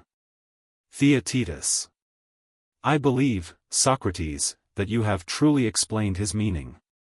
Socrates. Then now apply his doctrine to perception, my good friend, and first of all to vision. That which you call white color is not in your eyes, and is not a distinct thing which exists out of them. And you must not assign any place to it, for if it had position it would be, and be at rest, and there would be no process of becoming. Theaetetus. Then what is color? Socrates. Let us carry the principle which has just been affirmed, that nothing is self-existent, and then we shall see that white, black, and every other color arises out of the eye meeting the appropriate motion, and that what we call a color is in each case neither the active nor the passive element, but something which passes between them, and is peculiar to each percipient. Are you quite certain that the several colors appear to a dog or to any animal whatever as they appear to you? Theaetetus. Far from it. Socrates. Or that anything appears the same to you as to another man? Are you so profoundly convinced of this? Rather would it not be true that it never appears exactly the same to you, because you are never exactly the same? Theaetetus. The latter. Socrates. And if that with which I compare myself in size, 309, or which I apprehend by touch, were great or white or hot, it could not become different by mere contact with another unless it actually changed. Nor again, if the comparing or apprehending subject were great or white or hot, could this, when unchanged from within, become changed by any approximation or affection of any other thing. The fact is that in our ordinary way of speaking we allow ourselves to be driven into most ridiculous and wonderful contradictions, as Protagoras, and all who take his line of argument would remark. Theaetetus. How? And of what sort do you mean? Socrates. A little instance will sufficiently explain my meaning. Here are 6 dice, which are more by a half when compared with 4. And fewer by a half than 12, they are more and also fewer. How can you or anyone maintain the contrary? Theaetetus. Very true. Socrates. Well, then, suppose that Protagoras or someone asks whether anything can become greater or more if not by increasing, how would you answer him, Theaetetus? Theaetetus. I should say, no, Socrates, if I were to speak my mind in reference to this last question, and if I were not afraid of contradicting my former answer. Socrates. Capital. Excellent. Spoken like an oracle, my boy. And if you reply, yes, there will be a case for Euripides, for our tongue will be unconvinced, but not our mind. 310. Theaetetus. Very true. Socrates. The thoroughbred sophists, who know all that can be known about the mind, and argue only out of the superfluity of their wits, would have had a regular sparring match over this. And would have knocked their arguments together finely. But you and I, who have no professional aims, only desire to see what is the mutual relation of these principles, whether they are consistent with each or not. Theaetetus. Yes, that would be my desire. Socrates. And mine too. But since this is our feeling, and there is plenty of time, why should we not calmly and patiently review our own thoughts, and thoroughly examine and see what these appearances in us really are? If I am not mistaken, they will be described by us as follows. First, that nothing can become greater or less, either in number or magnitude, while remaining equal to itself. You would agree? Theaetetus. Yes. Socrates. Secondly, that without addition or subtraction there is no increase or diminution of anything, but only equality. Theaetetus. Quite true. Socrates. Thirdly, that what was not before cannot be afterwards, without becoming and having become. Theaetetus. Yes, truly. Socrates. These 3 axioms, if I am not mistaken, are fighting with one another in our minds in the case of the dice, or, again, in such a case as this, if I were to say that I, who am of a certain height and taller than you, may within a year, without gaining or losing in height, be not so tall, not that I should have lost, but that you would have increased. In such a case, I am afterwards what I once was not, and yet I have not become, for I could not have become without becoming, neither could I have become less without losing somewhat of my height. And I could give you 10,000 examples of similar contradictions, if we admit them at all. I believe that you follow me, Theaetetus. For I suspect that you have thought of these questions before now. Theaetetus. Yes, Socrates, and I am amazed when I think of them, by the gods I am. And I want to know what on earth they mean. And there are times when my head quite swims with the contemplation of them. Socrates. I see, my dear Theaetetus, that Theodorus had a true insight into your nature when he said that you were a philosopher, for wonder is the feeling of a philosopher. And philosophy begins in wonder. He was not a bad genealogist who said that Iris, the messenger of heaven, is the child of Thomas, wonder. But do you begin to see what is the explanation of this perplexity on the hypothesis which we attribute to Protagoras? Theaetetus. Not as yet. Socrates. Then you will be obliged to me if I help you to unearth the hidden truth of a famous man or school. Theaetetus. To be sure, I shall be very much obliged. Socrates. Take a look round, then, and see that none of the uninitiated are listening. Now by the uninitiated I mean the people who believe in nothing but what they can grasp in their hands, and who will not allow that action or generation or anything invisible can have real existence. Theaetetus. Yes, indeed, Socrates, they are very hard and impenetrable mortals. Socrates.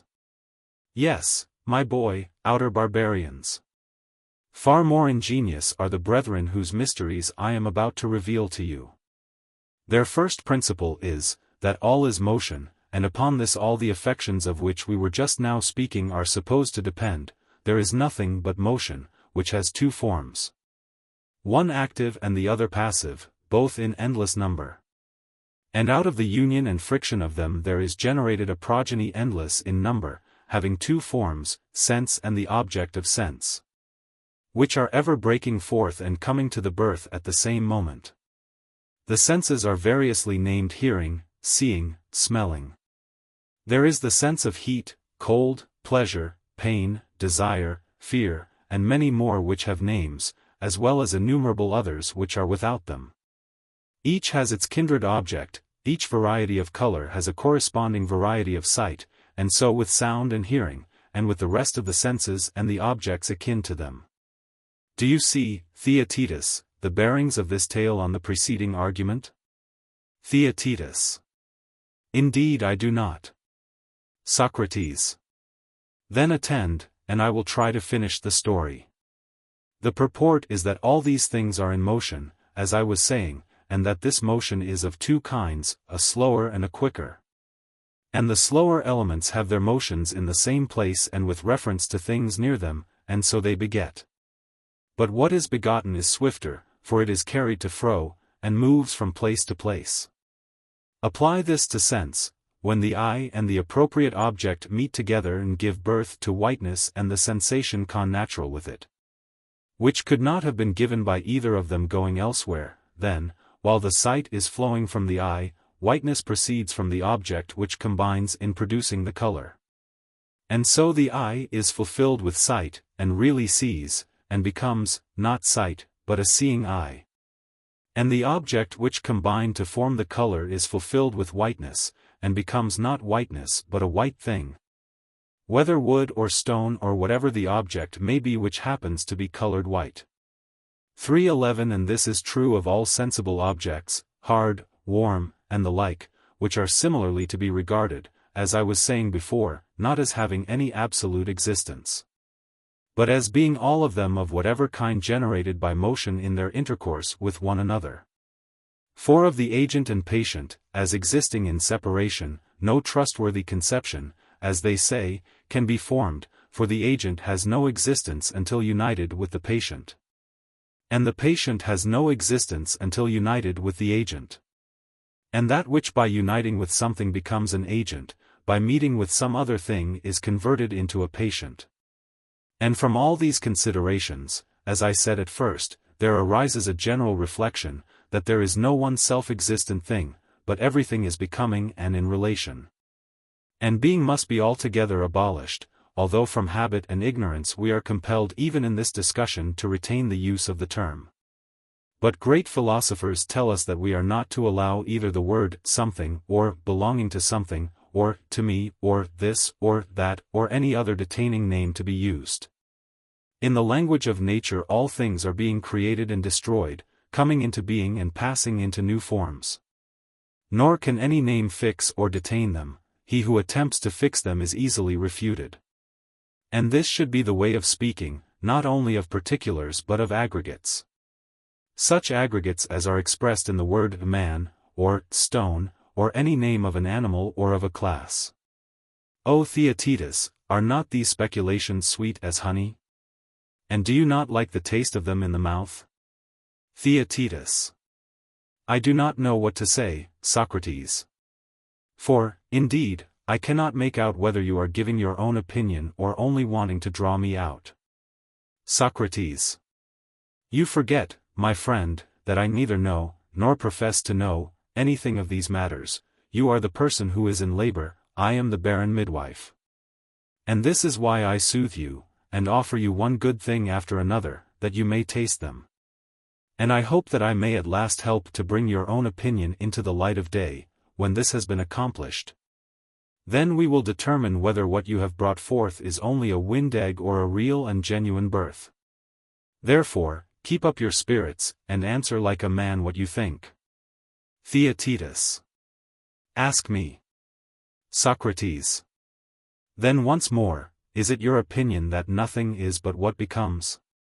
The good and the noble, as well as all the other things which we were just now mentioning? Theaetetus.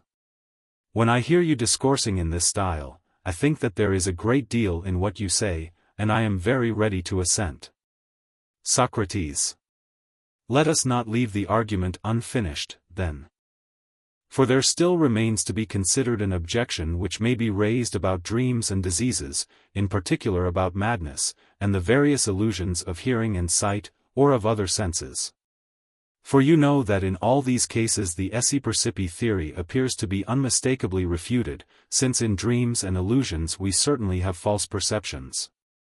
And far from saying that everything is which appears, we should rather say that nothing is which appears. Theaetetus. Very true, Socrates. Socrates. But then, my boy, how can anyone contend that knowledge is perception, or that to every man what appears is? Theaetetus. I am afraid to say, Socrates, that I have nothing to answer, because you rebuked me just now for making this excuse. But I certainly cannot undertake to argue that madmen or dreamers think truly, when they imagine, some of them that they are gods, and others that they can fly, and are flying in their sleep. Socrates. Do you see another question which can be raised about these phenomena, notably about dreaming and waking? Theaetetus. What question? Socrates. A question which I think that you must often have heard persons ask: how can you determine whether at this moment we are sleeping, and all our thoughts are a dream? Or whether we are awake, and talking to one another in the waking state? Theaetetus.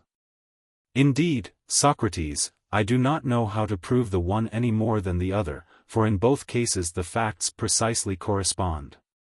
And there is no difficulty in supposing that during all this discussion we have been talking to one another in a dream. And when in a dream 3:12 we seem to be narrating dreams, the resemblance of the two states is quite astonishing. Socrates.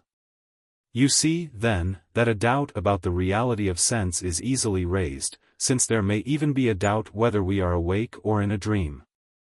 And as our time is equally divided between sleeping and waking, in either sphere of existence the soul contends that the thoughts which are present to our minds at the time are true. And during one half of our lives we affirm the truth of the one, and, during the other half, of the other, and are equally confident of both. Theaetetus. Most true. Socrates. And may not the same be said of madness and other disorders? The difference is only that the times are not equal. Theaetetus. Certainly. Socrates. And is truth or falsehood to be determined by duration of time? Theaetetus. That would be in many ways ridiculous. Socrates. But can you certainly determine by any other means which of these opinions is true? Theaetetus. I do not think that I can. Socrates. Listen, then, to a statement of the other side of the argument, which is made by the champions of appearance. They would say, as I imagine, can that which is wholly other than something, have the same quality as that from which it differs? And observe, Theaetetus, that the word other means not partially, but wholly other. Theaetetus. Certainly, putting the question as you do, that which is wholly other cannot either potentially or in any other way be the same. Socrates. And must therefore be admitted to be unlike? Theaetetus. True. Socrates. If, then, anything happens to become like or unlike itself or another, when it becomes like we call it the same, when unlike, other? Theaetetus. Certainly. Socrates. Were we not saying that there are agents many and infinite, and patients many and infinite? Theaetetus. Yes. Socrates. And also that different combinations will produce results which are not the same, but different? Theaetetus. Certainly. Socrates. Let us take you and me, or anything as an example. There is Socrates in health, and Socrates sick. Are they like or unlike? Theaetetus.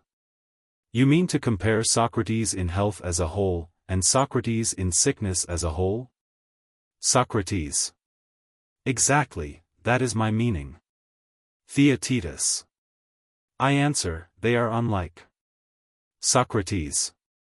And if unlike, they are other? Theaetetus. Certainly.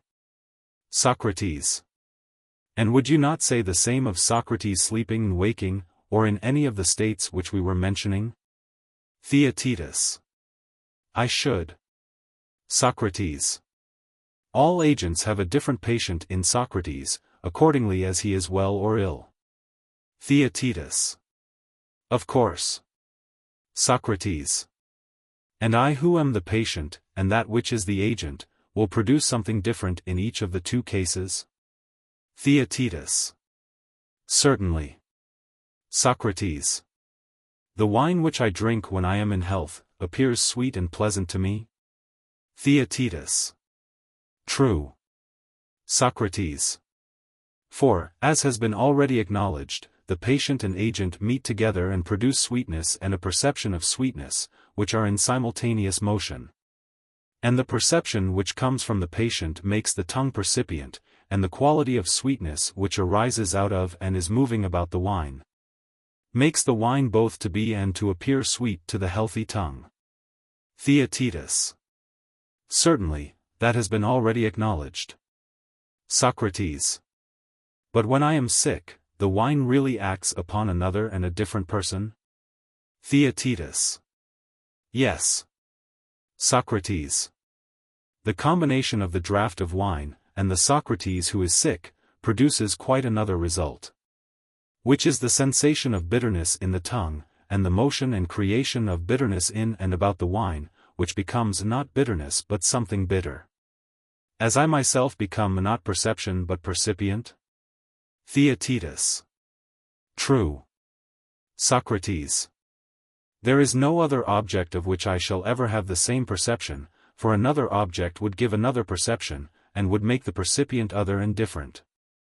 Nor can that object which affects me, meeting another subject, produce the same, or become similar, for that too would produce another result from another subject, and become different. Theaetetus. True. Socrates. Neither can I by myself have this sensation, nor the object by itself, this quality. Theaetetus. Certainly not. Socrates. When I perceive I must become percipient of something, there can be no such thing as perceiving and perceiving nothing. The object, whether it becomes sweet, bitter, or of any other quality, must have relation to a percipient.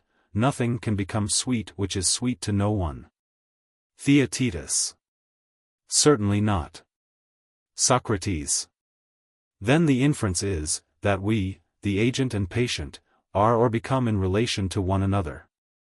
There is a law which binds us one to the other, but not to any other existence, nor each of us to himself, and therefore we can only be bound to one another.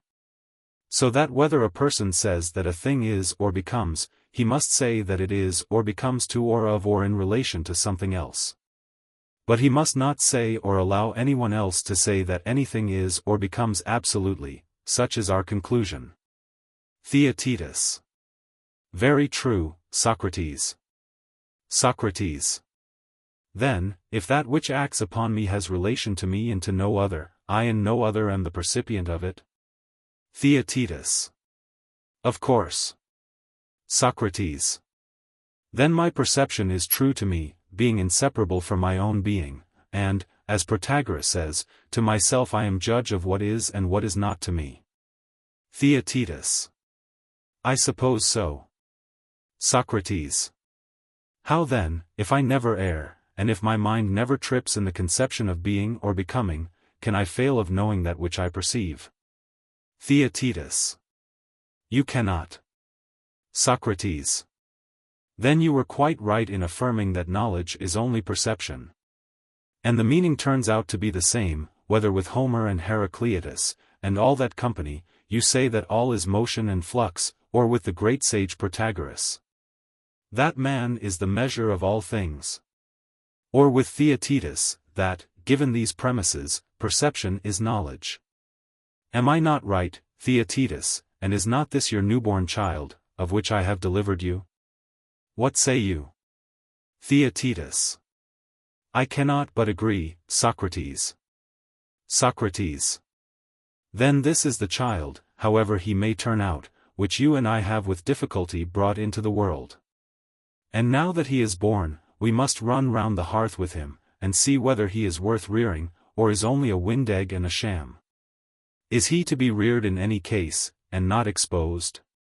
Or will you bear to see him rejected, and not get into a passion if I take away your firstborn? Theodorus. Theaetetus will not be angry, for he is very good-natured. But tell me, Socrates, in heaven's name, is this, after all, not the truth? Socrates. You, Theodorus, are a lover of theories, and now you innocently fancy that I am a bag full of them, and can easily pull one out which will overthrow its predecessor.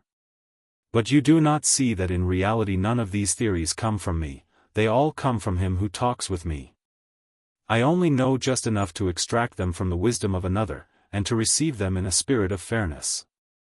And now I shall say nothing myself, but shall endeavor to elicit something from our young friend. Theodorus. Do as you say, Socrates, you are quite right. Socrates. Shall I tell you, Theodorus, what amazes me in your acquaintance Protagoras?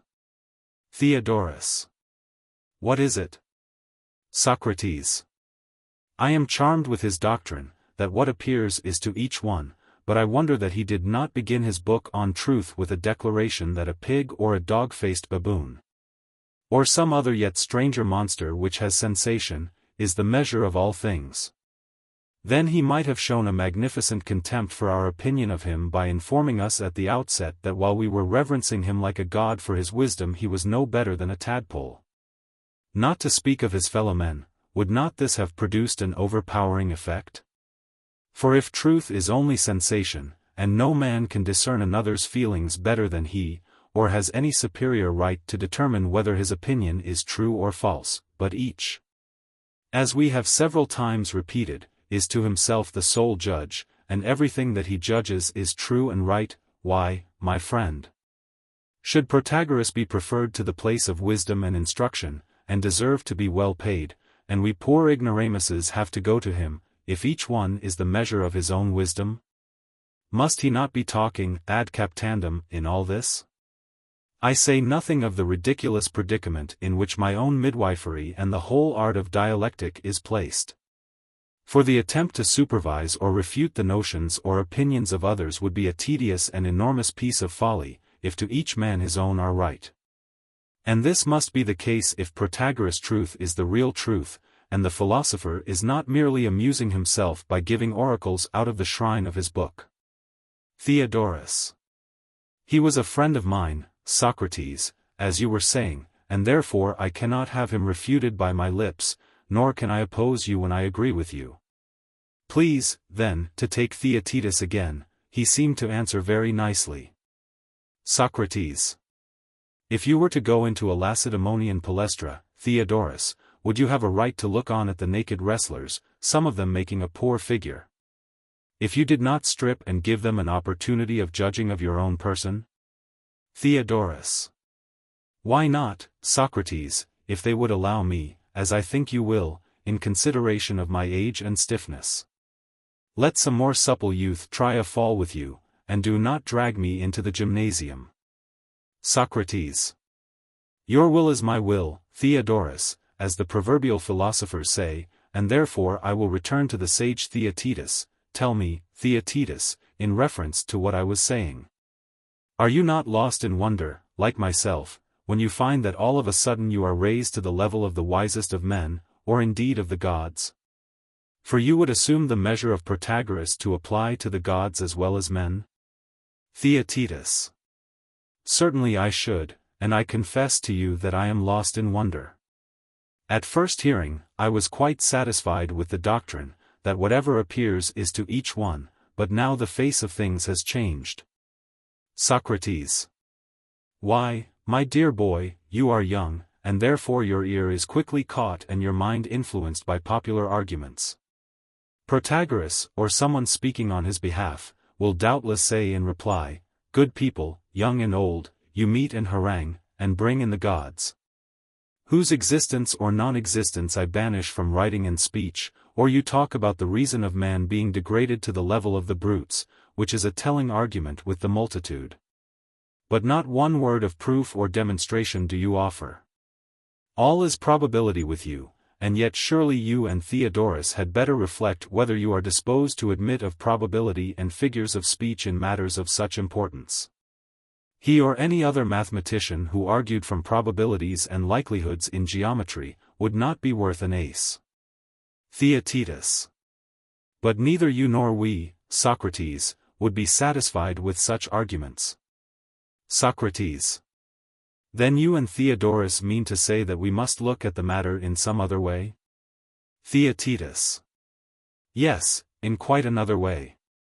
Socrates. And the way will be to ask whether perception is or is not the same as knowledge. For this was the real point of our argument, and with a view to this we raised, did we not, those many strange questions. Theaetetus. Certainly. Socrates. Shall we say that we know everything which we see and hear? For example, shall we say that not having learned, we do not hear the language of foreigners when they speak to us? Or shall we say that we not only hear, but know what they are saying? Or again, if we see letters which we do not understand, shall we say that we do not see them? Or shall we aver that, seeing them, we must know them? Theaetetus. We shall say, Socrates, that we know what we actually see and hear of them, that is to say, we see and know the figure and color of the letters. And we hear and know the elevation or depression of the sound of them. But we do not perceive by sight and hearing, or know, that which grammarians and interpreters teach about them. Socrates. Capital, Theaetetus. And about this there shall be no dispute, because I want you to grow, but there is another difficulty coming, which you will also have to repulse. Theaetetus. What is it? Socrates. Someone will say, can a man who has ever known anything, and still has and preserves a memory of that which he knows, not know that which he remembers at the time when he remembers? I have, I fear, a tedious way of putting a simple question, which is only, whether a man who has learned, and remembers, can fail to know? Theaetetus. Impossible, Socrates. The supposition is monstrous. Socrates. Am I talking nonsense, then? Think, is not seeing perceiving, and is not sight perception? Theaetetus. True. Socrates. And if our recent definition holds, every man knows that which he has seen? Theaetetus. Yes. Socrates. And you would admit that there is such a thing as memory? Theaetetus. Yes. Socrates. And is memory of something or of nothing? Theaetetus. Of something, surely. Socrates. Of things learned and perceived, that is? Theaetetus. Certainly. Socrates. Often a man remembers that which he has seen. Theaetetus. True. Socrates. And if he closed his eyes, would he forget? Theaetetus. Who, Socrates, would dare to say so? Socrates. But we must say so, if the previous argument is to be maintained. Theaetetus. What do you mean? I am not quite sure that I understand you, though I have a strong suspicion that you are right. Socrates. As thus, he who sees knows, as we say, that which he sees. For perception and sight and knowledge are admitted to be the same. Theaetetus. Certainly. Socrates. But he who saw, and has knowledge of that which he saw, remembers, when he closes his eyes, that which he no longer sees. Theaetetus. True. Socrates. And seeing is knowing, and therefore not seeing is not knowing? Theaetetus. Very true. Socrates. Then the inference is, that a man may have attained the knowledge of something, which he may remember and yet not know, because he does not see. And this has been affirmed by us to be a monstrous supposition. Theaetetus. Most true. Socrates. Thus, then, the assertion that knowledge and perception are one, involves a manifest impossibility? Theaetetus. Yes. Socrates. Then they must be distinguished? Theaetetus. I suppose that they must. Socrates. Once more we shall have to begin, and ask, what is knowledge, and yet, Theaetetus, what are we going to do? Theaetetus. About what? Socrates. Like a good-for-nothing cock, without having won the victory, we walk away from the argument and crow. Theaetetus. How do you mean? Socrates. After the manner of disputers 3:13 we were satisfied with mere verbal consistency, and were well pleased if in this way we could gain an advantage. Although professing not to be mere heuristics, but philosophers, I suspect that we have unconsciously fallen into the error of that ingenious class of persons. Theaetetus. I do not as yet understand you. Socrates. Then I will try to explain myself. Just now we asked the question, whether a man who had learned and remembered could fail to know. And we showed that a person who had seen might remember when he had his eyes shut and could not see, and then he would at the same time remember and not know. But this was an impossibility. And so the Protagorean fable came to naught, and yours also, who maintain that knowledge is the same as perception. Theaetetus. True. Socrates. And yet, my friend, I rather suspect that the result would have been different if Protagoras, who was the father of the first of the two brats, had been alive. He would have had a great deal to say on their behalf. But he is dead, and we insult over his orphan child. And even the guardians whom he left, and of whom our friend Theodorus is one, are unwilling to give any help, and therefore I suppose that I must take up his cause myself, and see justice done. Theodorus. Not I, Socrates, but rather Callias, the son of Hipponicus, is guardian of his orphans. I was too soon diverted from the abstractions of dialectic to geometry. Nevertheless, I shall be grateful to you if you assist him. Socrates. Very good, Theodorus, you shall see how I will come to the rescue. If a person does not attend to the meaning of terms as they are commonly used in argument, he may be involved even in greater paradoxes than these. Shall I explain this matter to you or to Theaetetus? Theodorus. To both of us, and let the younger answer. He will incur less disgrace if he is discomfited. Socrates. Then now let me ask the awful question, which is this: can a man know and also not know that which he knows? Theodorus. How shall we answer, Theaetetus? Theaetetus. He cannot, I should say. Socrates. He can, if you maintain that seeing is knowing. When you are imprisoned in a well, as the saying is, and the self-assured adversary closes one of your eyes with his hand, and asks whether you can see his cloak with the eye which he has closed. How will you answer the inevitable man? Theaetetus. I should answer, not with that eye but with the other.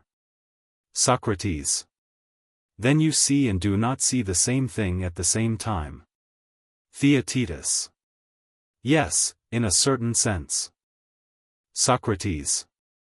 None of that, he will reply. I do not ask or bid you answer in what sense you know, but only whether you know that which you do not know.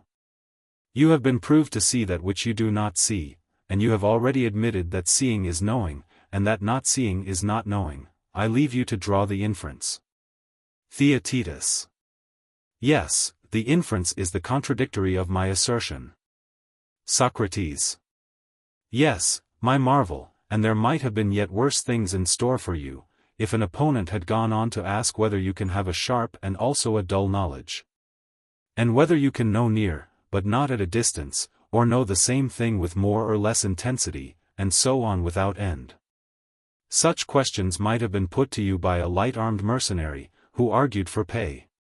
He would have lain in wait for you, and when you took up the position, that sense is knowledge, he would have made an assault upon hearing, smelling, and the other senses. He would have shown you no mercy. And while you were lost in envy and admiration of his wisdom, he would have got you into his net, out of which you would not have escaped until you had come to an understanding about the sum to be paid for your release. Well, you ask, and how will Protagoras reinforce his position? Shall I answer for him? Theaetetus. By all means. Socrates. He will repeat all those things which we have been urging on his behalf, and then he will close with us in disdain, and say, the worthy Socrates asked a little boy whether the same man could remember and not know the same thing, and the boy said no, because he was frightened, and could not see what was coming, and then Socrates made fun of poor me. The truth is, O slatternly Socrates, that when you ask questions about any assertion of mine, and the person asked is found tripping, if he has answered as I should have answered, then I am refuted. But if he answers something else, then he is refuted and not I. For do you really suppose that anyone would admit the memory which a man has of an impression which has passed away to be the same with that which he experienced at the time? Assuredly not. Or would he hesitate to acknowledge that the same man may know and not know the same thing? Or, if he is afraid of making this admission, would he ever grant that one who has become unlike is the same as before he became unlike? Or would he admit that a man is one at all, and not rather many and infinite as the changes which take place in him? I speak by the card in order to avoid entanglements of words. But, oh my good sir, he will say, come to the argument in a more generous spirit. And either show, if you can, that our sensations are not relative and individual, or, if you admit them to be so, prove that this does not involve the consequence that the appearance becomes, or, if you will have the word, is, to the individual only. As to your talk about pigs and baboons, you are yourself behaving like a pig, and you teach your hearers to make sport of my writings in the same ignorant manner, but this is not to your credit. For I declare that the truth is as I have written, and that each of us is a measure of existence and of non-existence. Yet one man may be 1,000 times better than another in proportion as different things are and appear to him. And I am far from saying that wisdom and the wise man have no existence. But I say that the wise man is he who makes the evils which appear and are to a man, into goods which are and appear to him. And I would beg you not to press my words in the letter, but to take the meaning of them as I will explain them. Remember what has been already said, that to the sick man his food appears to be and is bitter, and to the man in health the opposite of bitter. Now I cannot conceive that one of these men can be or ought to be made wiser than the other, nor can you assert that the sick man because he has one impression is foolish, and the healthy man because he has another is wise. But the one state requires to be changed into the other, the worse into the better. As in education, a change of state has to be effected, and the sophist accomplishes by words the change which the physician works by the aid of drugs. Not that anyone ever made another think truly, who previously thought falsely. For no one can think what is not, or think anything different from that which he feels, and this is always true. But as the inferior habit of mind has thoughts of kindred nature, so I conceive that a good mind causes men to have good thoughts. And these which the inexperienced call true, I maintain to be only better, and not truer than others. And, oh my dear Socrates, I do not call wise men tadpoles, far from it. I say that they are the physicians of the human body, and the husbandmen of plants, for the husbandmen also take away the evil and disordered sensations of plants, and infuse into them good and healthy sensations, aye and true ones. 3:14 And the wise and good rhetoricians make the good instead of the evil to seem just estates. For whatever appears to a state to be just and fair, so long as it is regarded as such, is just and fair to it. But the teacher of wisdom causes the good to take the place of the evil, both in appearance and in reality. And in like manner the sophist who is able to train his pupils in this spirit is a wise man, and deserves to be well paid by them. And so one man is wiser than another. And no one thinks falsely, and you, whether you will or not, must endure to be a measure. On these foundations the argument stands firm, which you, Socrates, may, if you please, overthrow by an opposite argument. Or if you like you may put questions to me, a method to which no intelligent person will object, quite the reverse. But I must beg you to put fair questions, for there is great inconsistency in saying that you have a zeal for virtue, and then always behaving unfairly in argument. The unfairness of which I complain is that you do not distinguish between mere disputation and dialectic. The disputer may trip up his opponent as often as he likes, and make fun. But the dialectician will be in earnest, and only correct his adversary when necessary, telling him the errors into which he has fallen through his own fault, or that of the company which he has previously kept. If you do so, your adversary will lay the blame of his own confusion and perplexity on himself, and not on you. He will follow and love you, and will hate himself, and escape from himself into philosophy, in order that he may become different from what he was. But the other mode of arguing, which is practiced by the many, will have just the opposite effect upon him, and as he grows older, instead of turning philosopher, he will come to hate philosophy. I would recommend you, therefore, as I said before, not to encourage yourself in this polemical and controversial temper, but to find out, in a friendly and congenial spirit, what we really mean when we say that all things are in motion, and that to every individual and state what appears, is. In this manner you will consider whether knowledge and sensation are the same or different, but you will not argue, as you were just now doing, from the customary use of names and words, which the vulgar pervert in all sorts of ways, causing infinite perplexity to one another. Such, Theaetetus, is the very slight help which I am able to offer to your old friend. 315 Had he been living, he would have helped himself in a far more glorious style. Theaetetus. You are jesting, Socrates, indeed, your defense of him has been most valorous. Socrates. Thank you, friend. And I hope that you observed Protagoras bidding us be serious, as the text, "Man is the measure of all things," was a solemn one. And he reproached us with making a boy the medium of discourse, and said that the boy's timidity was made to tell against his argument. He also declared that we made a joke of him. Theaetetus. How could I fail to observe all that, Socrates? Socrates. Well, and shall we do as he says? Theaetetus. By all means. Socrates. But if his wishes are to be regarded, you and I must take up the argument, and in all seriousness 316 and ask and answer one another. For you see that the rest of us are nothing but boys. In no other way can we escape the imputation, that in our fresh analysis of his thesis we are making fun with boys. Theaetetus. Well, but is not Theaetetus better able to follow a philosophical inquiry than a great many men who have long beards? Socrates. Yes, Theaetetus, but not better than you. And therefore please not to imagine that I am to defend by every means in my power your departed friend, and that you are to defend nothing and nobody. At any rate, my good man, do not sheer off until we know whether you are a true measure of diagrams, or whether all men are equally measures and sufficient for themselves in astronomy and geometry, and the other branches of knowledge in which you are supposed to excel them. Theaetetus. He who is sitting by you, Socrates, will not easily avoid being drawn into an argument.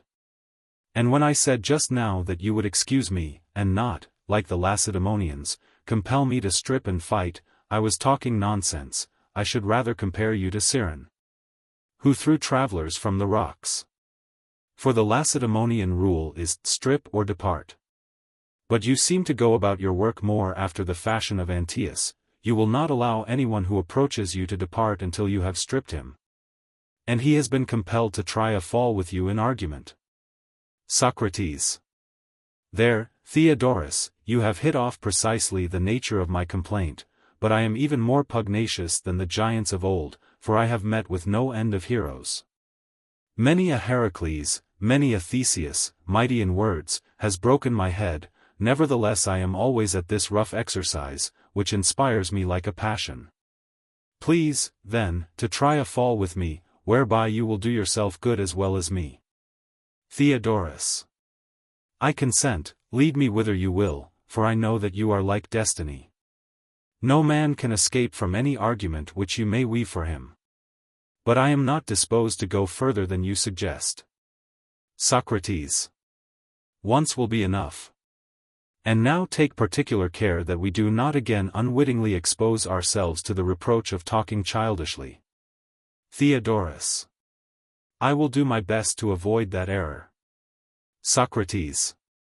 In the first place, let us return to our old objection. And see whether we were right in blaming and taking offense at Protagoras on the ground that he assumed all to be equal and sufficient in wisdom.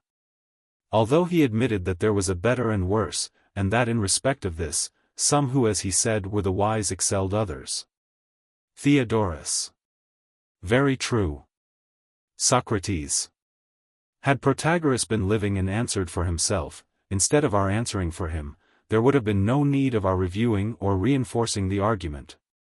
But as he is not here, and someone may accuse us of speaking without authority on his behalf, had we not better come to a clearer agreement about his meaning, for a great deal may be at stake? Theodorus. True. Socrates. Then let us obtain, not through any third person, but from his own statement and in the fewest words possible, the basis of agreement. Theodorus. In what way? Socrates. In this way, his words are, what seems to a man, is to him. Theodorus. Yes, so he says. Socrates. And are not we, Protagoras, uttering the opinion of man, or rather of all mankind, when we say that everyone thinks himself wiser than other men in some things, and they're inferior in others? In the hour of danger, when they are in perils of war, or of the sea, or of sickness, do they not look up to their commanders as if they were gods, and expect salvation from them? Only because they excel them in knowledge? Is not the world full of men in their several employments, who are looking for teachers and rulers of themselves and of the animals? And there are plenty who think that they are able to teach and able to rule. Now, in all this is implied that ignorance and wisdom exist among them, at least in their own opinion. Theodorus. Certainly. Socrates. And wisdom is assumed by them to be true thought, and ignorance to be false opinion. Theodorus. Exactly. Socrates.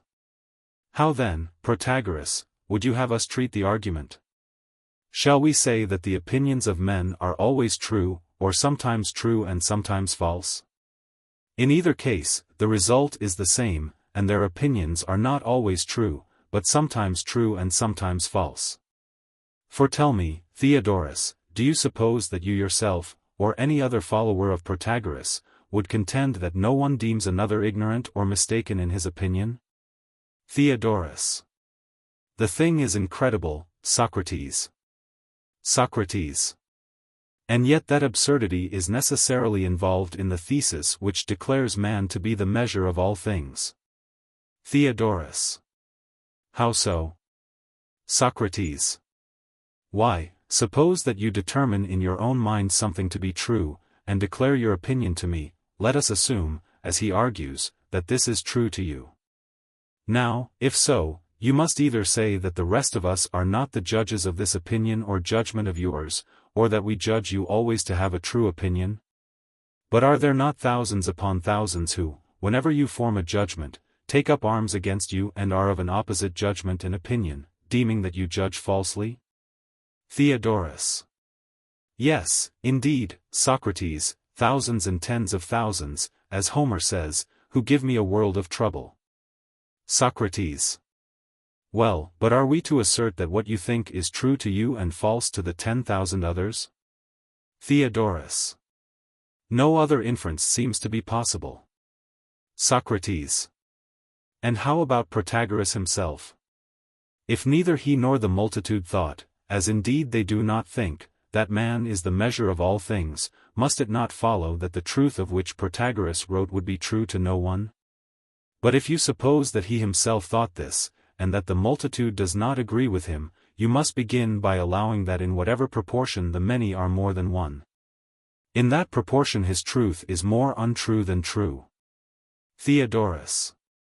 That would follow if the truth is supposed to vary with individual opinion. Socrates. And the best of the joke is, that he acknowledges the truth of their opinion who believe his own opinion to be false, for he admits that the opinions of all men are true. Theaetetus. Certainly. Socrates. And does he not allow that his own opinion is false, if he admits that the opinion of those who think him false is true? Theaetetus. Of course. Socrates. Whereas the other side do not admit that they speak falsely? Theaetetus. They do not. Socrates. And he, as may be inferred from his writings, agrees that this opinion is also true. Theaetetus. Clearly. Socrates. Then all mankind, beginning with Protagoras, will contend, or rather, should say that he will allow, when he concedes that his adversary has a true opinion, Protagoras, I say, will himself allow that neither a dog nor any ordinary man is the measure of anything which he has not learned. Am I not right? Theaetetus. Yes. Socrates. And the truth of Protagoras being doubted by all, will be true neither to himself to anyone else? Theaetetus. I think, Socrates, that we are running my old friend too hard. Socrates. But I do not know that we are going beyond the truth. Doubtless, as he is older, he may be expected to be wiser than we are. And if he could only just get his head out of the world below, he would have overthrown both of us again and again, me for talking nonsense and you for assenting to me, and have been off and underground in a trice. But as he is not within call, we must make the best use of our own faculties, such as they are, and speak out what appears to us to be true. And one thing which no one will deny is, that there are great differences in the understandings of men. Theaetetus. In that opinion I quite agree. Socrates. And is there not most likely to be firm ground in the distinction which we were indicating on behalf of Protagoras, viz., that most things, and all immediate sensations, such as hot, dry, sweet, are only such as they appear? If however difference of opinion is to be allowed at all, surely we must allow it in respect of health or disease? For every woman, child, or living creature has not such a knowledge of what conduces to health as to enable them to cure themselves. Theaetetus. I quite agree. Socrates. Or again, in politics, while affirming that just and unjust, honorable and disgraceful, holy and unholy, are in reality to each state such as the state thinks and makes lawful, and that in determining these matters no individual or state is wiser than another.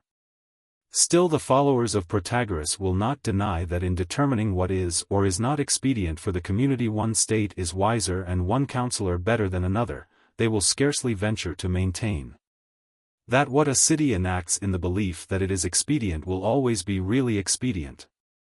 But in the other case, I mean when they speak of justice and injustice, piety and impiety, they are confident that in nature these have no existence or essence of their own. The truth is that which is agreed on at the time of the agreement, and as long as the agreement lasts. And this is the philosophy of many who do not altogether go along with Protagoras. Here arises a new question, Theaetetus, which threatens to be more serious than the last. Theaetetus. Well, Socrates, we have plenty of leisure. Socrates. That is true, and your remark recalls to my mind an observation which I have often made. That those who have passed their days in the pursuit of philosophy are ridiculously at fault when they have to appear and speak in court. How natural is this? Theaetetus. What do you mean? Socrates. I mean to say that those who have been trained in philosophy and liberal pursuits are as unlike those who from their youth upwards have been knocking about in the courts and such places, as a freeman is in breeding unlike a slave. Theodorus. In what is the difference seen? Socrates. In the leisure spoken of by you, which a freeman can always command, he has his talk out in peace, and, like ourselves, he wanders at will from one subject to another, and from a second to a third. If the fancy takes him, he begins again, as we are doing now, caring not whether his words are many or few.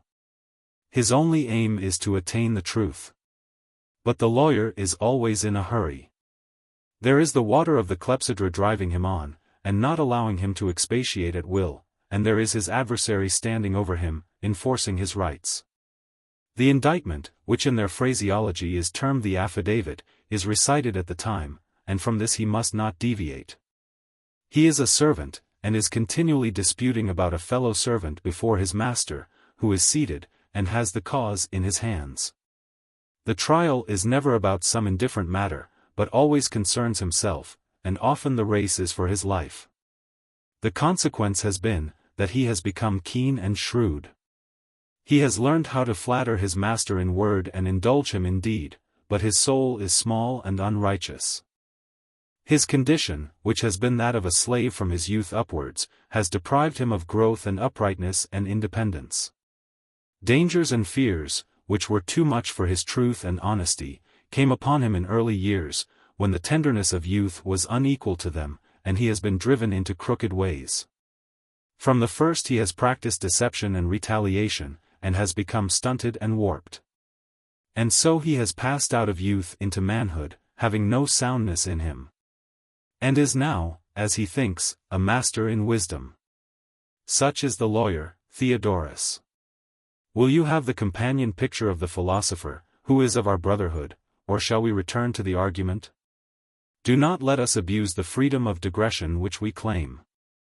Theodorus. Nay, Socrates, not until we have finished what we are about.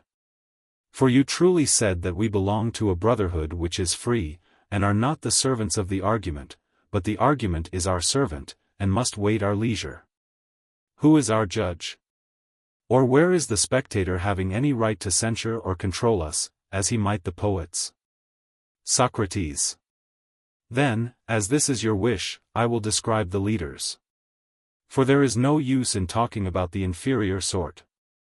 In the first place, the lords of philosophy have never, from their youth upwards, known their way to the agora, or the dicastery, or the council, or any other political assembly. They neither see nor hear the laws or decrees, as they are called, of the state written or recited. The eagerness of political societies in the attainment of offices, clubs, and banquets, and revels, and singing maidens, do not enter even into their dreams. Whether any event has turned out well or ill in the city, what disgrace may have descended to anyone from his ancestors, male or female, are matters of which the philosopher no more knows than he can tell, as they say, how many pints are contained in the ocean. Neither is he conscious of his ignorance. For he does not hold aloof in order that he may gain a reputation. But the truth is, that the outer form of him only is in the city, his mind, disdaining the littlenesses and nothingnesses of human things, is flying all abroad, as Pindar says. Measuring earth and heaven and the things which are under and on the earth and above the heaven, interrogating the whole nature of each and all in their entirety, but not condescending to anything which is within reach. Theodorus. What do you mean, Socrates? Socrates. I will illustrate my meaning, Theodorus, by the jest which the clever witty Thracian handmaid is said to have made about Thales, when he fell into a well as he was looking up at the stars. She said, that he was so eager to know what was going on in heaven, that he could not see what was before his feet. This is a jest which is equally applicable to all philosophers. For the philosopher is wholly unacquainted with his next-door neighbor, he is ignorant, not only of what he is doing, but he hardly knows whether he is a man or an animal. He is searching into the essence of man, and busy in inquiring what belongs to such a nature to do or suffer different from any other. I think that you understand me, Theodorus. Theodorus. I do, and what you say is true. Socrates. And thus, my friend, on every occasion, private as well as public, as I said at first, when he appears in a law court, or in any place in which he has to speak of things which are at his feet and before his eyes, he is the jest, not only of Thracian handmaids but of the general herd, tumbling into wells and every sort of disaster through his inexperience. His awkwardness is fearful, and gives the impression of imbecility.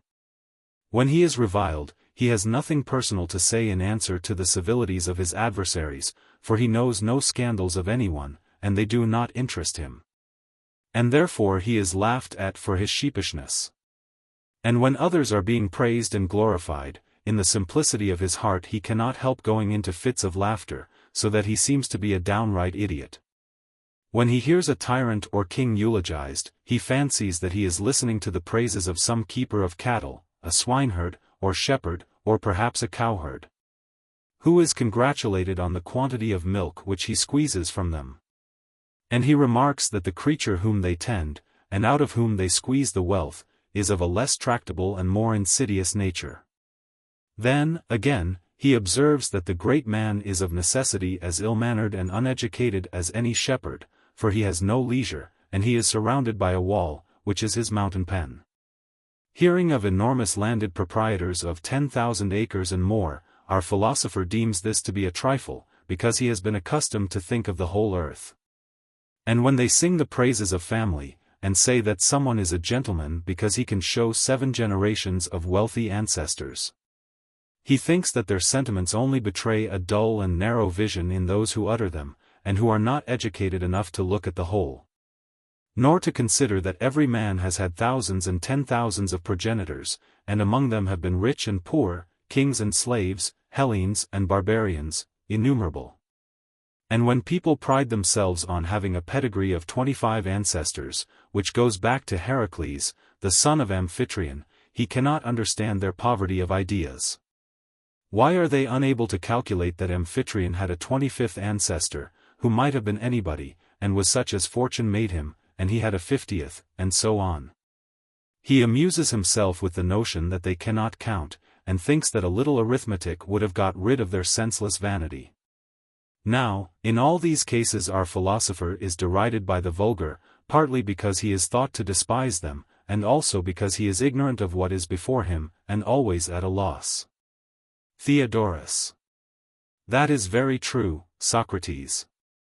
Socrates.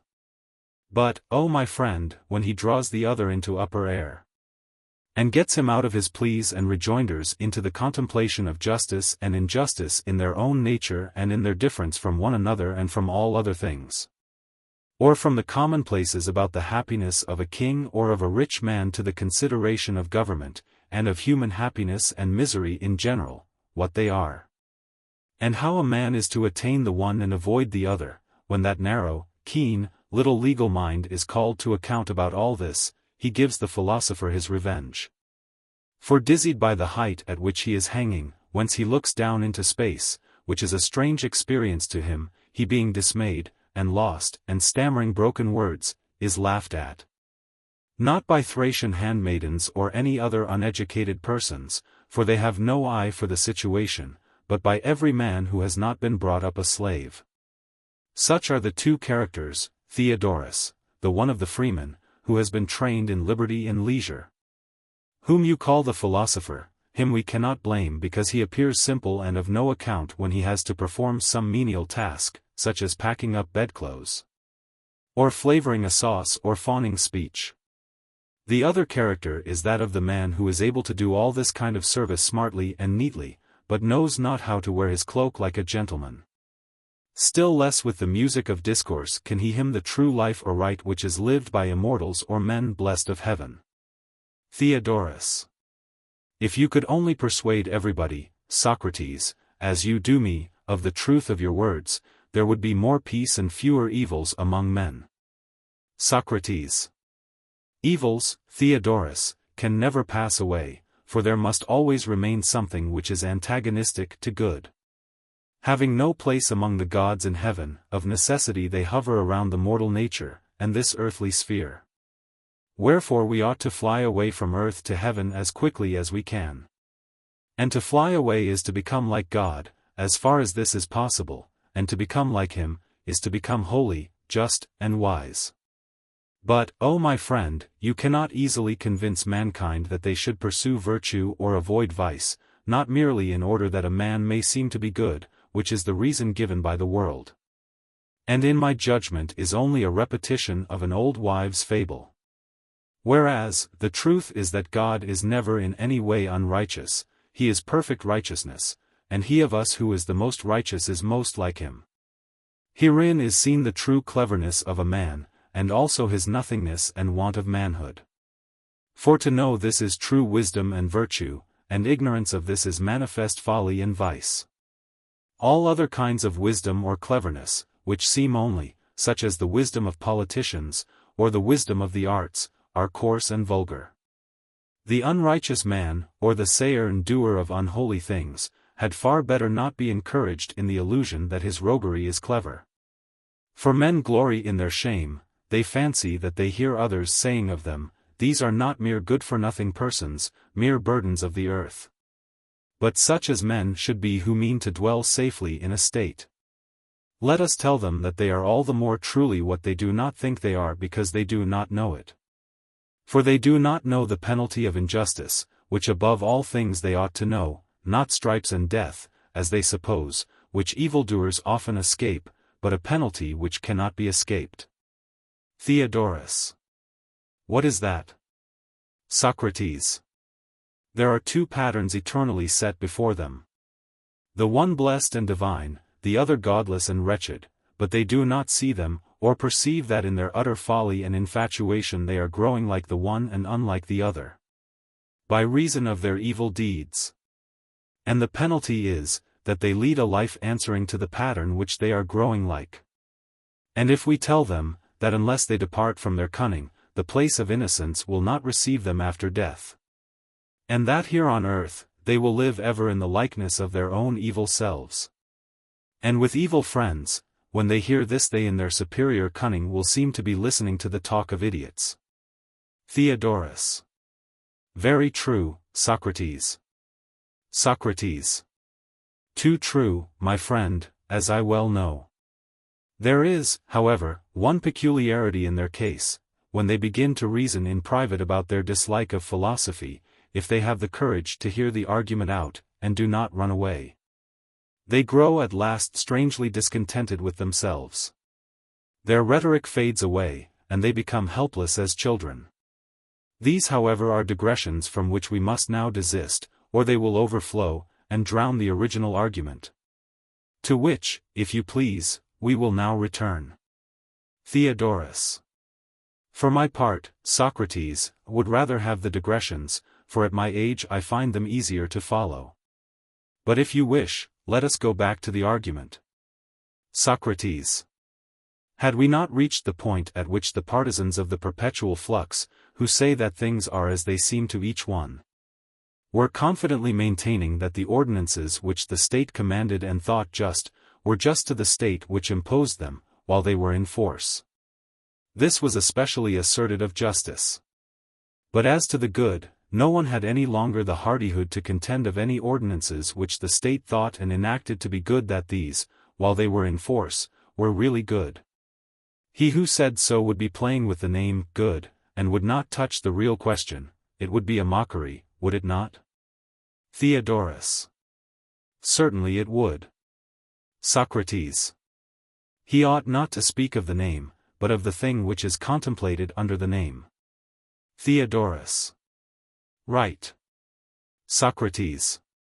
Whatever be the term used, the good or expedient is the aim of legislation, and as far as she has an opinion, the state imposes all laws with a view to the greatest expediency. Can legislation have any other aim? Theaetetus. Certainly not. Socrates. But is the aim attained always? Do not mistakes often happen? Theaetetus. Yes, I think that there are mistakes. Socrates. The possibility of error will be more distinctly recognized, if we put the question in reference to the whole class under which the good or expedient falls. That whole class has to do with the future, and laws are passed under the idea that they will be useful in aftertime, which, in other words, is the future. Theodorus. Very true. Socrates. Suppose now, that we ask Protagoras, or one of his disciples, a question. "O Protagoras," we will say to him, "man is, as you declare, the measure of all things, white, heavy, light, of all such things he is the judge. For he has the criterion of them in himself, and when he thinks that things are such as he experiences them to be, he thinks what is and is true to himself. Is it not so?" Theodorus. Yes. Socrates. And do you extend your doctrine, Protagoras, as we shall further say, to the future as well as to the present? And has he the criterion not only of what in his opinion is but of what will be, and do things always happen to him as he expected? For example, take the case of heat, when an ordinary man thinks that he is going to have a fever, and that this kind of heat is coming on, and another person, who is a physician, thinks the contrary, whose opinion is likely to prove right? Or are they both right? He will have a heat and fever in his own judgment, and not have a fever in the physician's judgment. Theodorus. How ludicrous. Socrates. And the vine-grower, if I am not mistaken, is a better judge of the sweetness or dryness of the vintage which is not yet gathered than the harp-player? Theodorus. Certainly. Socrates. And in musical composition the musician will know better than the training master what the training master himself will hereafter think harmonious or the reverse? Theodorus. Of course. Socrates. And the cook will be a better judge than the guest, who is not a cook, of the pleasure to be derived from the dinner which is in preparation. For of present or past pleasure we are not as yet arguing, but can we say that everyone will be to himself the best judge of the pleasure which will seem to be and will be to him in the future? Nay, would not you, Protagoras, better guess which arguments in a court would convince any one of us than the ordinary man? Theodorus. Certainly, Socrates, he used to profess in the strongest manner that he was the superior of all men in this respect. Socrates. To be sure, friend, who would have paid a large sum for the privilege of talking to him. If he had really 317 persuaded his visitors that neither a prophet nor any other man was better able to judge what will be and seem to be in the future than everyone could for himself? Theodorus. Who indeed? Socrates. And legislation and expediency are all concerned with the future. And everyone will admit that states, in passing laws, must often fail of their highest interests. Theodorus. Quite true. Socrates. Then we may fairly argue against your master, that he must admit one man to be wiser than another, and that the wiser is a measure, but I, who know nothing, am not at all obliged to accept the honor which the advocate of Protagoras was just now forcing upon me, whether I would or not, of being a measure of anything. Theodorus. That is the best refutation of him, Socrates, although he is also caught when he ascribes truth to the opinions of others, who give the lie direct to his own opinion. Socrates. There are many ways, Theodorus, in which the doctrine that every opinion of every man is true may be refuted. But there is more difficulty in proving that states of feeling, which are present to a man, and out of which arise sensations and opinions in accordance with them, are also untrue. And very likely I have been talking nonsense about them. For they may be unassailable, and those who say that there is clear evidence of them, and that they are matters of knowledge, may probably be right. In which case our friend Theaetetus was not so far from the mark when he identified perception and knowledge. And therefore let us draw nearer, as the advocate of Protagoras desires, and give the truth of the universal flux a ring. Is the theory sound or not? At any rate, no small war is raging about it, and there are combination not a few. Theodorus. No small war, indeed, for in Ionia the sect makes rapid strides. The disciples of Heraclitus are most energetic upholders of the doctrine. Socrates. Then we are the more bound, my dear Theodorus, to examine the question from the foundation as it is set forth by themselves. Theodorus. Certainly we are. About these speculations of Heraclitus, which, as you say, are as old as Homer, or even older still, the Ephesians themselves, who profess to know them, are downright mad. And you cannot talk with them on the subject. For, in accordance with their textbooks, they are always in motion. But as for dwelling upon an argument or a question, and quietly asking and answering in turn, they can no more do so than they can fly. Or rather, the determination of these fellows not to have a particle of rest in them is more than the utmost powers of negation can express. If you ask any of them a question, he will produce, as from a quiver, sayings brief and dark, and shoot them at you. And if you inquire the reason of what he has said, you will be hit by some other newfangled word, and will make no way with any of them, nor they with one another. Their great care is, not to allow of any settled principle either in their arguments or in their minds, conceiving, as I imagine, that any such principle would be stationary. For they are at war with the stationary, and do what they can to drive it out everywhere. Socrates. I suppose, Theodorus, that you have only seen them when they were fighting, and have never stayed with them in time of peace, for they are no friends of yours. And their peace doctrines are only communicated by them at leisure, as I imagine, to those disciples of theirs whom they want to make like themselves. Theodorus. Disciples. My good sir, they have none.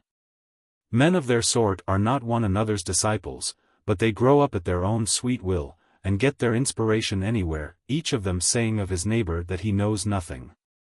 From these men, then, as I was going to remark, you will never get a reason, whether with their will or without their will. We must take the question out of their hands, and make the analysis ourselves, as if we were doing geometrical problem. Socrates. Quite right too.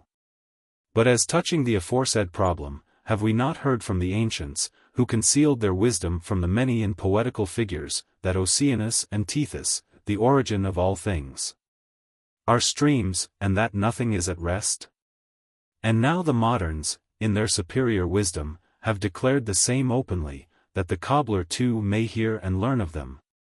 And no longer foolishly imagine that some things are at rest and others in motion, having learned that all is motion, he will duly honor his teachers. I had almost forgotten the opposite doctrine, Theodorus. Alone being remains unmoved, which is the name for the all. This is the language of Parmenides, Melissus, and their followers, who stoutly maintain that all being is one and self-contained, and has no place in which to move. What shall we do, friend, with all these people?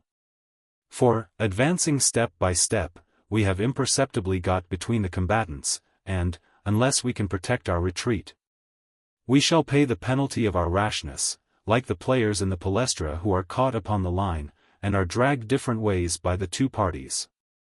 Therefore I think that we had better begin by considering those whom we first accosted, the river gods, and, if we find any truth in them, we will help them to pull us over, and try to get away from the others. But if the partisans of the whole appear to speak more truly, we will fly off from the party which would move the immovable, to them. And if I find that neither of them have anything reasonable to say, we shall be in a ridiculous position, having so great a conceit of our own poor opinion and rejecting that of ancient and famous men. O Theodorus, do you think that there is any use in proceeding when the danger is so great? Theodorus. Nay, Socrates, not to examine thoroughly what the two parties have to say would be quite intolerable. Socrates. Then examine we must, since you, who were so reluctant to begin, are so eager to proceed. The nature of motion appears to be the question with which we begin. What do they mean when they say that all things are in motion? Is there only one kind of motion, or, as I rather incline to think, two? I should like to have your opinion upon this point in addition to my own, that I may err, if I must err, in your company. Tell me, then, when a thing changes from one place to another, or goes round in the same place, is not that what is called motion? Theodorus. Yes. Socrates. Here then we have one kind of motion. But when a thing, remaining on the same spot, grows old, or becomes black from being white, or hard from being soft, or undergoes any other change, may not this be properly called motion of another kind?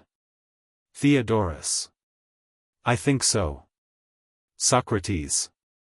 Say rather that it must be so. Of motion then there are these two kinds, change, and motion in place. 3:18. Theodorus. You are right. Socrates. And now, having made this distinction, let us address ourselves to those who say that all is motion, and ask them whether all things according to them have the two kinds of motion, and are changed as well as move in place, or is one thing moved in both ways, and another in one only? Theodorus. Indeed, I do not know what to answer, but I think they would say that all things are moved in both ways. Socrates. Yes, comrade. For, if not, they would have to say that the same things are in motion and at rest, and there would be no more truth in saying that all things are in motion, than that all things are at rest. Theodorus. To be sure. Socrates. And if they are to be in motion, and nothing is to be devoid of motion, all things must always have every sort of motion? Theodorus. Most true. Socrates. Consider a further point. Did we not understand them to explain the generation of heat, whiteness, or anything else? In some such manner as the following, were they not saying that each of them is moving between the agent and the patient, together with a perception? And that the patient ceases to be a perceiving power and becomes a percipient, and the agent a quale instead of a quality? I suspect that quality may appear a strange and uncouth term to you, and that you do not understand the abstract expression. Then I will take concrete instances. I mean to say that the producing power or agent becomes neither heat nor whiteness but hot and white, and the like of other things. For I must repeat what I said before, that neither the agent nor patient have any absolute existence, but when they come together and generate sensations and their objects, the one becomes a thing of a certain quality, and the other a percipient. You remember? Theodorus. Of course. Socrates. We may leave the details of their theory unexamined, but we must not forget to ask them the only question with which we are concerned: are all things in motion and flux? Theodorus. Yes, they will reply. Socrates. And they are moved in both those ways which we distinguished, that is to say, they move in place and are also changed? Theodorus. Of course, if the motion is to be perfect. Socrates. If they only moved in place and were not changed, we should be able to say what is the nature of the things which are in motion and flux? Theodorus. Exactly. Socrates. But now, since not even white continues to flow white, and whiteness itself is a flux or change which is passing into another color, and is never to be caught standing still, can the name of any color be rightly used at all? Theodorus. How is that possible, Socrates, either in the case of this or of any other quality, if while we are using the word the object is escaping in the flux? Socrates. And what would you say of perceptions, such as sight and hearing, or any other kind of perception? Is there any stopping in the act of seeing and hearing? Theodorus. Certainly not, if all things are in motion. Socrates. Then we must not speak of seeing any more than of not seeing, nor of any other perception more than of any non-perception, if all things partake of every kind of motion? Theodorus. Certainly not. Socrates. Yet perception is knowledge, so at least Theaetetus and I were saying. Theodorus. Very true. Socrates. Then when we were asked what is knowledge, we no more answered what is knowledge than what is not knowledge. Theodorus.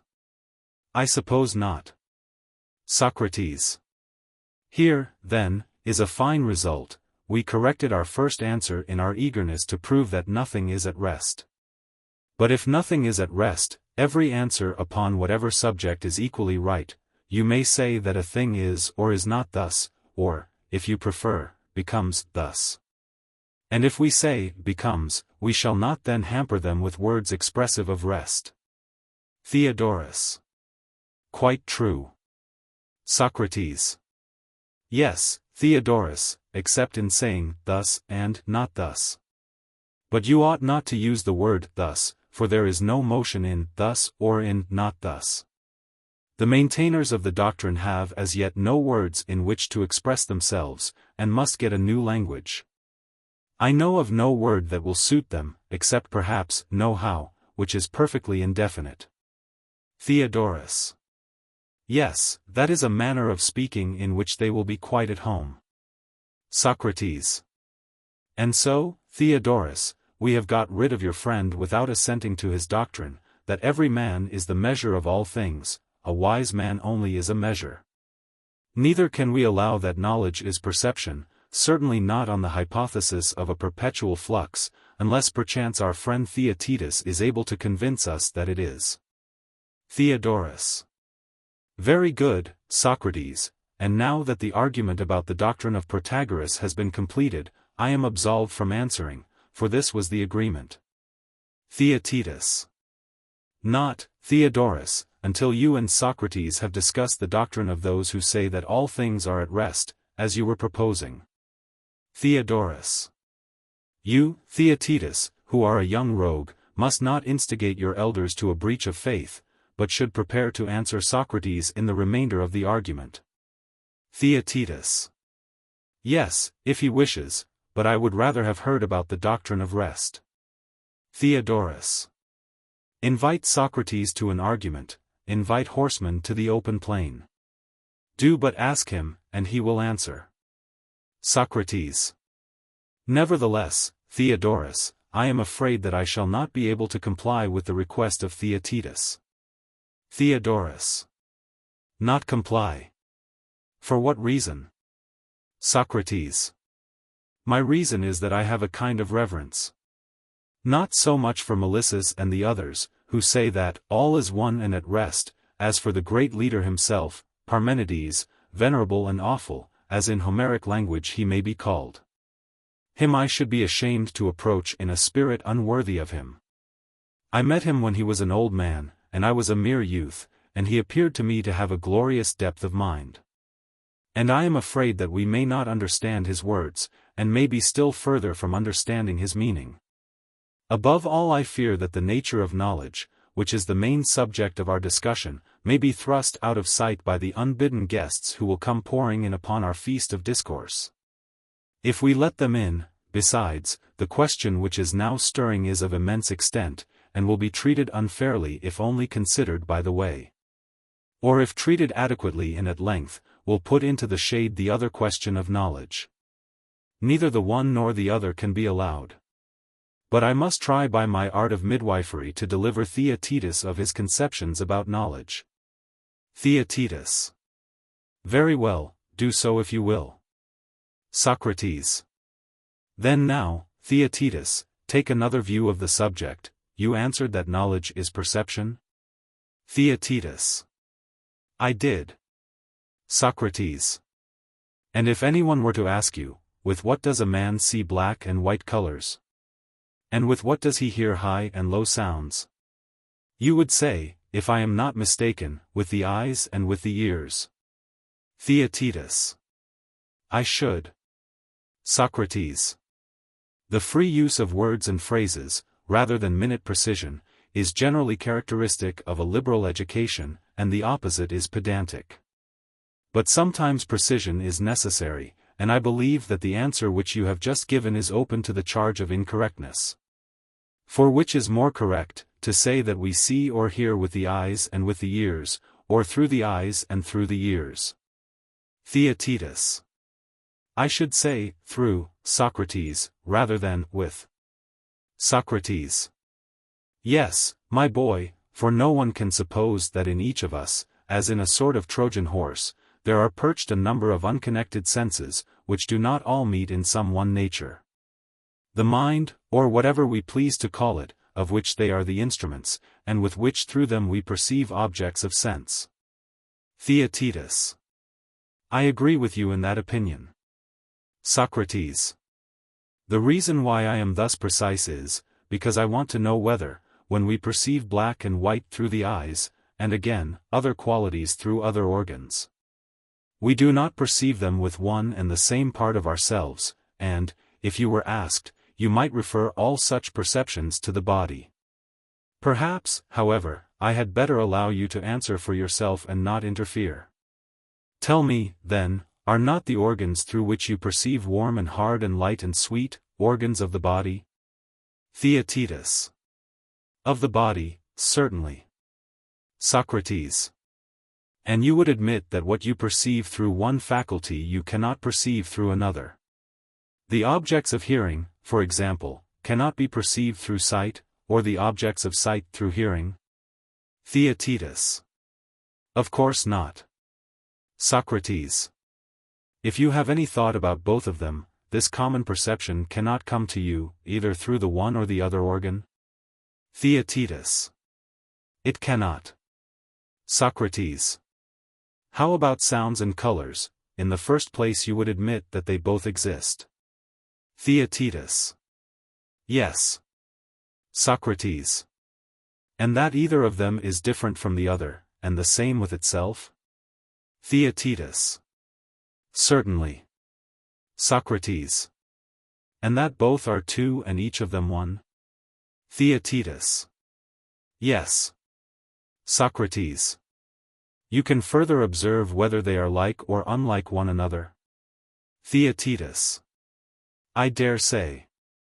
Socrates. But through what do you perceive all this about them? For neither through hearing nor yet through seeing can you apprehend that which they have in common. Let me give you an illustration of the point at issue, if there were any meaning in asking whether sounds and colors are saline or not. You would be able to tell me what faculty would consider the question. It would not be sight or hearing, but some other. Theaetetus. Certainly, the faculty of taste. Socrates. Very good. And now tell me what is the power which discerns, not only in sensible objects, but in all things, universal notions, such as those which are called being and not being. And those others about which we were just asking, what organs will you assign for the perception of these notions? Theaetetus. You are thinking of being and not being, likeness and unlikeness, sameness and difference, and also of unity in other numbers which are applied to objects of sense. And you mean to ask, through what bodily organ the soul perceives odd and even numbers and other arithmetical conceptions. Socrates. You follow me excellently, Theaetetus. That is precisely what I am asking. Theaetetus. Indeed, Socrates, I cannot answer. My only notion is, that these, unlike objects of sense, have no separate organ, but that the mind, by a power of her own, contemplates the universals in all things. Socrates. You are a beauty, Theaetetus, and not ugly, as Theodorus was saying, for he who utters the beautiful is himself beautiful and good. And besides being beautiful, you have done me a kindness in releasing me from a very long discussion, if you are clear that the soul views some things by herself and others through the bodily organs. For that was my own opinion, and I wanted you to agree with me. Theaetetus. I am quite clear. Socrates. And to which class would you refer being or essence? For this, of all our notions, is the most universal? Theaetetus. I should say, to that class which the soul aspires to know of herself. Socrates. And would you say this also of like and unlike, same and other? Theaetetus. Yes. Socrates. And would you say the same of the noble and base, and of good and evil? Theaetetus. These I conceive to be notions which are essentially relative, and which the soul also perceives by comparing in herself things past and present with the future. Socrates. And does she not perceive the hardness of that which is hard by the touch, and the softness of that which is soft equally by the touch? Theaetetus. Yes. Socrates. But their essence and what they are, and their opposition to one another, and the essential nature of this opposition. The soul herself endeavors to decide for us by the review and comparison of them? Theaetetus. Certainly. Socrates. The simple sensations which reach the soul through the body are given at birth to men and animals by nature. But their reflections on the being and use of them are slowly and hardly gained, if they are ever gained, by education and long experience. Theaetetus. Assuredly. Socrates. And can a man attain truth who fails of attaining being? Theaetetus. Impossible. Socrates. And can he who misses the truth of anything, have a knowledge of that thing? Theaetetus. He cannot. Socrates. Then knowledge does not consist in impressions of sense, but in reasoning about them, in that only, and not in the mere impression, truth and being can be attained? Theaetetus. Clearly. Socrates. And would you call the two processes by the same name, when there is so great a difference between them? Theaetetus. That would certainly not be right. Socrates. And what name would you give to seeing, hearing, smelling, being cold and being hot? Theaetetus. I should call all of them perceiving. What other name could be given to them? Socrates. Perception would be the collective name of them? Theaetetus. Certainly. Socrates.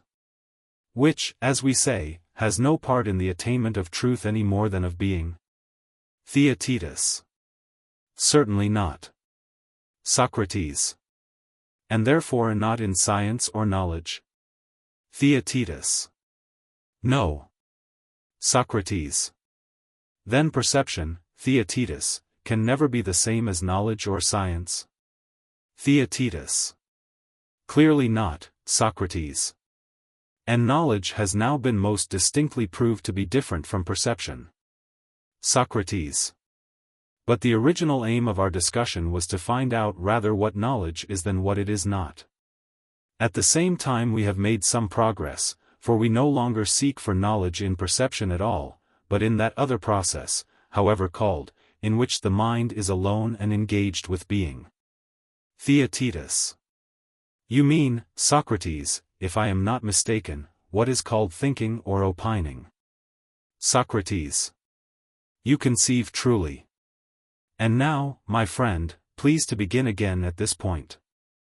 And having wiped out of your memory all that has preceded, see if you have arrived at any clearer view, and once more say what is knowledge. Theaetetus. I cannot say, Socrates, that all opinion is knowledge, because there may be a false opinion, but I will venture to assert, that knowledge is true opinion. Let this then be my reply. And if this is hereafter disproved, I must try to find another. Socrates.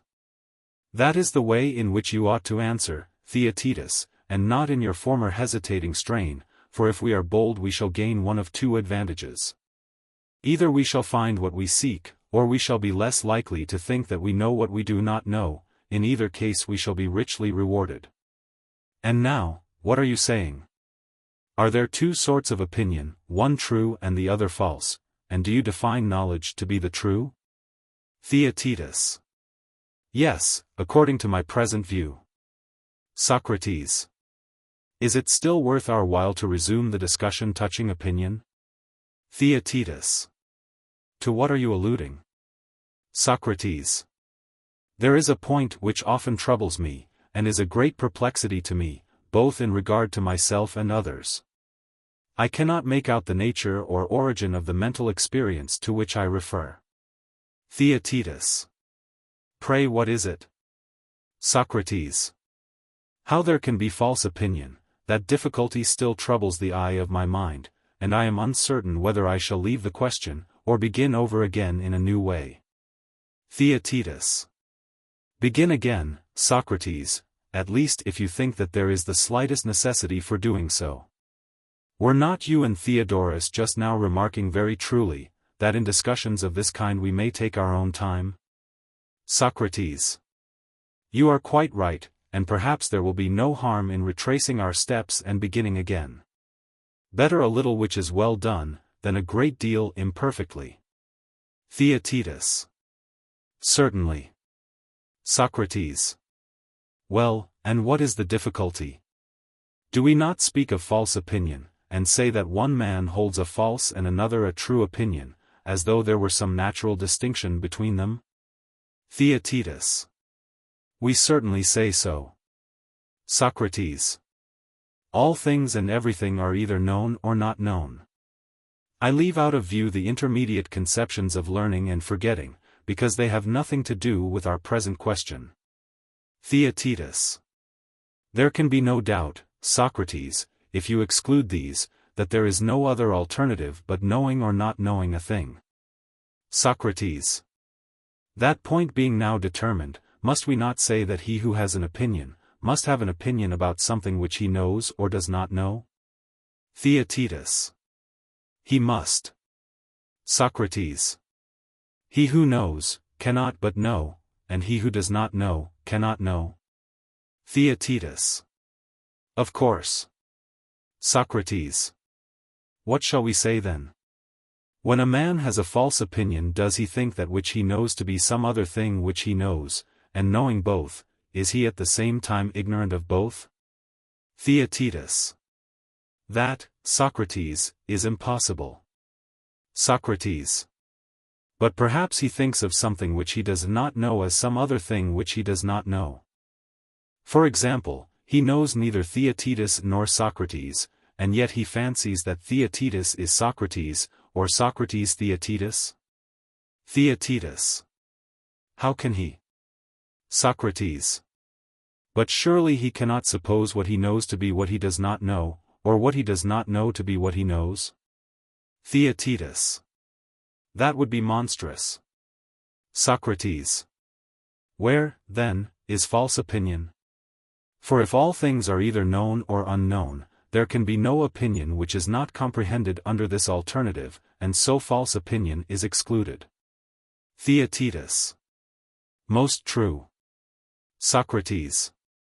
Suppose that we remove the question out of the sphere of knowing or not knowing, into that of being and not being. Theaetetus. What do you mean? Socrates.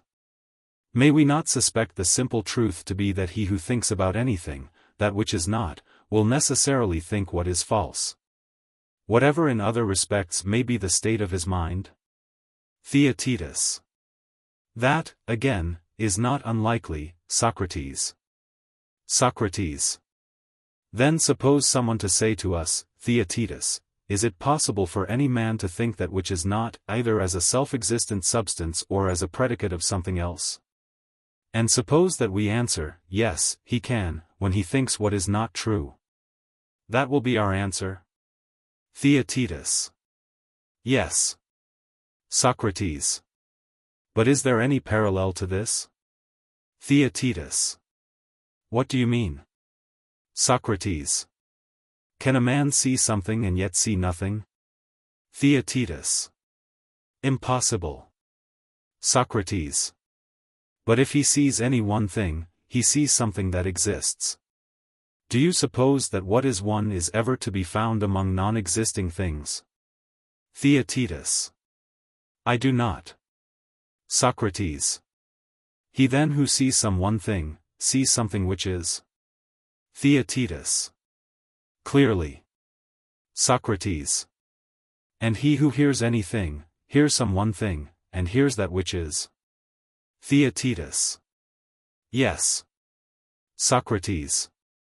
And he who touches anything, touches something which is one and therefore is? Theaetetus.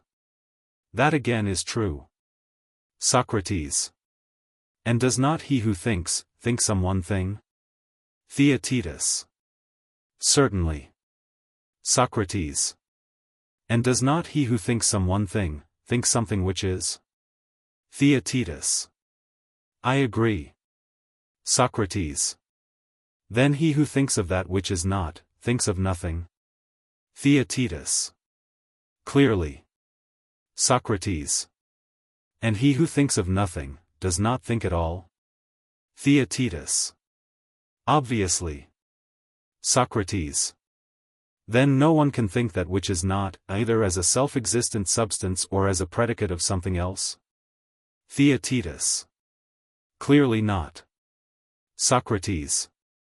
Then to think falsely is different from thinking that which is not. Theaetetus. It would seem so. Socrates. Then false opinion has no existence in us, either in the sphere of being or of knowledge. Theaetetus. Certainly not. Socrates. But may not the following be the description of what we express by this name? Theaetetus. What? Socrates. May we not suppose that false opinion or thought is a sort of heterodoxy? A person may make an exchange in his mind, and say that one real object is another real object. For thus he always thinks that which is, but he puts one thing in place of another, and missing the aim of his thoughts, he may be truly said to have false opinion. Theaetetus. Now you appear to me to have spoken the exact truth. When a man puts the base in the place of the noble, or the noble in the place of the base, then he has truly false opinion. Socrates. I see, Theaetetus, that your fear has disappeared, and that you are beginning to despise me. Theaetetus. What makes you say so? Socrates. You think, if I am not mistaken, that your truly false is safe from censure, and that I shall never ask whether there can be a swift which is slow, or a heavy which is light. Or any other self-contradictory thing, which works, not according to its own nature, but according to that of its opposite. But I will not insist upon this, for I do not wish needlessly to discourage you.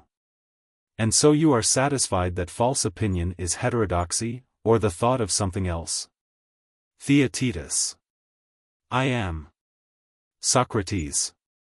It is possible then upon your view for the mind to conceive of one thing as another? Theaetetus. True. Socrates. But must not the mind, or thinking power, which misplaces them, have a conception either of both objects or of one of them? Theaetetus. Certainly. Socrates. Either together or in succession? Theaetetus. Very good. Socrates. And do you mean by conceiving, the same which I mean? Theaetetus. What is that? Socrates. I mean the conversation which the soul holds with herself in considering of anything. I speak of what I scarcely understand. But the soul when thinking appears to me to be just talking, asking questions of herself and answering them, affirming and denying. And when she has arrived at a decision, either gradually or by a sudden impulse, and has at last agreed, and does not doubt, this is called her opinion. I say, then, that to form an opinion is to speak, and opinion is a word spoken, I mean, to oneself and in silence, not aloud or to another. What think you? Theaetetus. I agree. Socrates. Then when anyone thinks of one thing as another, he is saying to himself that one thing is another? Theaetetus. Yes. Socrates. But do you ever remember saying to yourself that the noble is certainly base, or the unjust just? Or, best of all, have you ever attempted to convince yourself that one thing is another? Nay, not even in sleep, did you ever venture to say to yourself that odd is even, or anything of the kind? Theaetetus. Never. Socrates.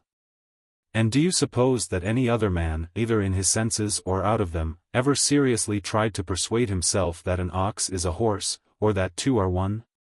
Theaetetus. Certainly not. Socrates.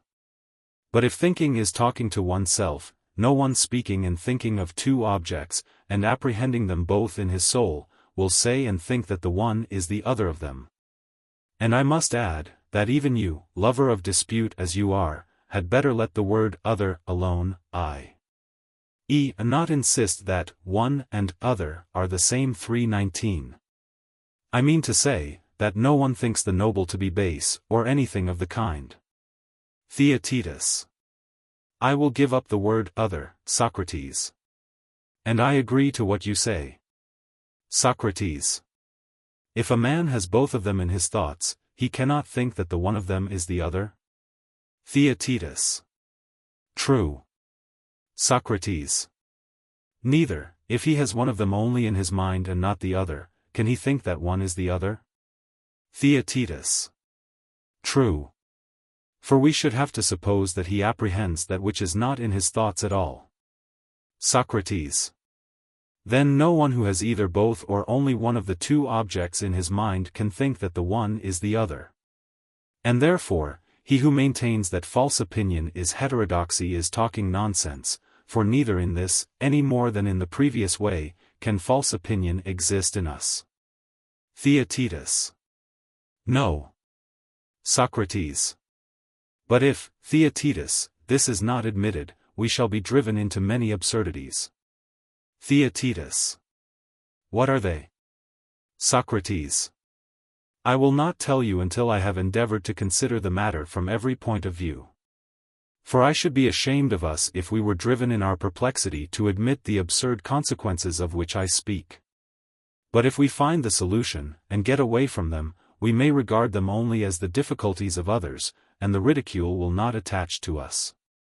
On the other hand, if we utterly fail, I suppose that we must be humble, and allow the argument to trample us underfoot, as the seasick passenger is trampled upon by the sailor. And to do anything to us. Listen, then, while I tell you how I hope to find a way out of our difficulty. Theaetetus. Let me hear. Socrates.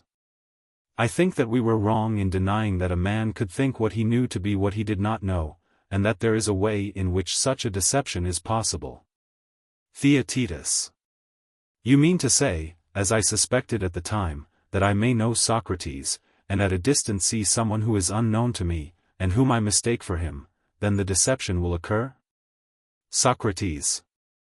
But has not that position been relinquished by us, because involving the absurdity that we should know and not know the things which we know? Theaetetus. True. Socrates. Let us make the assertion in another form, which may or may not have a favorable issue, but as we are in a great strait, every argument should be turned over and tested.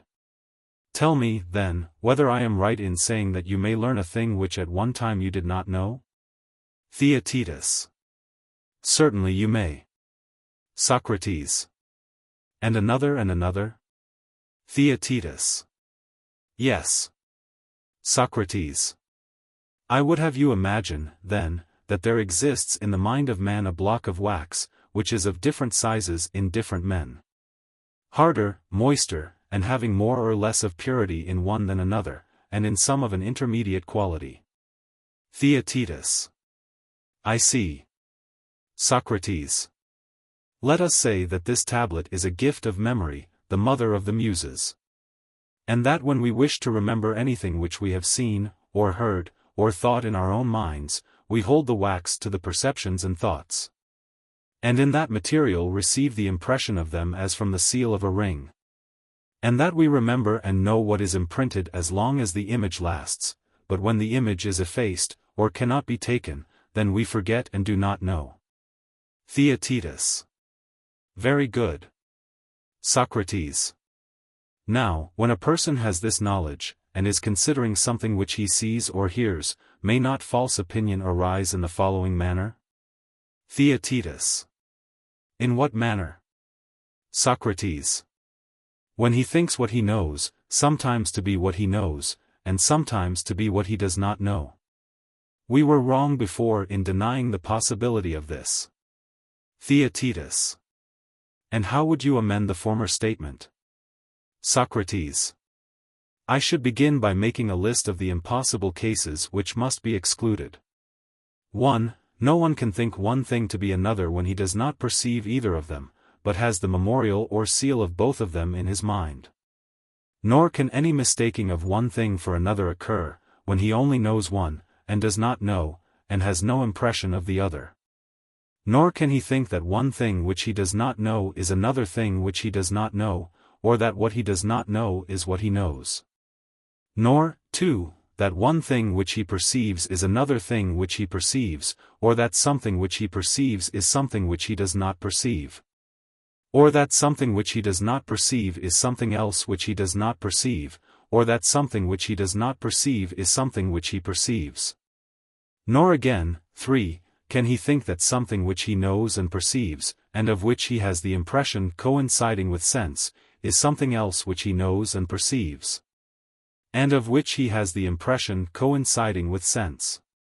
This last case, if possible, is still more inconceivable than the others. Nor, 4, can he think that something which he knows and perceives, and of which he has the memorial coinciding with sense, is something else which he knows. Nor so long as these agree, can he think that a thing which he knows and perceives is another thing which he perceives. Or that a thing which he does not know and does not perceive, is the same as another thing which he does not know and does not perceive. Nor again, can he suppose that a thing which he does not know and does not perceive is the same as another thing which he does not know. Or that a thing which he does not know and does not perceive is another thing which he does not perceive. All these utterly and absolutely exclude the possibility of false opinion. The only cases, if any, which remain, are the following. Theaetetus. What are they? If you tell me, I may perhaps understand you better, but at present I am unable to follow you. Socrates. A person may think that some things which he knows, or which he perceives and does not know, are some other things which he knows and perceives. Or that some things which he knows and perceives, are other things which he knows and perceives. Theaetetus. I understand you less than ever now. Socrates. Hear me once more, then. I, knowing Theodorus, and remembering in my own mind what sort of person he is, and also what sort of person Theaetetus is, at one time see them. And at another time do not see them, and sometimes I touch them, and at another time not, or at one time I may hear them or perceive them in some other way, and at another time not perceive them. But still I remember them, and know them in my own mind. Theaetetus. Very true. Socrates. Then, first of all, I want you to understand that a man may or may not perceive sensibly that which he knows. Theaetetus. True. Socrates. And that which he does not know will sometimes not be perceived by him and sometimes will be perceived and only perceived. Theaetetus. That is also true. Socrates.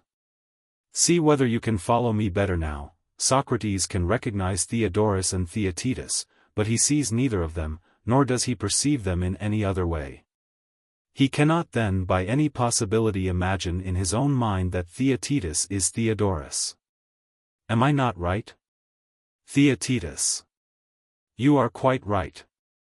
Socrates. Then that was the first case of which I spoke. Theaetetus.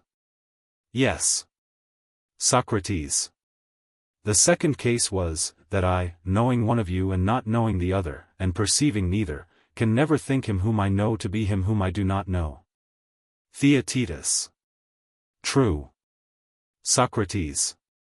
In the third case, not knowing and not perceiving either of you, I cannot think that one of you whom I do not know is the other whom I do not know. I need not again go over the catalogue of excluded cases, in which I cannot form a false opinion about you and Theodorus, either when I know both or when I am in ignorance of both. Or when I know one and not the other. And the same of perceiving, do you understand me? Theaetetus. I do. Socrates. The only possibility of erroneous opinion is, when knowing you and Theodorus, and having on the waxen block the impression of both of you given as by a seal. But seeing you imperfectly and at a distance, I try to assign the right impression of memory to the right visual impression, and to fit this into its own print. If I succeed, recognition will take place. But if I fail and transpose them, putting the foot into the wrong shoe, that is to say, putting the vision of either of you on to the wrong impression, or if my mind, like the sight in a mirror, which is transferred from right to left, err by reason of some similar affection, then heterodoxy and false opinion ensues. Theaetetus. Yes, Socrates, you have described the nature of opinion with wonderful exactness. Socrates. Or again, when I know both of you, and perceive as well as know one of you, but not the other, and my knowledge of him does not accord with perception, that was the case put by me just now which you did not understand. Theaetetus. No, I did not. Socrates. I meant to say, that when a person knows and perceives one of you, his knowledge coincides with his perception, he will never think him to be some other person, whom he knows and perceives, and the knowledge of whom coincides with his perception, for that also was a case supposed. Theaetetus. True. Socrates. But there was an omission of the further case, in which, as we now say, false opinion may arise, when knowing both, and seeing, or having some other sensible perception of both, I fail in holding the seal over against the corresponding sensation. Like a bad archer, I miss and fall wide of the mark, and this is called falsehood. Theaetetus. Yes, it is rightly so called. Socrates. When, therefore, perception is present to one of the seals or impressions but not to the other, and the mind fits the seal of the absent perception on the one which is present, in any case of this sort the mind is deceived. In a word, if our view is sound, there can be no error or deception about things which a man does not know and has never perceived, but only in things which are known and perceived. In these alone opinion turns and twists about, and becomes alternately true and false, true when the seals and impressions of sense meet straight and opposite, false when they go awry and crooked. Theaetetus. And is not that, Socrates, nobly said? Socrates. Nobly. Yes, but wait a little and hear the explanation, and then you will say so with more reason. For to think truly is noble and to be deceived is base. Theaetetus. Undoubtedly. Socrates. And the origin of truth and error is as follows: when the wax in the soul of anyone is deep and abundant, and smooth and perfectly tempered, then the impressions which pass through the senses and sink into the heart of the soul, as Homer says in a parable, meaning to indicate the likeness of the soul to wax, kerkeros. These, I say, being pure and clear, and having a sufficient depth of wax, are also lasting, and minds, such as these, easily learn and easily retain, and are not liable to confusion, but have true thoughts, for they have plenty of room, and having clear impressions of things, as we term them, quickly distribute them into their proper places on the block. And such men are called wise. Do you agree? Theaetetus. Entirely. Socrates.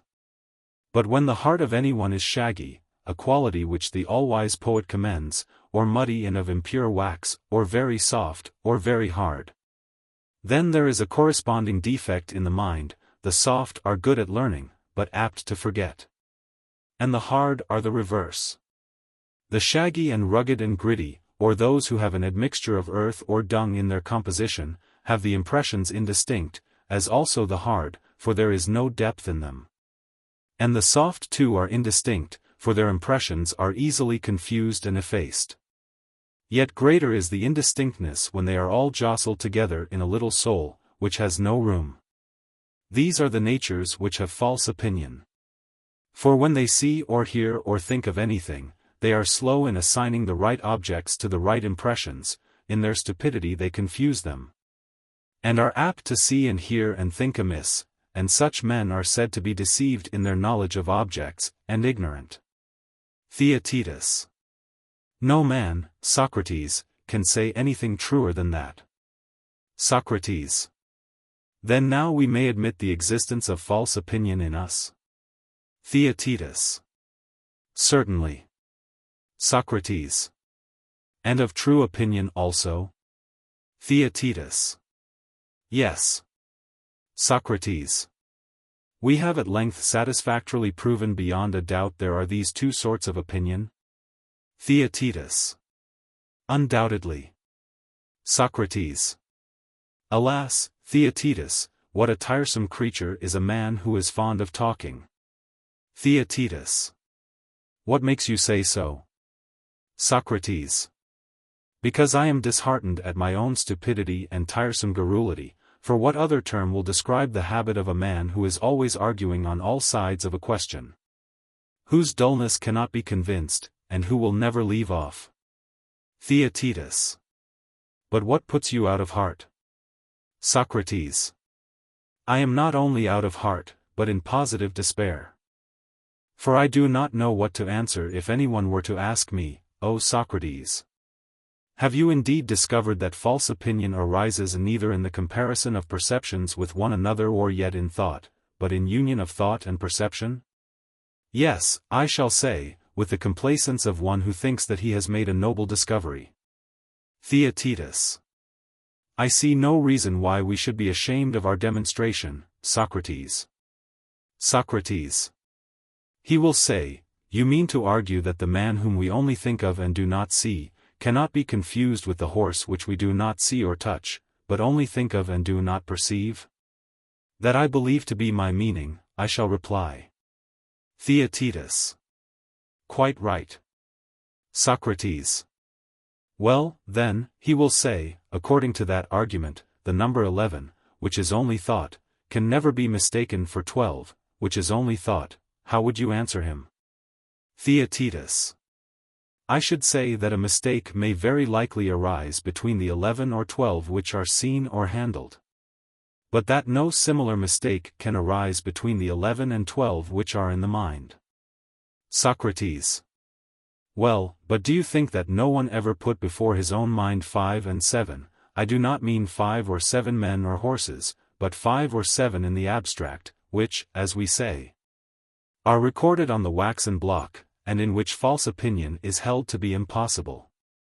Did no man ever ask himself how many these numbers make when added together, and answer that they are 11, while another thinks that they are 12? Or would all agree in thinking and saying that they are 12? Theaetetus. Certainly not, many would think that they are 11, and in the higher numbers the chance of error is greater still, for I assume you to be speaking of numbers in general. Socrates. Exactly, and I want you to consider whether this does not imply that the 12 in the waxen block are supposed to be 11? Theaetetus. Yes, that seems to be the case. Socrates. Then do we not come back to the old difficulty? For he who makes such a mistake does think one thing which he knows to be another thing which he knows. But this, as we said, was impossible, and afforded an irresistible proof of the non-existence of false opinion. Because otherwise the same person would inevitably know and not know the same thing at the same time. Theaetetus. Most true. Socrates. Then false opinion cannot be explained as a confusion of thought and sense, for in that case we could not have been mistaken about pure conceptions of thought.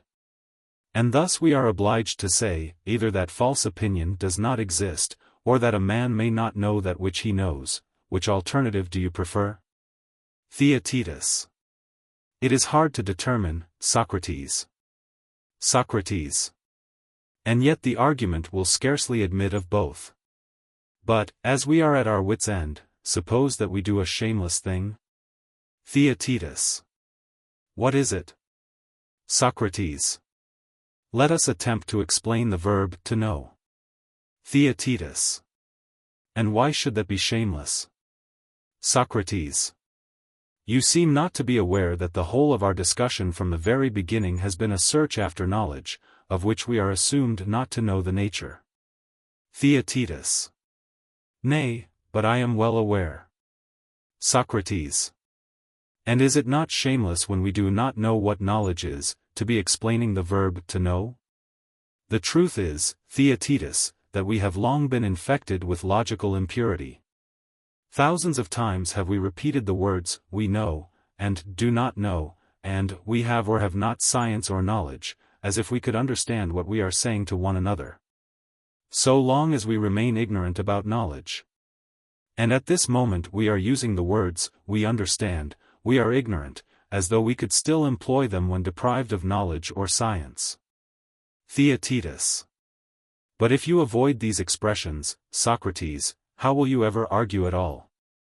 Socrates. I could not, being the man I am. The case would be different if I were a true hero of dialectic, and oh that such an one were present. For he would have told us to avoid the use of these terms. At the same time he would not have spared in you and me the faults which I have noted. But, seeing that we are no great wits, shall I venture to say what knowing is? For I think that the attempt may be worth making. Theaetetus. Then by all means venture, and no one shall find fault with you for using the forbidden terms. Socrates. You have heard the common explanation of the verb to know? Theaetetus. I think so, but I do not remember it at the moment. Socrates. They explain the word to know as meaning to have knowledge. Theaetetus. True. Socrates. I should like to make a slight change, and say, to possess knowledge. Theaetetus. How do the two expressions differ? Socrates. Perhaps there may be no difference, but still I should like you to hear my view, that you may help me to test it. Theaetetus. I will, if I can. Socrates. I should distinguish having from possessing. For example, a man may buy and keep under his control a garment which he does not wear. And then we should say, not that he has, but that he possesses the garment. Theaetetus. It would be the correct expression. Socrates. Well, may not a man possess, and yet not have knowledge in the sense of which I am speaking?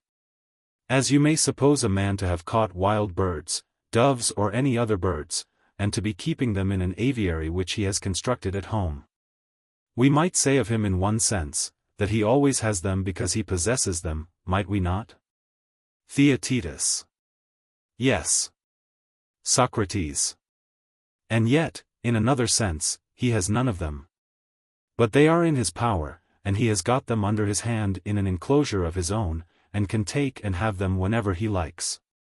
He can catch any which he likes, and let the bird go again, and he may do so as often as he pleases. Theaetetus. True. Socrates. Once more, then, as in what preceded we made a sort of waxen figment in the mind. So let us now suppose that in the mind of each man there is an aviary of all sorts of birds, some flocking together apart from the rest, others in small groups, others solitary. Flying anywhere and everywhere. Theaetetus. Let us imagine such an aviary, and what is to follow? Socrates. We may suppose that the birds are kinds of knowledge, and that when we were children, this receptacle was empty.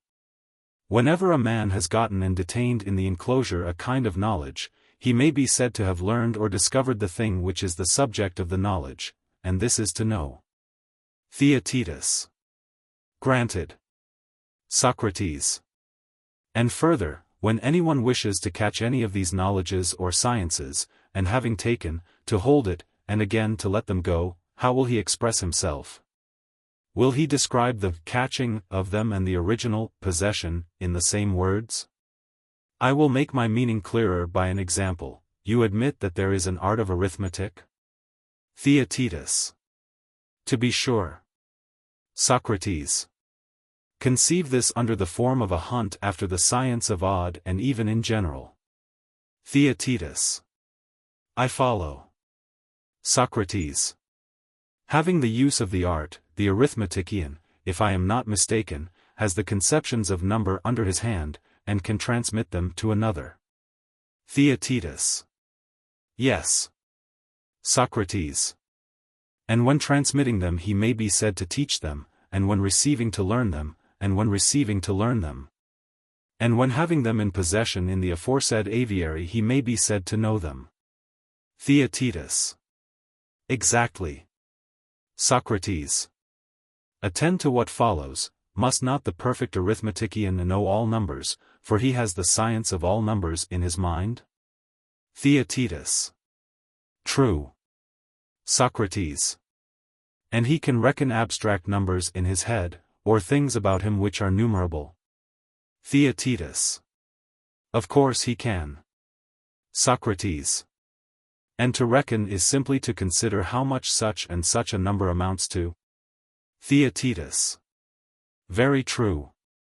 Socrates. And so he appears to be searching into something which he knows, as if he did not know it, for we have already admitted that he knows all numbers. You have heard these perplexing questions raised? Theaetetus. I have. Socrates. May we not pursue the image of the doves, and say that the chase after knowledge is of two kinds? One kind is prior to possession and for the sake of possession, and the other for the sake of taking and holding in the hands that which is possessed already. And thus, when a man has learned and known something long ago, he may resume and get hold of the knowledge which he has long possessed, but has not at hand in his mind. Theaetetus. True. Socrates. That was my reason for asking how we ought to speak when an arithmetician sets about numbering, or a grammarian about reading. Shall we say, that although he knows, he comes back to himself to learn what he already knows? Theaetetus. It would be too absurd, Socrates. Socrates. Shall we say then that he is going to read or number what he does not know, although we have admitted that he knows all letters and all numbers? Theaetetus. That, again, would be an absurdity. Socrates. Then shall we say that about names we care nothing? Anyone may twist and turn the words knowing and learning in any way which he likes, but since we have determined that the possession of knowledge is not the having or using it, we do assert that a man cannot not possess that which he possesses. And, therefore, in no case can a man not know that which he knows, but he may get a false opinion about it, for he may have the knowledge, not of this particular thing, but of some other. When the various numbers and forms of knowledge are flying about in the aviary, and wishing to capture a certain sort of knowledge out of the general store, he takes the wrong one by mistake. That is to say, when he thought 11 to be 12, he got hold of the ringdove which he had in his mind, when he wanted the pigeon. Theaetetus. A very rational explanation. Socrates. But when he catches the one which he wants, then he is not deceived, and has an opinion of what is, and thus false and true opinion may exist. And the difficulties which were previously raised disappear. I dare say that you agree with me, do you not? Theaetetus. Yes. Socrates. And so we are rid of the difficulty of a man's not knowing what he knows, for we are not driven to the inference that he does not possess what he possesses, whether he be or be not deceived. And yet I fear that a greater difficulty is looking in at the window. Theaetetus. What is it? Socrates. How can the exchange of one knowledge for another ever become false opinion? Theaetetus. What do you mean? Socrates. In the first place, how can a man who has the knowledge of anything be ignorant of that which he knows, not by reason of ignorance, but by reason of his own knowledge? And, again, is it not an extreme absurdity that he should suppose another thing to be this, and this to be another thing? That, having knowledge present with him in his mind, he should still know nothing and be ignorant of all things? You might as well argue that ignorance may make a man know, and blindness make him see, as that knowledge can make him ignorant. Theaetetus. Perhaps, Socrates, we may have been wrong in making only forms of knowledge our birds, whereas there ought to have been forms of ignorance as well, flying about together in the mind. And then he who sought to take one of them might sometimes catch a form of knowledge, and sometimes a form of ignorance. And thus he would have a false opinion from ignorance, but a true one from knowledge, about the same thing. Socrates. I cannot help praising you, Theaetetus, and yet I must beg you to reconsider your words. Let us grant what you say, then, according to you, he who takes ignorance will have a false opinion, am I right? Theaetetus. Yes. Socrates. He will certainly not think that he has a false opinion. Theaetetus. Of course not. Socrates.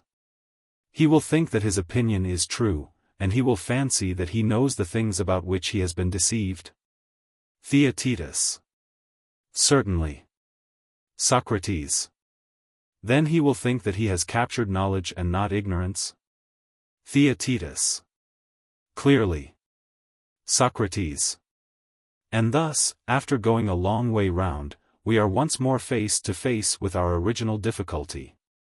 The hero of dialectic will retort upon us, "O my excellent friends," he will say, laughing, "if a man knows the form of ignorance and the form of knowledge, can he think that one of them which he knows is the other which he knows? Or, if he knows neither of them, can he think that the one which he knows not is another which he knows not? Or, if he knows one and not the other, can he think the one which he knows to be the one which he does not know?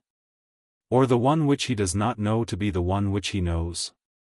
Or will you tell me that there are other forms of knowledge which distinguish the right and wrong birds, and which the owner keeps in some other aviaries or graven on waxen blocks according to your foolish images, and which he may be said to know while he possesses them, even though he have them not at hand in his mind? And thus, in a perpetual circle, you will be compelled to go round, and you will make no progress. What are we to say in reply, Theaetetus? Theaetetus. Indeed, Socrates, I do not know what we are to say. Socrates. Are not his reproaches just, and does not the argument truly show that we are wrong in seeking for false opinion until we know what knowledge is, that must be first ascertained? Then, the nature of false opinion? Theaetetus. I cannot but agree with you, Socrates, so far as we have yet gone. Socrates. Then, once more, what shall we say that knowledge is? For we are not going to lose heart as yet. Theaetetus. Certainly, I shall not lose heart, if you do not. Socrates. What definition will be most consistent with our former views? Theaetetus. I cannot think of any but our old one, Socrates. Socrates. What was it? Theaetetus. Knowledge was said by us to be true opinion. And true opinion is surely unerring, and the results which follow from it are all noble and good. Socrates. He who led the way into the river, Theaetetus, said, the experiment will show. And perhaps if we go forward in the search, we may stumble upon the thing which we are looking for, but if we stay where we are, nothing will come to light. Theaetetus. Very true. Let us go forward and try. Socrates. The trail soon comes to an end, for a whole profession is against us. Theaetetus. How is that, and what profession do you mean? Socrates. The profession of the great wise ones who are called orators and lawyers, for these persuade men by their art and make them think whatever they like, but they do not teach them.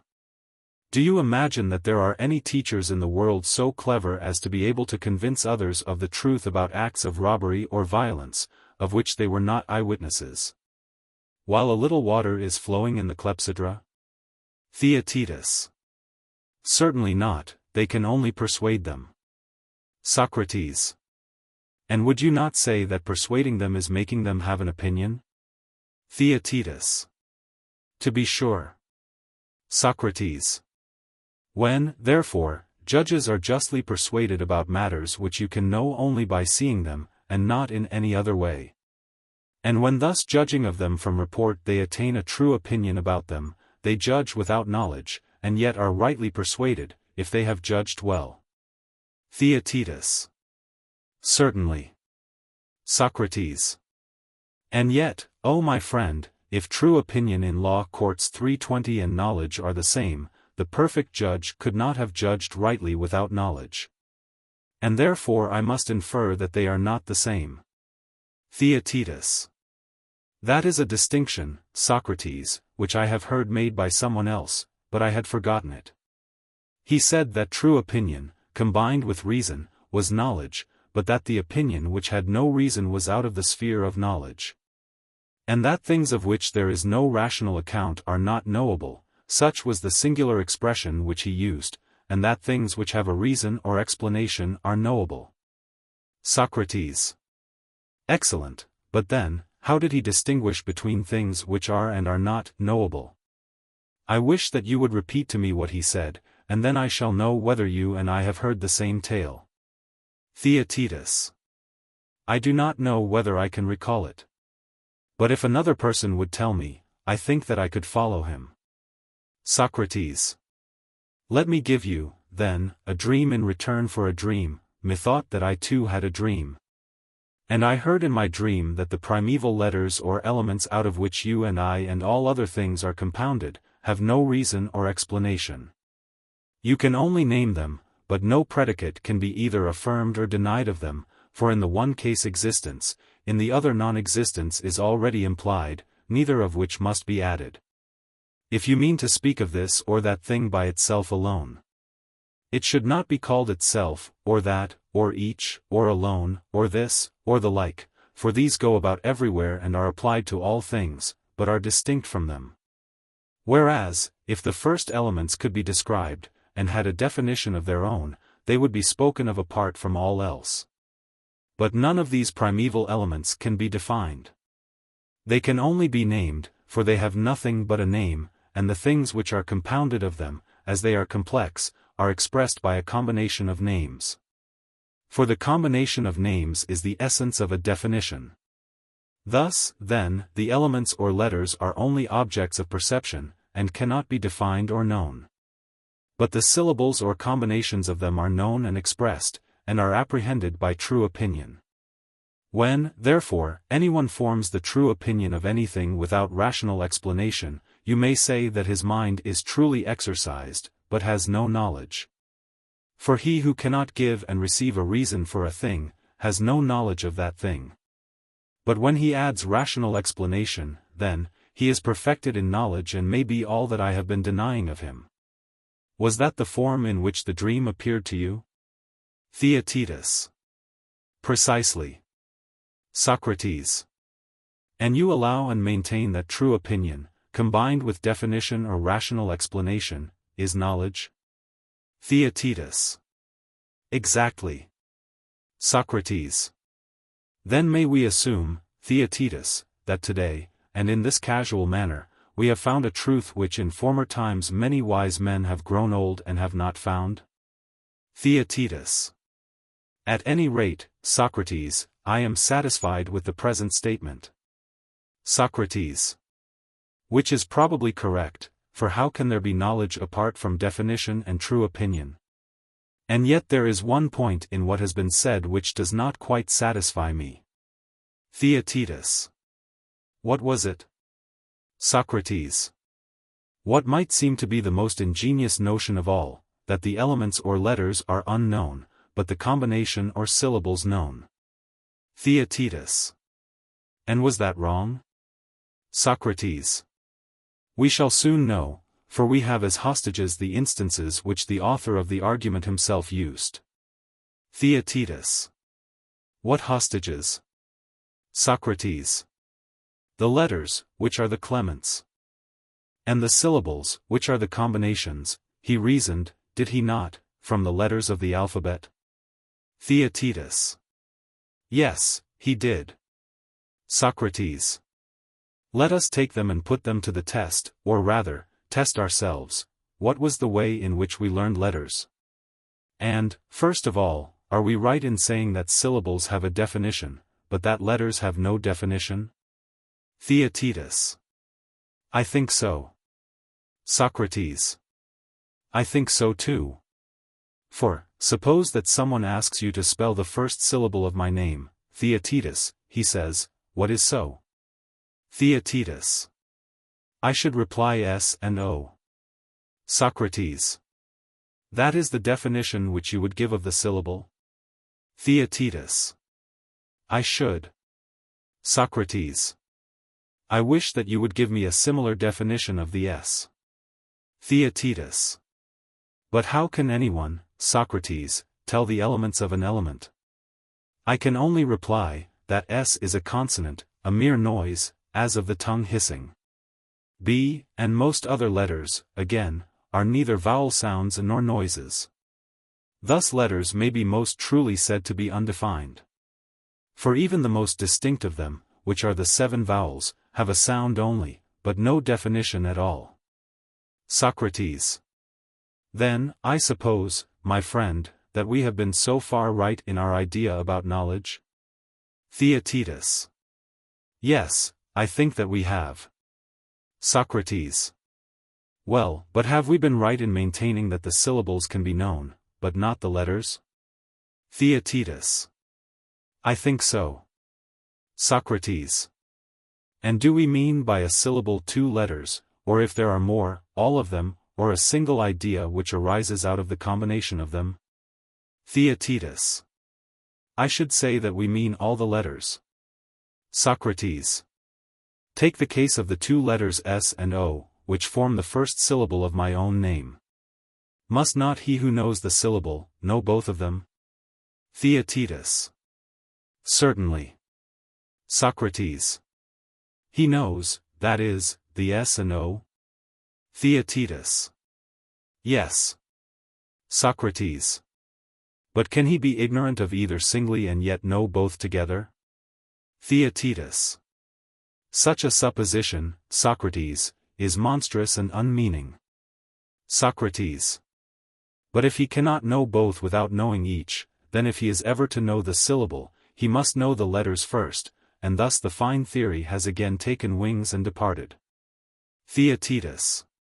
Yes, with wonderful celerity. Socrates. Yes, we did not keep watch properly. Perhaps we ought to have maintained that a syllable is not the letters, but rather one single idea framed out of them, having a separate form distinct from them. Theaetetus. Very true. And a more likely notion than the other. Socrates. Take care, let us not be cowards and betray a great and imposing theory. Theaetetus. No, indeed. Socrates. Let us assume then, as we now say, that the syllable is a simple form arising out of the several combinations of harmonious elements, of letters or of any other elements. Theaetetus. Very good. Socrates. And it must have no parts. Theaetetus. Why? Socrates. Because that which has parts must be a whole of all the parts. Or would you say that a whole, although formed out of the parts, is a single notion different from all the parts? Theaetetus. I should. Socrates. And would you say that all and the whole are the same, or different? Theaetetus. I am not certain. But, as you like me to answer at once, I shall hazard the reply, that they are different. Socrates. I approve of your readiness, Theaetetus, but I must take time to think whether I equally approve of your answer. Theaetetus. Yes, the answer is the point. Socrates. According to this new view, the whole is supposed to differ from all? Theaetetus. Yes. Socrates. Well, but is there any difference between all, in the plural, and the all, in the singular? Take the case of number, when we say 1, 2, 3, 4, 5, 6. Or when we say twice 3, or 3 times 2, or 4 and 2, or 3 and 2 and 1, are we speaking of the same or of different numbers? Theaetetus. Of the same. Socrates. That is of 6. Theaetetus. Yes. Socrates. And in each form of expression we spoke of all the 6? Theaetetus. True. Socrates. Again, in speaking of all, in the plural, is there not one thing which we express? 321. Theaetetus. Of course there is. Socrates. And that is 6? Theaetetus. Yes. Socrates. Then in predicating the word all of things measured by number, we predicate at the same time a singular and a plural? Theaetetus. Clearly we do. Socrates. Again, the number of the acre and the acre are the same, are they not? Theaetetus. Yes. Socrates. And the number of the stadium in like manner is the stadium? Theaetetus. Yes. Socrates. And the army is the number of the army, and in all similar cases, the entire number of anything is the entire thing? Theaetetus. True. Socrates. And the number of each is the parts of each? Theaetetus. Exactly. Socrates. Then as many things as have parts are made up of parts? Theaetetus. Clearly. Socrates. But all the parts are admitted to be the all, if the entire number is the all? Theaetetus. True. Socrates. Then the whole is not made up of parts, for it would be the all, if consisting of all the parts? Theaetetus. That is the inference. Socrates. But is a part of anything but the whole? Theaetetus. Yes, of the all. Socrates. You make a valiant defense, Theaetetus. And yet is not the all that of which nothing is wanting? Theaetetus. Certainly. Socrates. And is not a whole likewise that from which nothing is absent? But that from which anything is absent is neither a whole nor all, if wanting in anything, both equally lose their entirety of nature. Theaetetus. I now think that there is no difference between a whole and all. Socrates. But were we not saying that when a thing has parts, all the parts will be a whole and all? Theaetetus. Certainly. Socrates. Then, as I was saying before, must not the alternative be that either the syllable is not the letters, and then the letters are not parts of the syllable? Or that the syllable will be the same with the letters, and will therefore be equally known with them? Theaetetus. You are right. Socrates. And, in order to avoid this, we suppose it to be different from them? Theaetetus. Yes. Socrates. But if letters are not parts of syllables, can you tell me of any other parts of syllables, which are not letters? Theaetetus. No, indeed, Socrates. For if I admit the existence of parts in a syllable, it would be ridiculous in me to give up letters and seek for other parts. Socrates. Quite true, Theaetetus, and therefore, according to our present view, a syllable must surely be some indivisible form. Theaetetus. True. Socrates. But do you remember, my friend, that only a little while ago we admitted and approved the statement that of the first elements out of which all other things are compounded there could be no definition, because each of them when taken by itself is uncompounded. Nor can one rightly attribute to them the words, being, or, this, because they are alien and inappropriate words, and for this reason the letters or elements were indefinable and unknown? Theaetetus. I remember. Socrates. And is not this also the reason why they are simple and indivisible? I can see no other. Theaetetus. No other reason can be given. Socrates. Then is not the syllable in the same case as the elements or letters, if it has no parts and is one form? Theaetetus. To be sure. Socrates. If, then, a syllable is a whole, and has many parts or letters, the letters as well as the syllable must be intelligible and expressible. Since all the parts are acknowledged to be the same as the whole? Theaetetus. True. Socrates. But if it be one and indivisible, then the syllables and the letters are alike undefined and unknown, and for the same reason? Theaetetus. I cannot deny that. Socrates. We cannot, therefore, agree in the opinion of him who says that the syllable can be known and expressed, but not the letters. Theaetetus. Certainly not, if we may trust the argument. Socrates. Well, but will you not be equally inclined to disagree with him, when you remember your own experience in learning to read? Theaetetus. What experience? Socrates.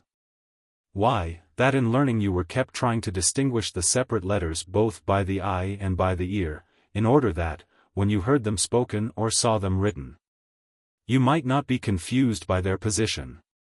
Theaetetus. Very true. Socrates.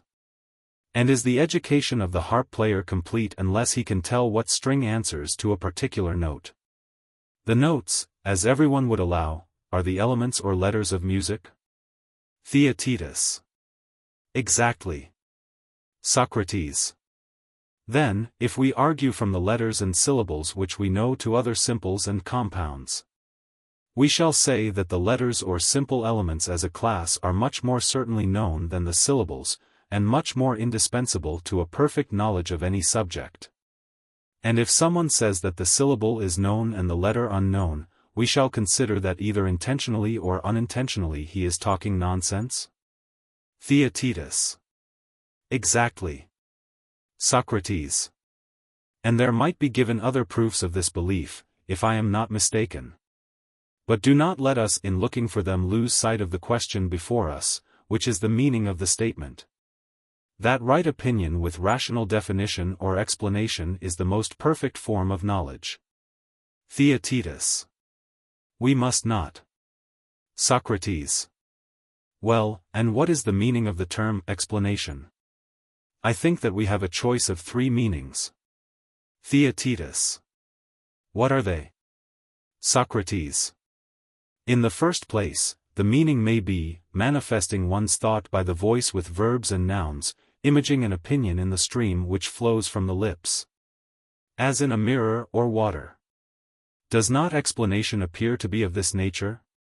Theaetetus.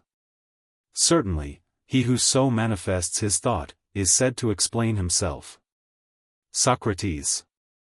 And everyone who is not born deaf or dumb is able sooner or later to manifest what he thinks of anything. And if so, all those who have a right opinion about anything will also have right explanation, nor will right opinion be anywhere found to exist apart from knowledge.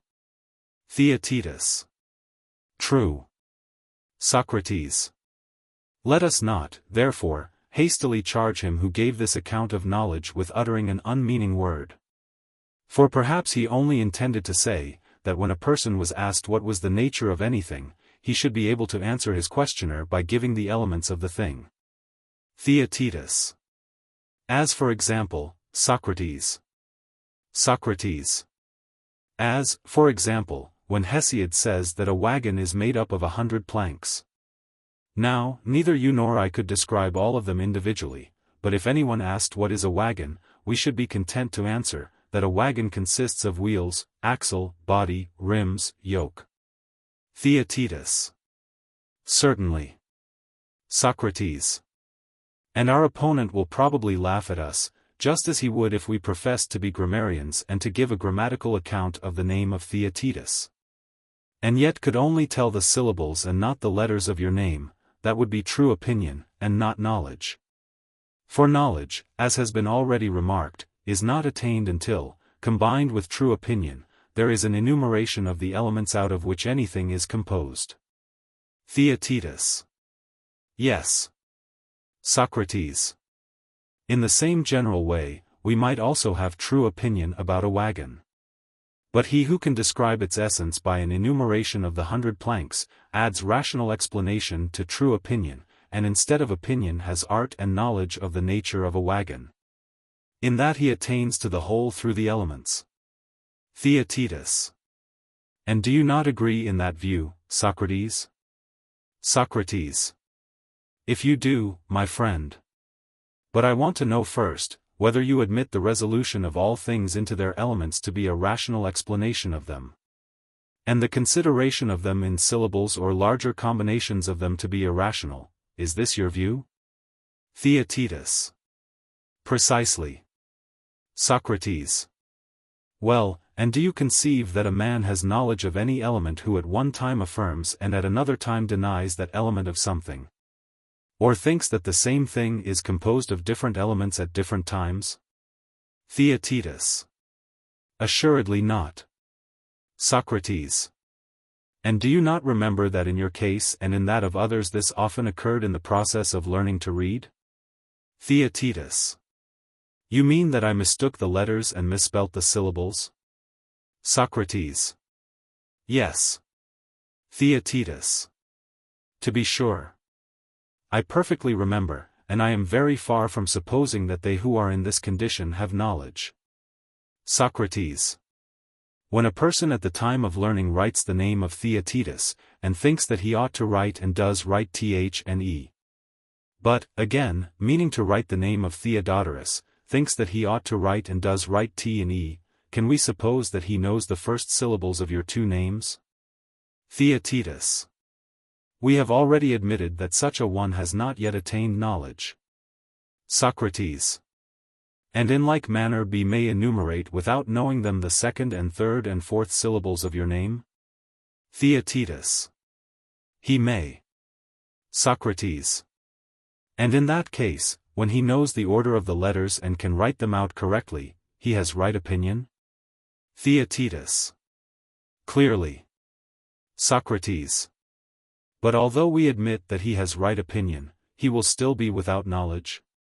Theaetetus. Yes. Socrates. And yet he will have explanation, as well as right opinion, for he knew the order of the letters when he wrote, and this we admit to be explanation. Theaetetus. True. Socrates. Then, my friend, there is such a thing as right opinion united with definition or explanation, which does not as yet attain to the exactness of knowledge. Theaetetus. It would seem so. Socrates.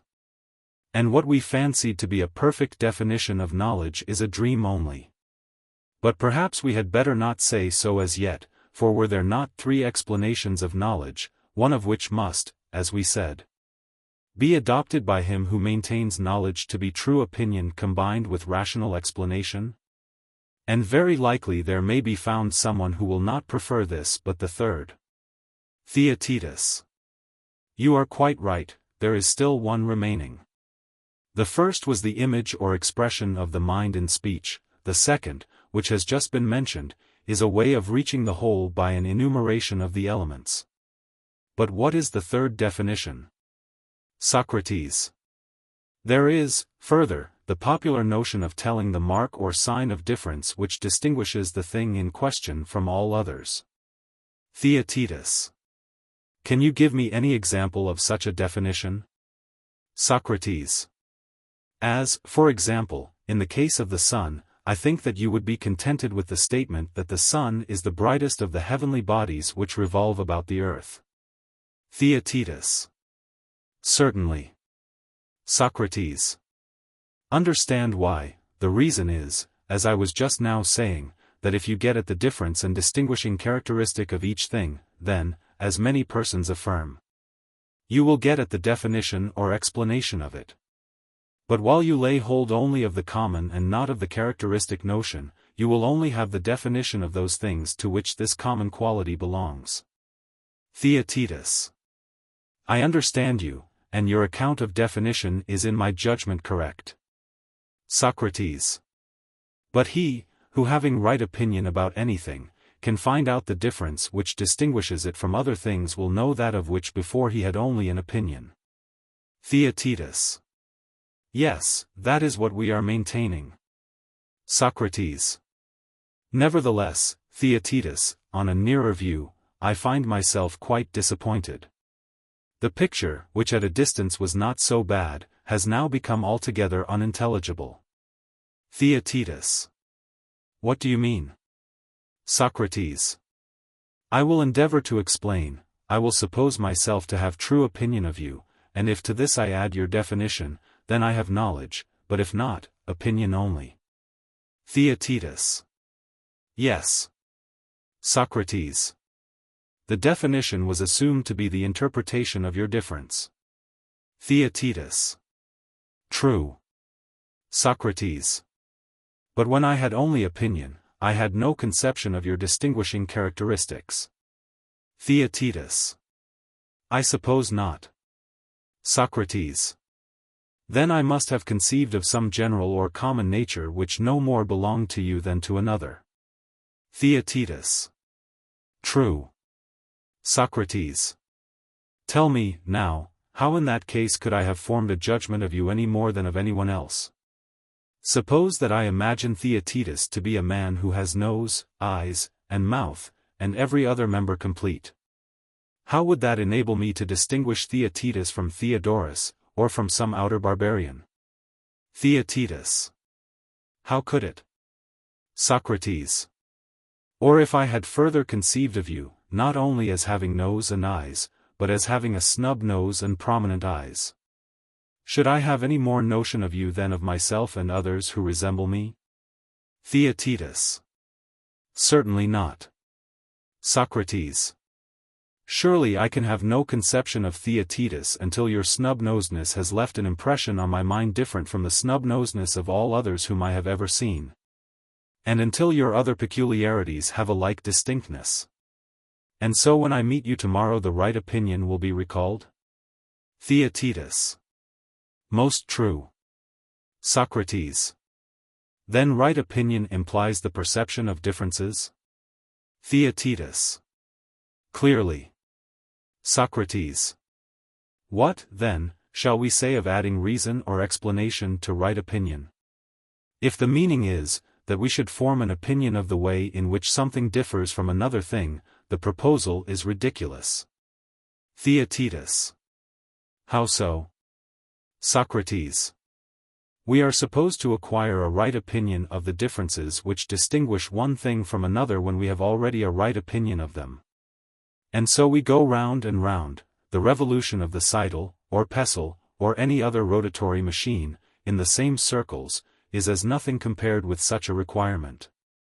And we may be truly described as the blind directing the blind, for to add those things which we already have, in order that we may learn what we already think, is like a soul utterly benighted. Theaetetus. Tell me, what were you going to say just now, when you asked the question? Socrates. If, my boy, the argument, in speaking of adding the definition, had used the word to know, and not merely have an opinion of the difference. This which is the most promising of all the definitions of knowledge would have come to a pretty end, for to know is surely to acquire knowledge. Theaetetus. True. Socrates. And so, when the question is asked, what is knowledge? This fair argument will answer, right opinion with knowledge, that is, of difference, for this, as the said argument maintains, is adding the definition. Theaetetus. That seems to be true. Socrates. But how utterly foolish, when we are asking what is knowledge, that the reply should only be, right opinion with knowledge of difference or of anything. And so, Theaetetus, knowledge is neither sensation nor true opinion, nor yet definition and explanation accompanying and added to true opinion? Theaetetus. I suppose not. Socrates. And are you still in labor and travail, my dear friend, or have you brought all that you have to say about knowledge to the birth? Theaetetus. I am sure, Socrates, that you have elicited from me a good deal more than ever was in me. Socrates. And does not my art show that you have brought forth wind, and that the offspring of your brain are not worth bringing up? Theaetetus. Very true. Socrates. But if, Theaetetus, you should ever conceive afresh, you will be all the better for the present investigation, and if not, you will be sober and humbler and gentler to other men. And will be too modest to fancy that you know what you do not know. These are the limits of my art, I can no further go, nor do I know aught of the things which great and famous men know or have known in this or former ages. The office of a midwife I, like my mother, have received from God. She delivered women, I deliver men, but they must be young and noble and fair. And now I have to go to the porch of the King Archon, where I am to meet Meletus and his indictment. Tomorrow morning, Theodorus, I shall hope to see you again at this place.